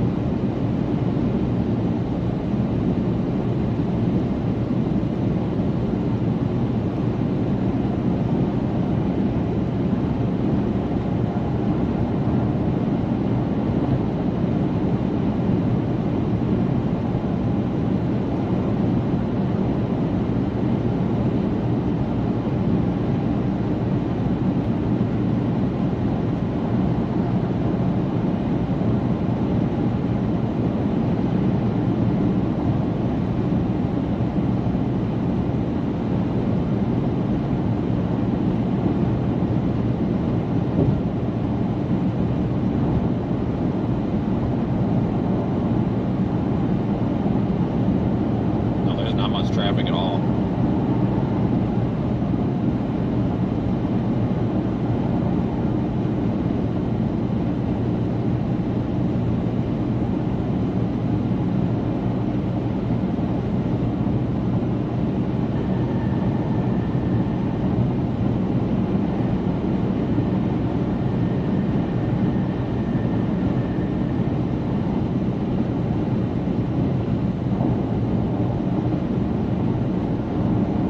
Definitely not complaining though, because we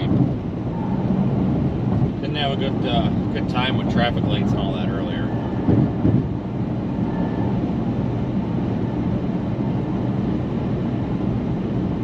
This stretch of interstate's usually not too terribly busy.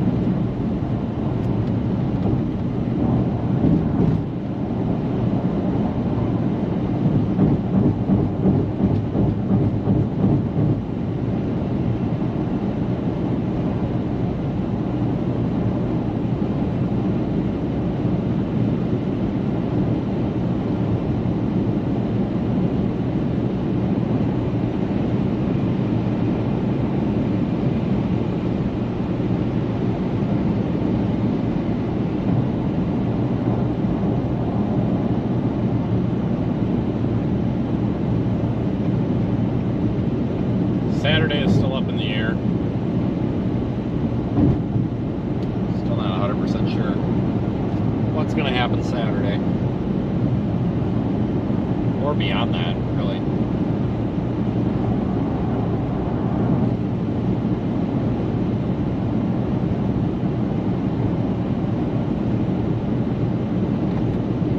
But there's going to be plenty of live streams. I plan on being live every day for the rest of the month.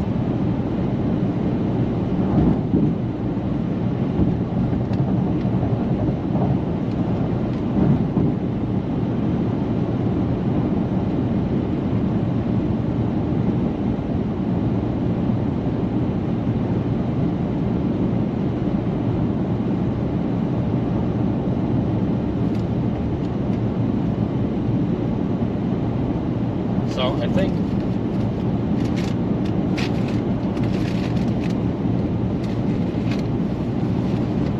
we're going to see tropical season pick up here. It's just taking a while, but once it does, we'll be spending a lot of time down by the Gulf Coast.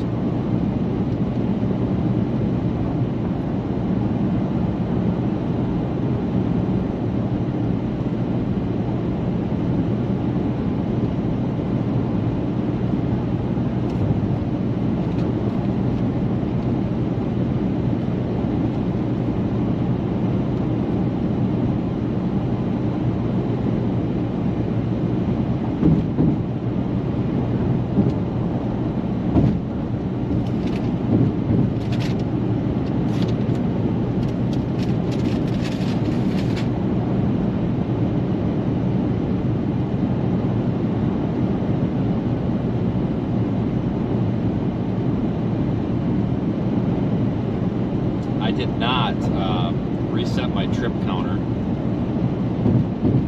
when I left, so I don't know exactly how many miles we went. Usually I do. I can get an estimate here in a minute though.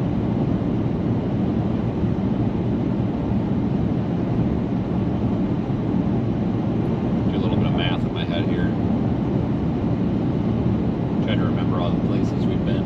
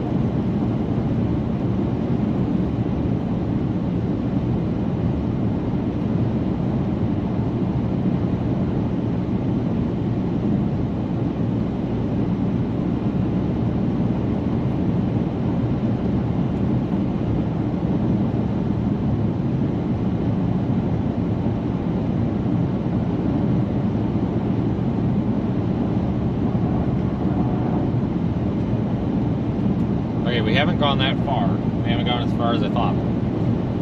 So far, we've gone approximately 2,200 miles. We've gone about 2,200 miles since Sunday. That's going from Wisconsin to Salina, Kansas to, I think it was Perry, Oklahoma, where I stayed the night that night, Monday night, and then to Jackson, Mississippi, going through Little Rock and those areas in Arkansas, and then Jackson to Pensacola, and then Pensacola to here, roughly 2,200 miles.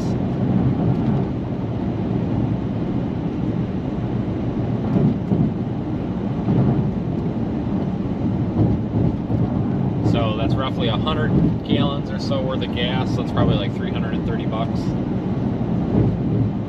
something like that.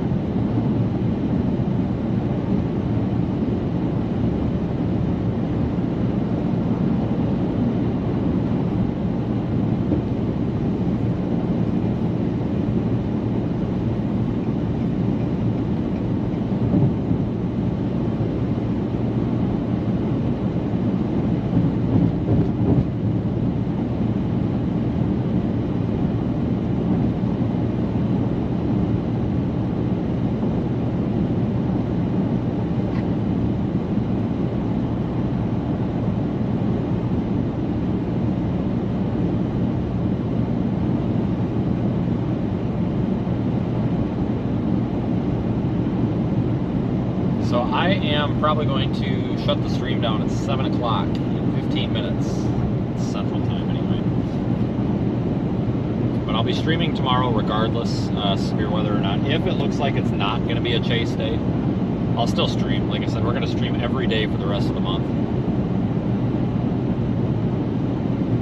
And I'm going to try to start keeping track of how many miles we go to and see if I can put it on screen or something, because I know a lot of people have been asking about that lately.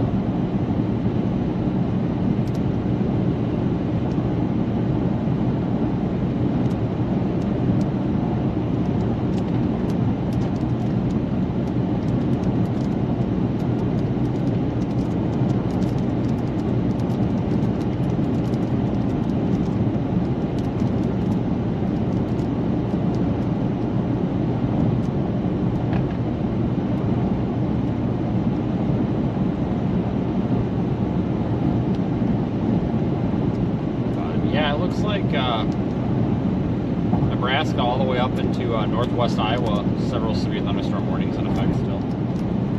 That was the target that I wanted to be at today, but it would have been a 16-hour drive. We would have literally had to drive all night and like not sleep at all. It would have been pretty terrible. Well, actually, no. Well, if we wanted to get up there right now, we could have done it. We would have had to drive 8 hours last night, and then stop and sleep for at least 5 or so, and then drive another 8 hours. We could have done it, but it would have been rough. Probably should have.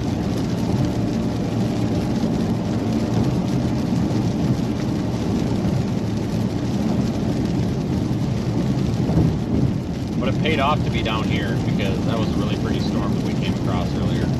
If anybody's just jumping on and not sure what we're talking about, I posted it on Twitter and Facebook. We had a really, really photogenic storm move through just west of Lafayette, Indiana, or Lafayette, Louisiana earlier.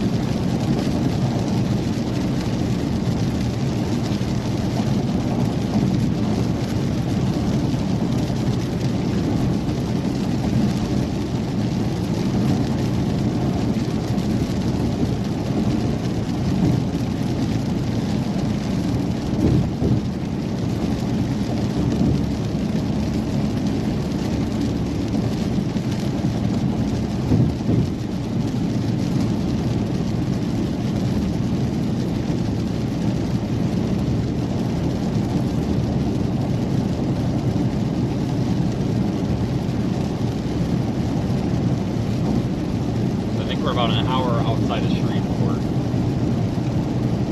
But the GPS wants to take me straight north out of Shreveport and through western Arkansas. The reason I don't want to do that is because they have a lot of mountainous regions out there in west Arkansas. And honestly, northeast Texas and southeast Oklahoma can still be a little bit rough,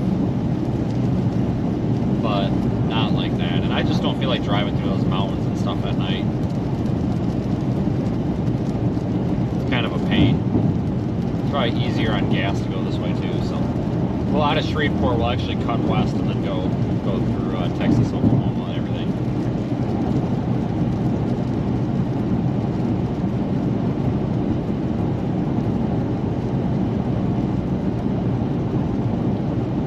Well, there's always the possibility that we'll see something in the West Coast. I don't know. It's just I can't promise anything. You never know.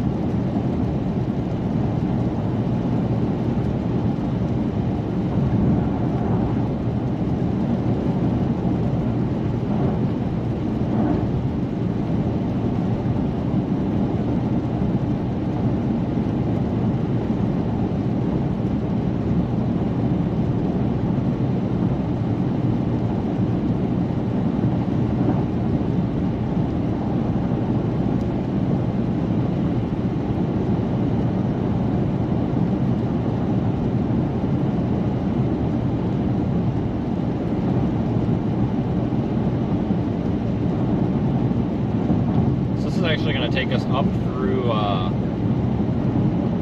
up through Paris, Texas. Very familiar with that area. Now, I don't think those storms in Iowa are going to hold together. I mean, if they do, I'd be surprised. It'd just be showers and thunderstorms by that point. Yeah, I don't even bother writing my gas off on taxes.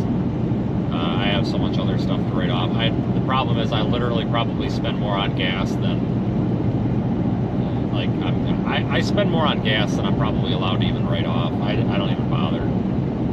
Everything else is enough to basically cover everything, so...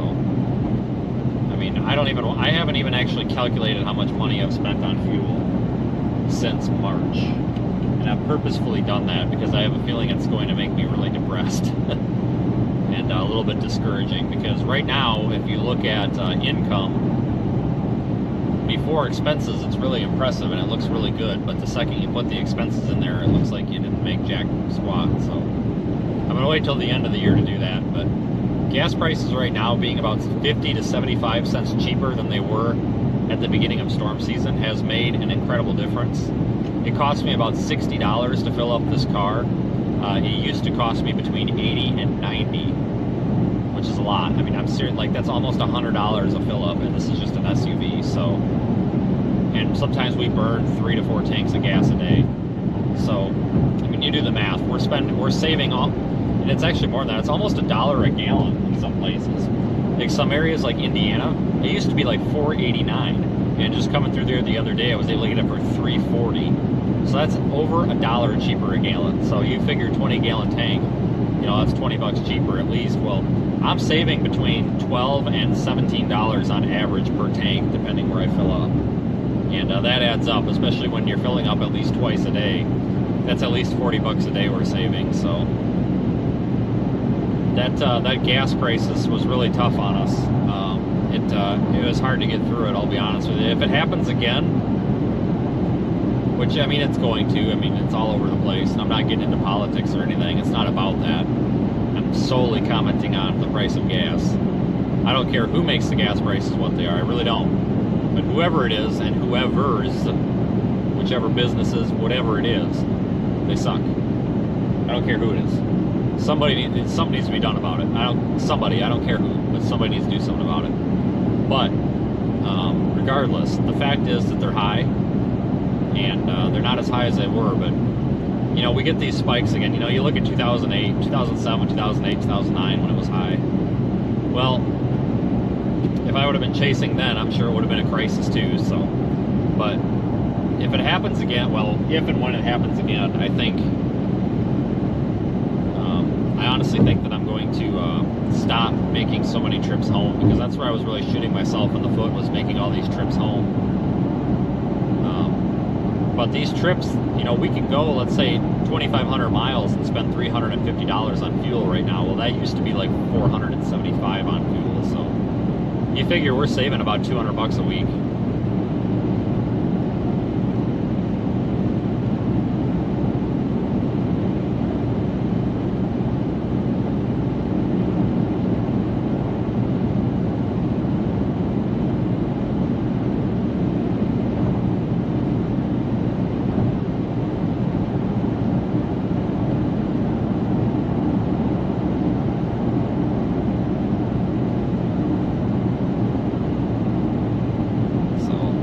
Gas coming down has made things a lot more achievable for us.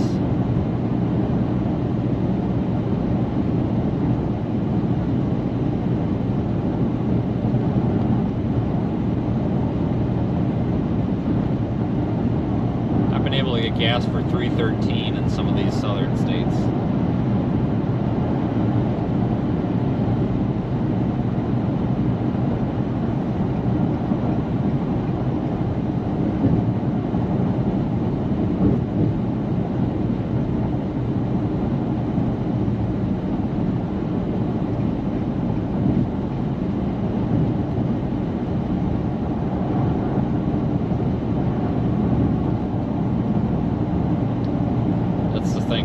Storm chasing is, you know, the fuel is the biggest expense.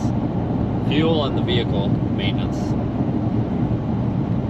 Hotels aren't bad because you get in on some of the hotel rewards programs, and you get good discounts. And these hotels, you can get comped hotels too. Like, I'll be honest with you, and I'm not trying to sound like one of these freeloader types, but there was a couple of nights, there was 2 nights this year where I was trashed, and it was like 4 a.m. And they were all Hampton Inns, they were all Hilton hotels, because that's pretty much the only place I stay because of the rewards programs. It was a Hampton Inn in Jackson, Mississippi. I literally walked in at like 4 a.m. I looked at the guy, I'm like, please tell me you got a room. And he's like, oh yeah, we got a couple of them. And I said, all right. I said, I got 1 million points or whatever, you know, I don't want to use them. I only stay at Hilton hotels. I said, can I get a free room? And he just looked at me and he's like, yeah, sure, man, why not? And I about crapped. I'm like, you gotta be kidding me. So he gave me a free room. And then there was another night in, I'm trying to think where this was.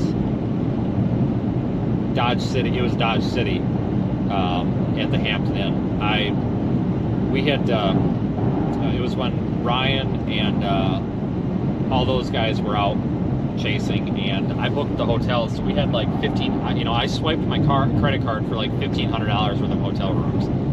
So I'm just like, okay.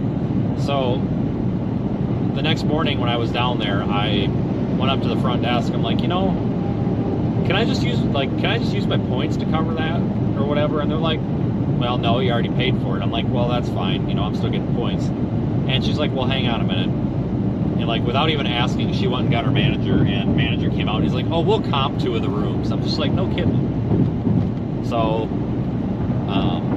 they comped me my room, and then they added enough, they added like a room credit worth of points. So I thought that was nice of them.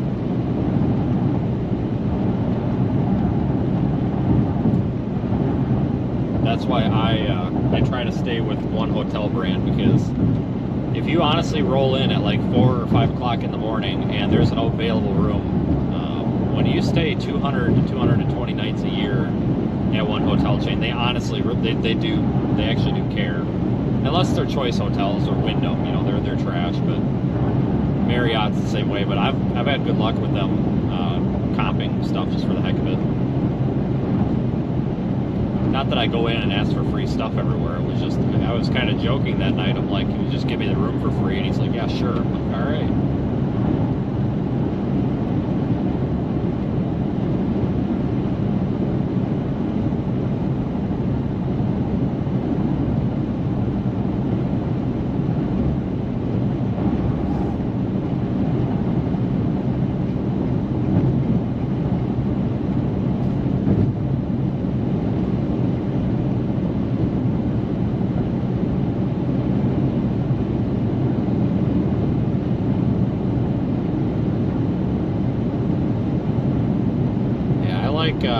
Hilton hotels. Marriott hotels are good. They're great, actually, but the problem that I have is their breakfasts have gone downhill. So when COVID happened, a lot of hotels went to that, you know, grab-and-go breakfast, like, oh, here's an omelet, but you got to go throw it in your microwave and make it. Well, that sucks. Thanks for the super chat, Aaron. But it's like, that breakfast sucks. And they never really went away from that. A lot of the Marriott hotels, like the Courtyards and the Fairfields and all that, you know, a lot of them do offer like a traditional breakfast in the morning, but a good handful of them don't anymore. And I feel like if I'm going to spend $120 on a hotel a night, I feel like I can at least get the free breakfast. So I used to have rewards with them, and I just kind of let everything expire. I used up my points and everything else and let expire, and I just don't stay at them anymore. I mean, I will stay at them if it, you know, like if I can't find, if it's last minute or if I'm in a pinch. But they kind of took a back seat, because for the same price, I can get the Hampton Inn and get free food in the morning, which is worth at least $10. Hilton Hotel, or IHG hotels like Holiday Inn, Candlewood, those kind of hotels. I like those. I like IHG hotels. It's just the Holiday Inn, in my opinion, actually is the best breakfast. But I just started with Hilton Rewards, and they're a little bit better, so that's kind of why I'm with them. but Holiday Inn's a close second. Unless you get a really old Holiday Inn. Some of the really old Holiday Inns kind of suck. But one of the cool hotels I stayed at, there's a Glow, G-L-O. And Tori has a super chat. Thanks, Tori. Glow has a hotel. It's by Best Western, and there's only like 8 of them, but they're building more. And they're kind of like special edition or whatever, I don't know. But they're really kind of, they're like this modern whatever. Like you go in the room and everything is like stainless steel. It's kind of weird, but it's neat. There's one in Lexington, Kentucky I stayed at, and it's a really cool hotel. And the price was right. It's like $147. So it's not like it's super expensive. But if I was going to take my family somewhere, I think I'd probably purposefully stay at one of those Glows. They're really neat. But I just can't, I wish I could do like Motel 6s because they're like $50, but I can't. Like when I started chasing, I did a lot of Motel 6s and Super 8s, and my goal was literally to just get the cheapest hotel possible. But you would go to check in, and it would be like this big process. It's like there's just no customer service, and like a lot of the rooms literally smelled like bad stuff. Let's put it that. I mean, they smell terrible. Like they're just dirty. Like there are some good Super 8s out there. In fact, there's a couple of good Motel 6s, but for the most part, they're garbage. I mean, they're actually honestly disgusting in my opinion. Like they're really disgusting. I mean, they probably shouldn't leave the light on because you'll see the bed bugs. That was a joke, but I stay away from like Motel 6s and pretty much anything Wyndham, honestly, because even like Super 8s have gone downhill. It's too bad. But I always recommend to people though, if you want kind of a little bit more budget-friendly hotel, like Comfort Inns are usually pretty good. But Comfort Suites are good too. I've stayed, even though it's a choice hotel, I've stayed at some pretty good Comfort Suites. Most of those are pretty nice. But I just, about a year ago, I just finally gave up staying at the cheap, crappy hotels because 9 times out of 10, you just walk away thinking, why the hell did I spend $60 for this? I will actually sleep in my car. Like if it's like 2 o'clock in the morning and I need to get back up in a couple of hours by like 6 or 7, I actually won't even get a hotel. I'll just sleep in the car. Because at that point, it's like, why spend $100 for 4 hours? But if it's a night, like last night where I'm going to get done at like 9 p.m. and I don't have to get going until 10 o'clock the next morning, then I will. But otherwise, it's just a waste.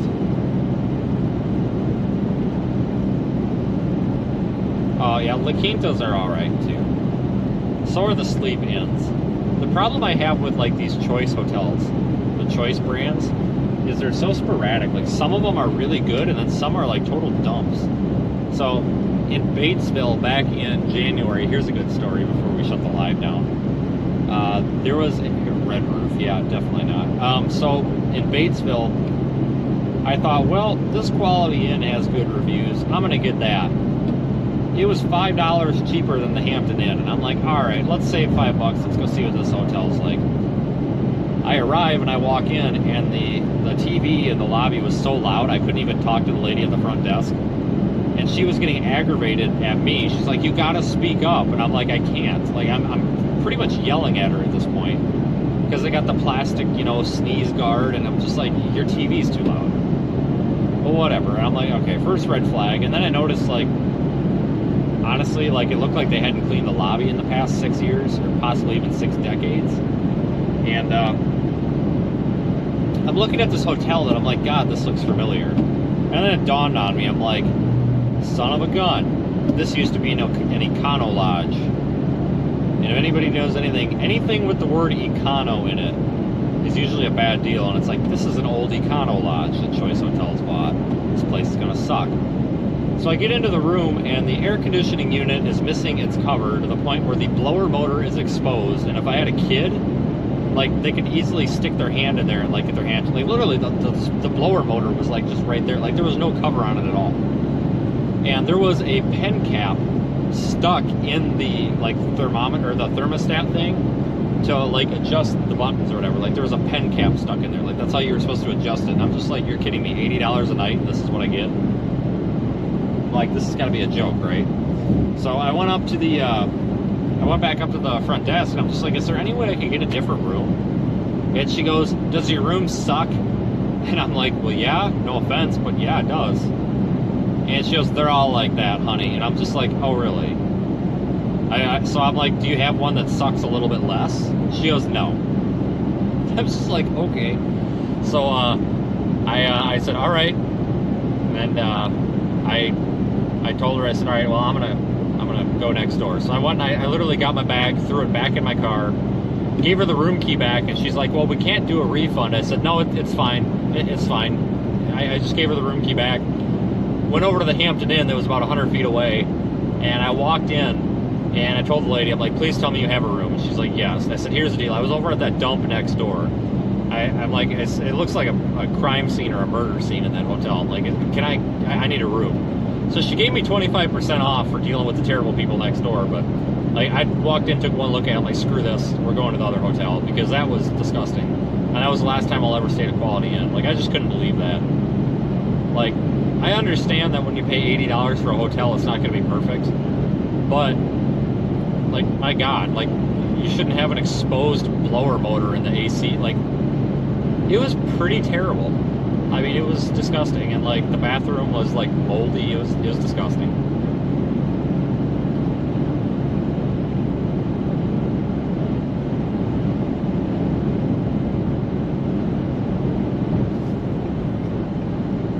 But there are some good, like, Motel 6 hotels. They're usually called Studio 6s, and they're like a little bit of a slightly more upscale Motel 6. I honestly, it's their own brand, but they're owned by Motel 6, same logo and everything. And I think it's Motel 6, personally, because they're relatively new, I think it's them trying to build a better image. So, like, the one in North Platte, it's a Studio 6, but it's a Motel 6, but it's a quote-unquote Studio 6. And that's the only hotel I'll stay in North Platte. It's like $75, and it is the cleanest hotel I've ever been in for under $120. I'm serious, it beats some of the Holiday Inns and everything. It is super clean. There's nothing in the room. There's a bed and a TV, that's it, but it's super clean. It's not old and nasty. Like, it's drywall, it's not like brick. Like, it's actually nice. I mean, I stay there, so some of those are okay. And honestly, some of the Super 8s are okay too, but a lot of them are just dog crap.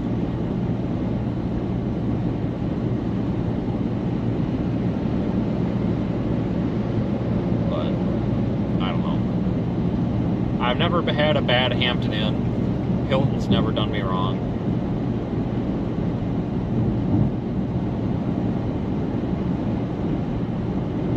But, yeah, I will... Best Westerns have tanked.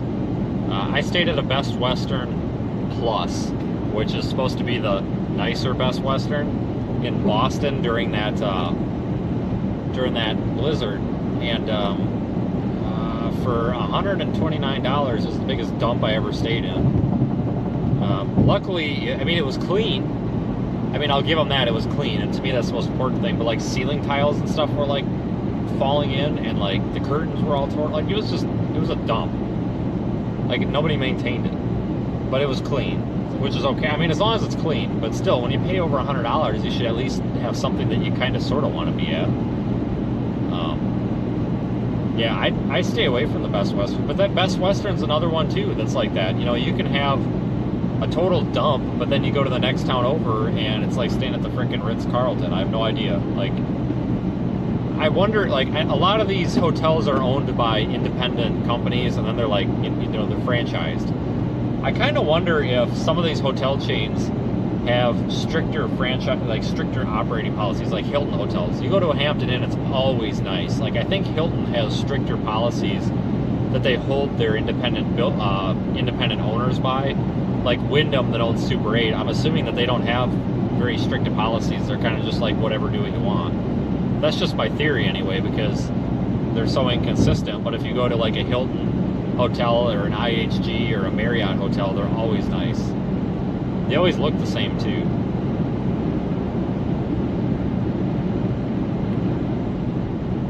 Yeah, some of the Best Westerns suck.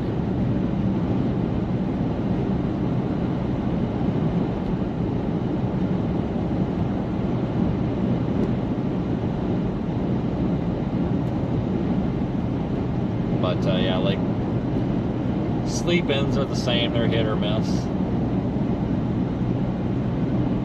I don't know. I honestly try not to stay at family-owned hotels, and it's nothing against small businesses, but my reasoning for that, usually I roll in late at night, and a lot of times they're just not open, like their front desk closes at 10. So that's just why I try to stick to the chains.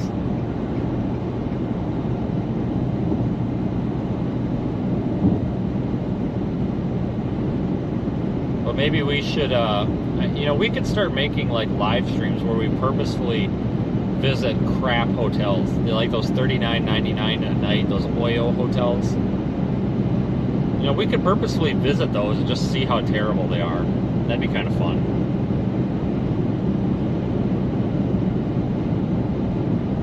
Yeah, I have never stayed at the Drury, but I see those a lot up and down like the Mississippi River.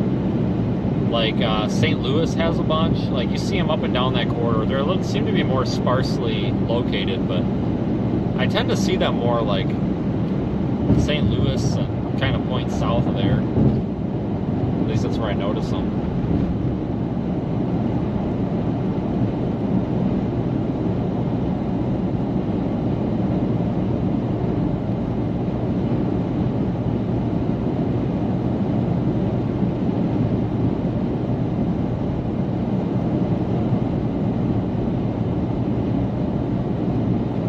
I tell you, one of the better hotels though that I prefer to stay at is those True TRU. It's like a cheaper version of the Hampton Inn, but it's just as nice. Those are really good to stay at. There's a couple in like Northeast Texas, and they're like $80, and they're super nice.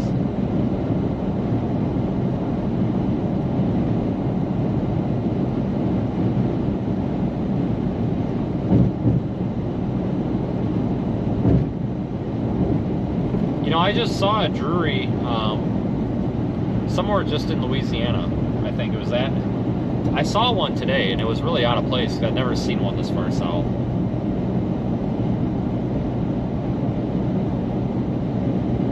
But I'm saving all my Hilton points. I would like to be able to use them to like go somewhere cool someday, but I'm probably not.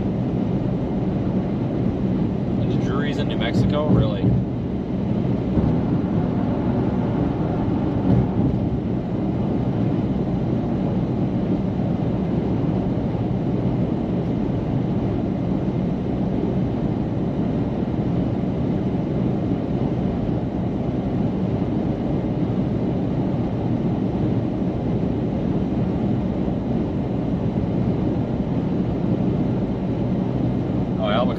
I haven't been to Albuquerque for a while.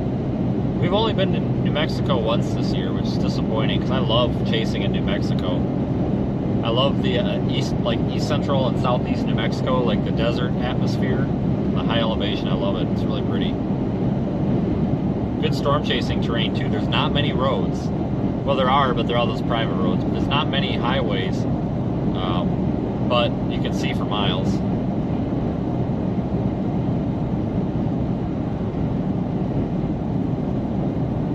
That was actually the last Best Western I stayed in, was in Roswell. Man, that was a toilet, let me tell you. That hotel was a toilet.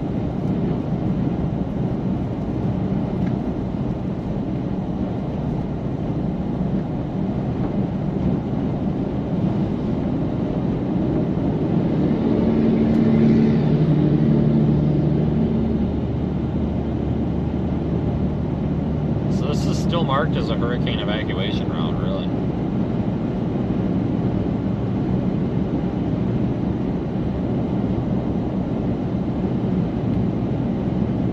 Where are we? We're almost to Shreveport, Louisiana. Almost.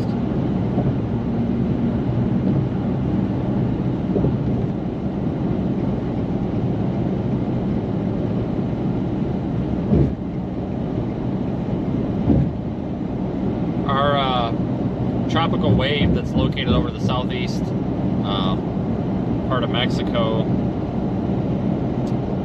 is now pegged at 40% chance of tropical depression formation once it moves into the southwest Gulf of Mexico. All right.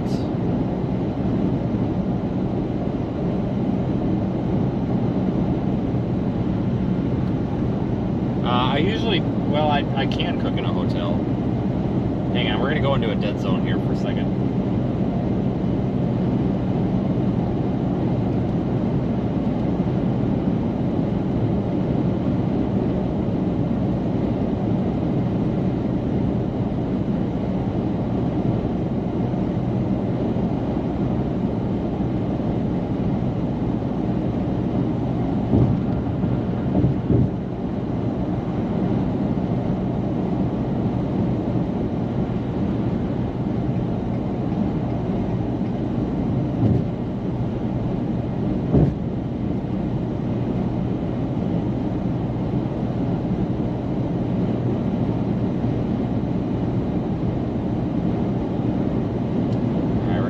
Dead zone here.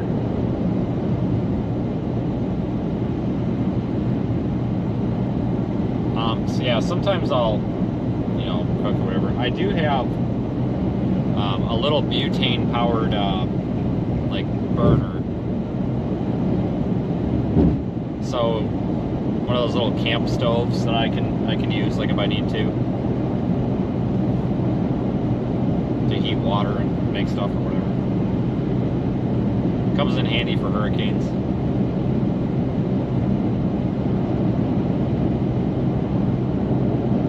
Yeah, I remember you guys telling us about that hotel in Kentucky that smelled like crap. I think we ended up staying when we were in Kentucky with the floods. We stayed at the Ramada Inn because it was the only choice in Paintsville, Kentucky, and it was actually very, very nice. Very nice hotel. Huge hotel. But once I could only get a couple nights there. For the rest of the nights, we stayed in London, Kentucky, and I forgot what hotel we stayed at. Oh, it was a Baymont, and it was okay. But they had just painted everything, and they had painted the door shut, so we couldn't get the door open. I had to like kick the door open because they painted it shut. I thought that was kind of funny.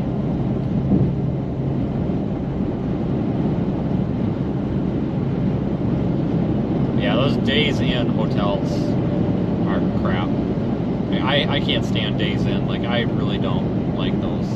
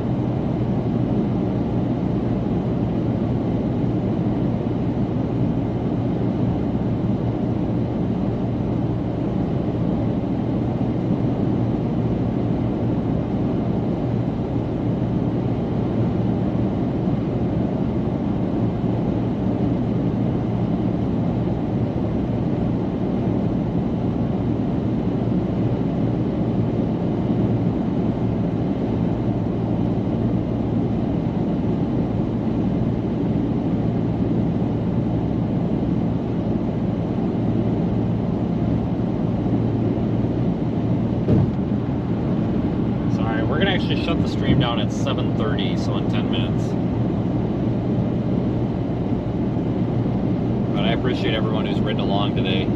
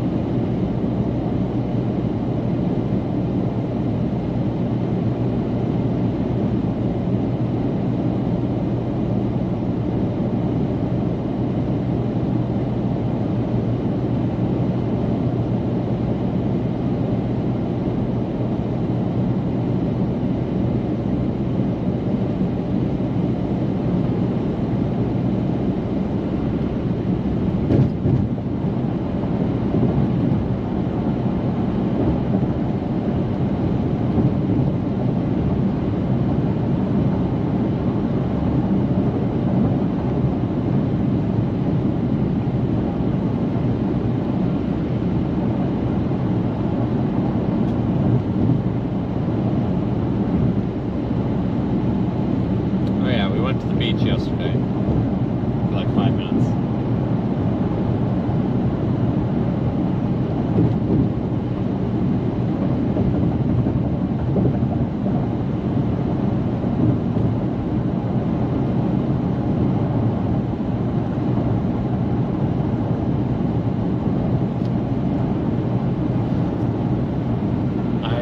Tomorrow morning I need to get to a Best Buy and replace that HDMI cord. I also need to see if I can get a router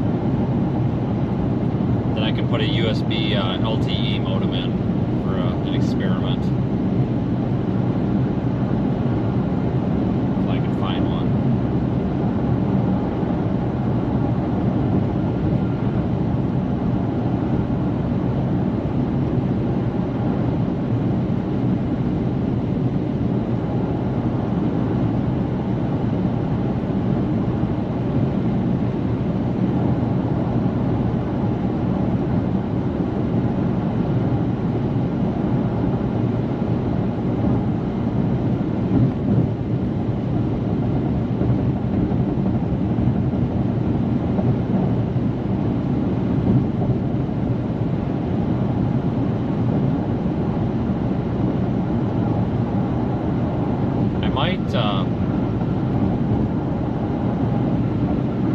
Might take tomorrow morning, depending on how much driving we have to do.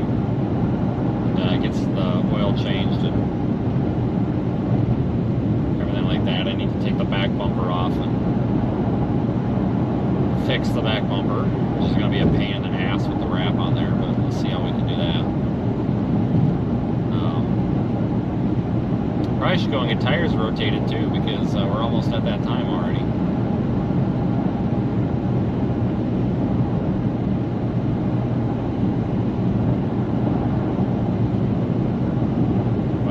Watching that tropical area of interest down there that's going to approach the southwestern tip of the Gulf of Mexico.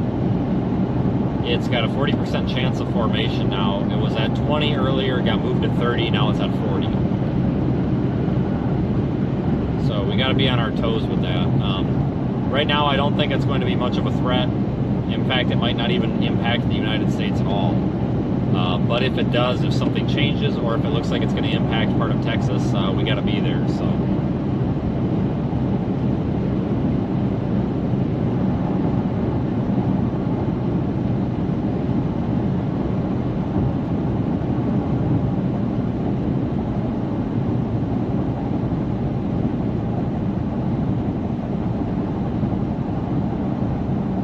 It's RG313. Who's asking for more money? Troll in the chat again? That wouldn't be the first. I don't think we've had any trolls yet today. Probably due for one.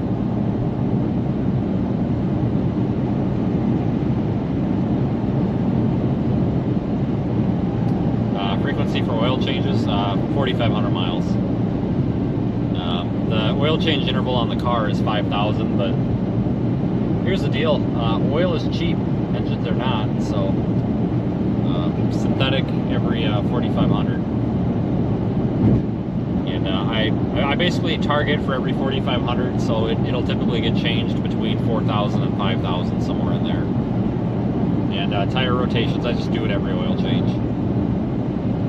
Easy enough, especially with these tires. These tires are a little bit special with the tread pattern on them. They're a little bit. They're more susceptible to uneven wear, even though it's a better tire. So I just do it every oil change.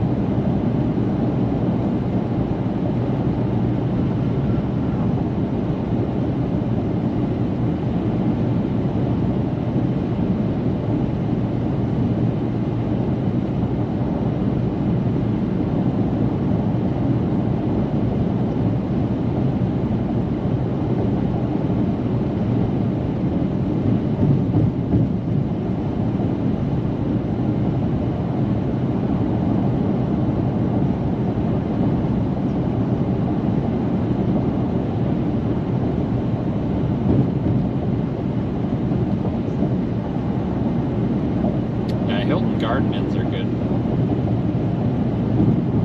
Really nice hotels.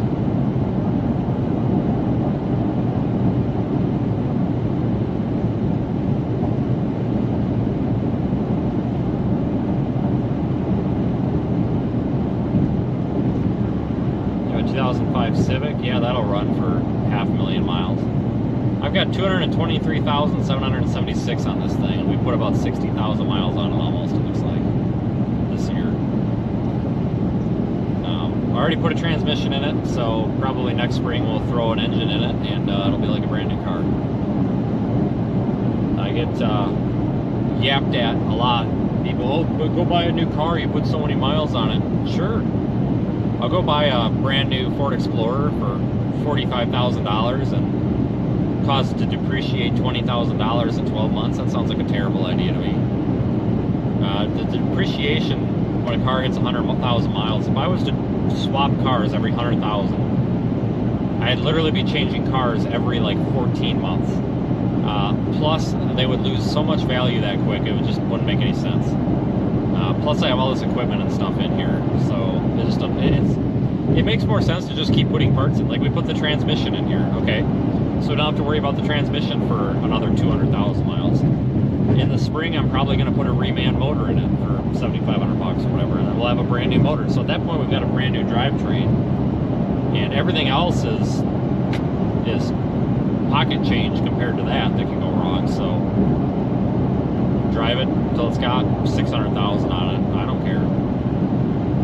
We run these vehicles get run up so high on miles so quick, you really can't. And it's 90% of its highway miles. I mean, Charles Peak, a friend of mine, he's a storm chaser for the Weather Channel, and he had an Expedition that had 380,000 miles on it, and he traded it out, I think, just to trade it out.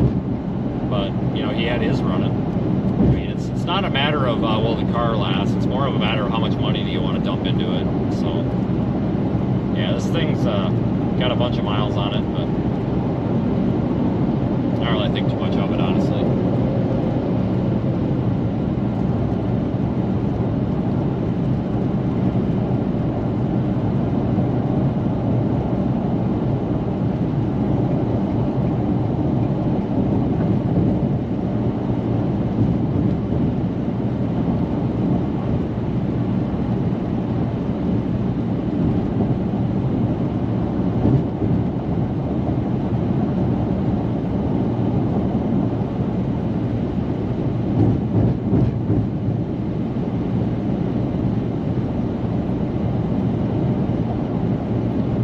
You know, you look at fleet vehicles like pilot cars for like the wide loads. I mean, they literally run those to like 800,000 miles. They just keep putting motors and transmissions in them.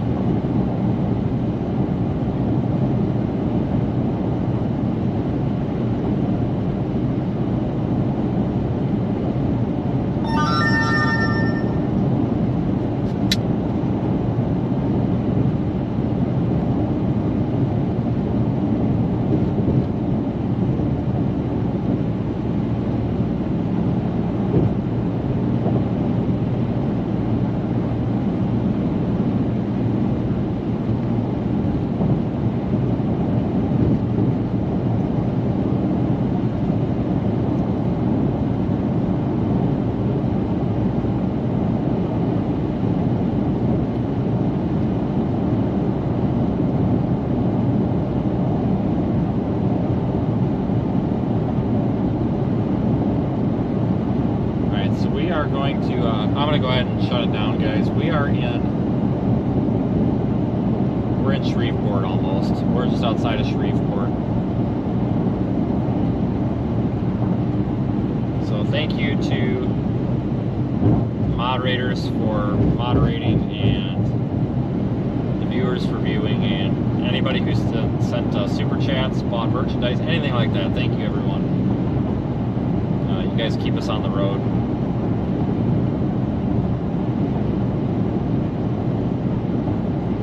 Going to drive. I'll probably stop somewhere in near Fort Smith, Arkansas. It'll be in Oklahoma, but it'll be that vicinity. Extreme northeast Oklahoma, and make the rest of the drive tomorrow. I'm kind of headed toward Kansas City.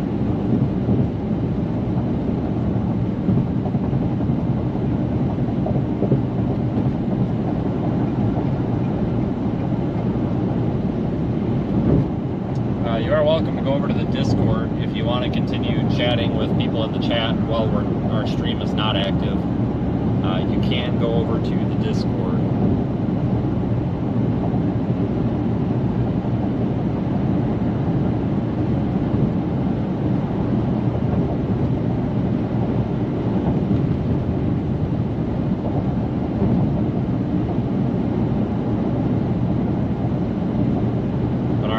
Thanks for listening to me and riding along. It's been fun today. Next time I talk to you, we should be in Oklahoma, Arkansas, Missouri, or Kansas. It'll be somewhere along the route. We'll have some sort of a live stream up, probably by early afternoon tomorrow. And for the YouTube members, first thing in the morning, I'm going to have a discussion like I had this morning on the YouTube community page, explaining plans. So if you're a YouTube member, you can access that. Otherwise, keep an eye on Facebook and Twitter. I put short little updates on there of what I think is going to happen, but I'm trying to give the members kind of a detailed synopsis for the next few days every morning on the YouTube members thing through the YouTube community page on my channel. So have a good afternoon and evening, everyone, and thanks again.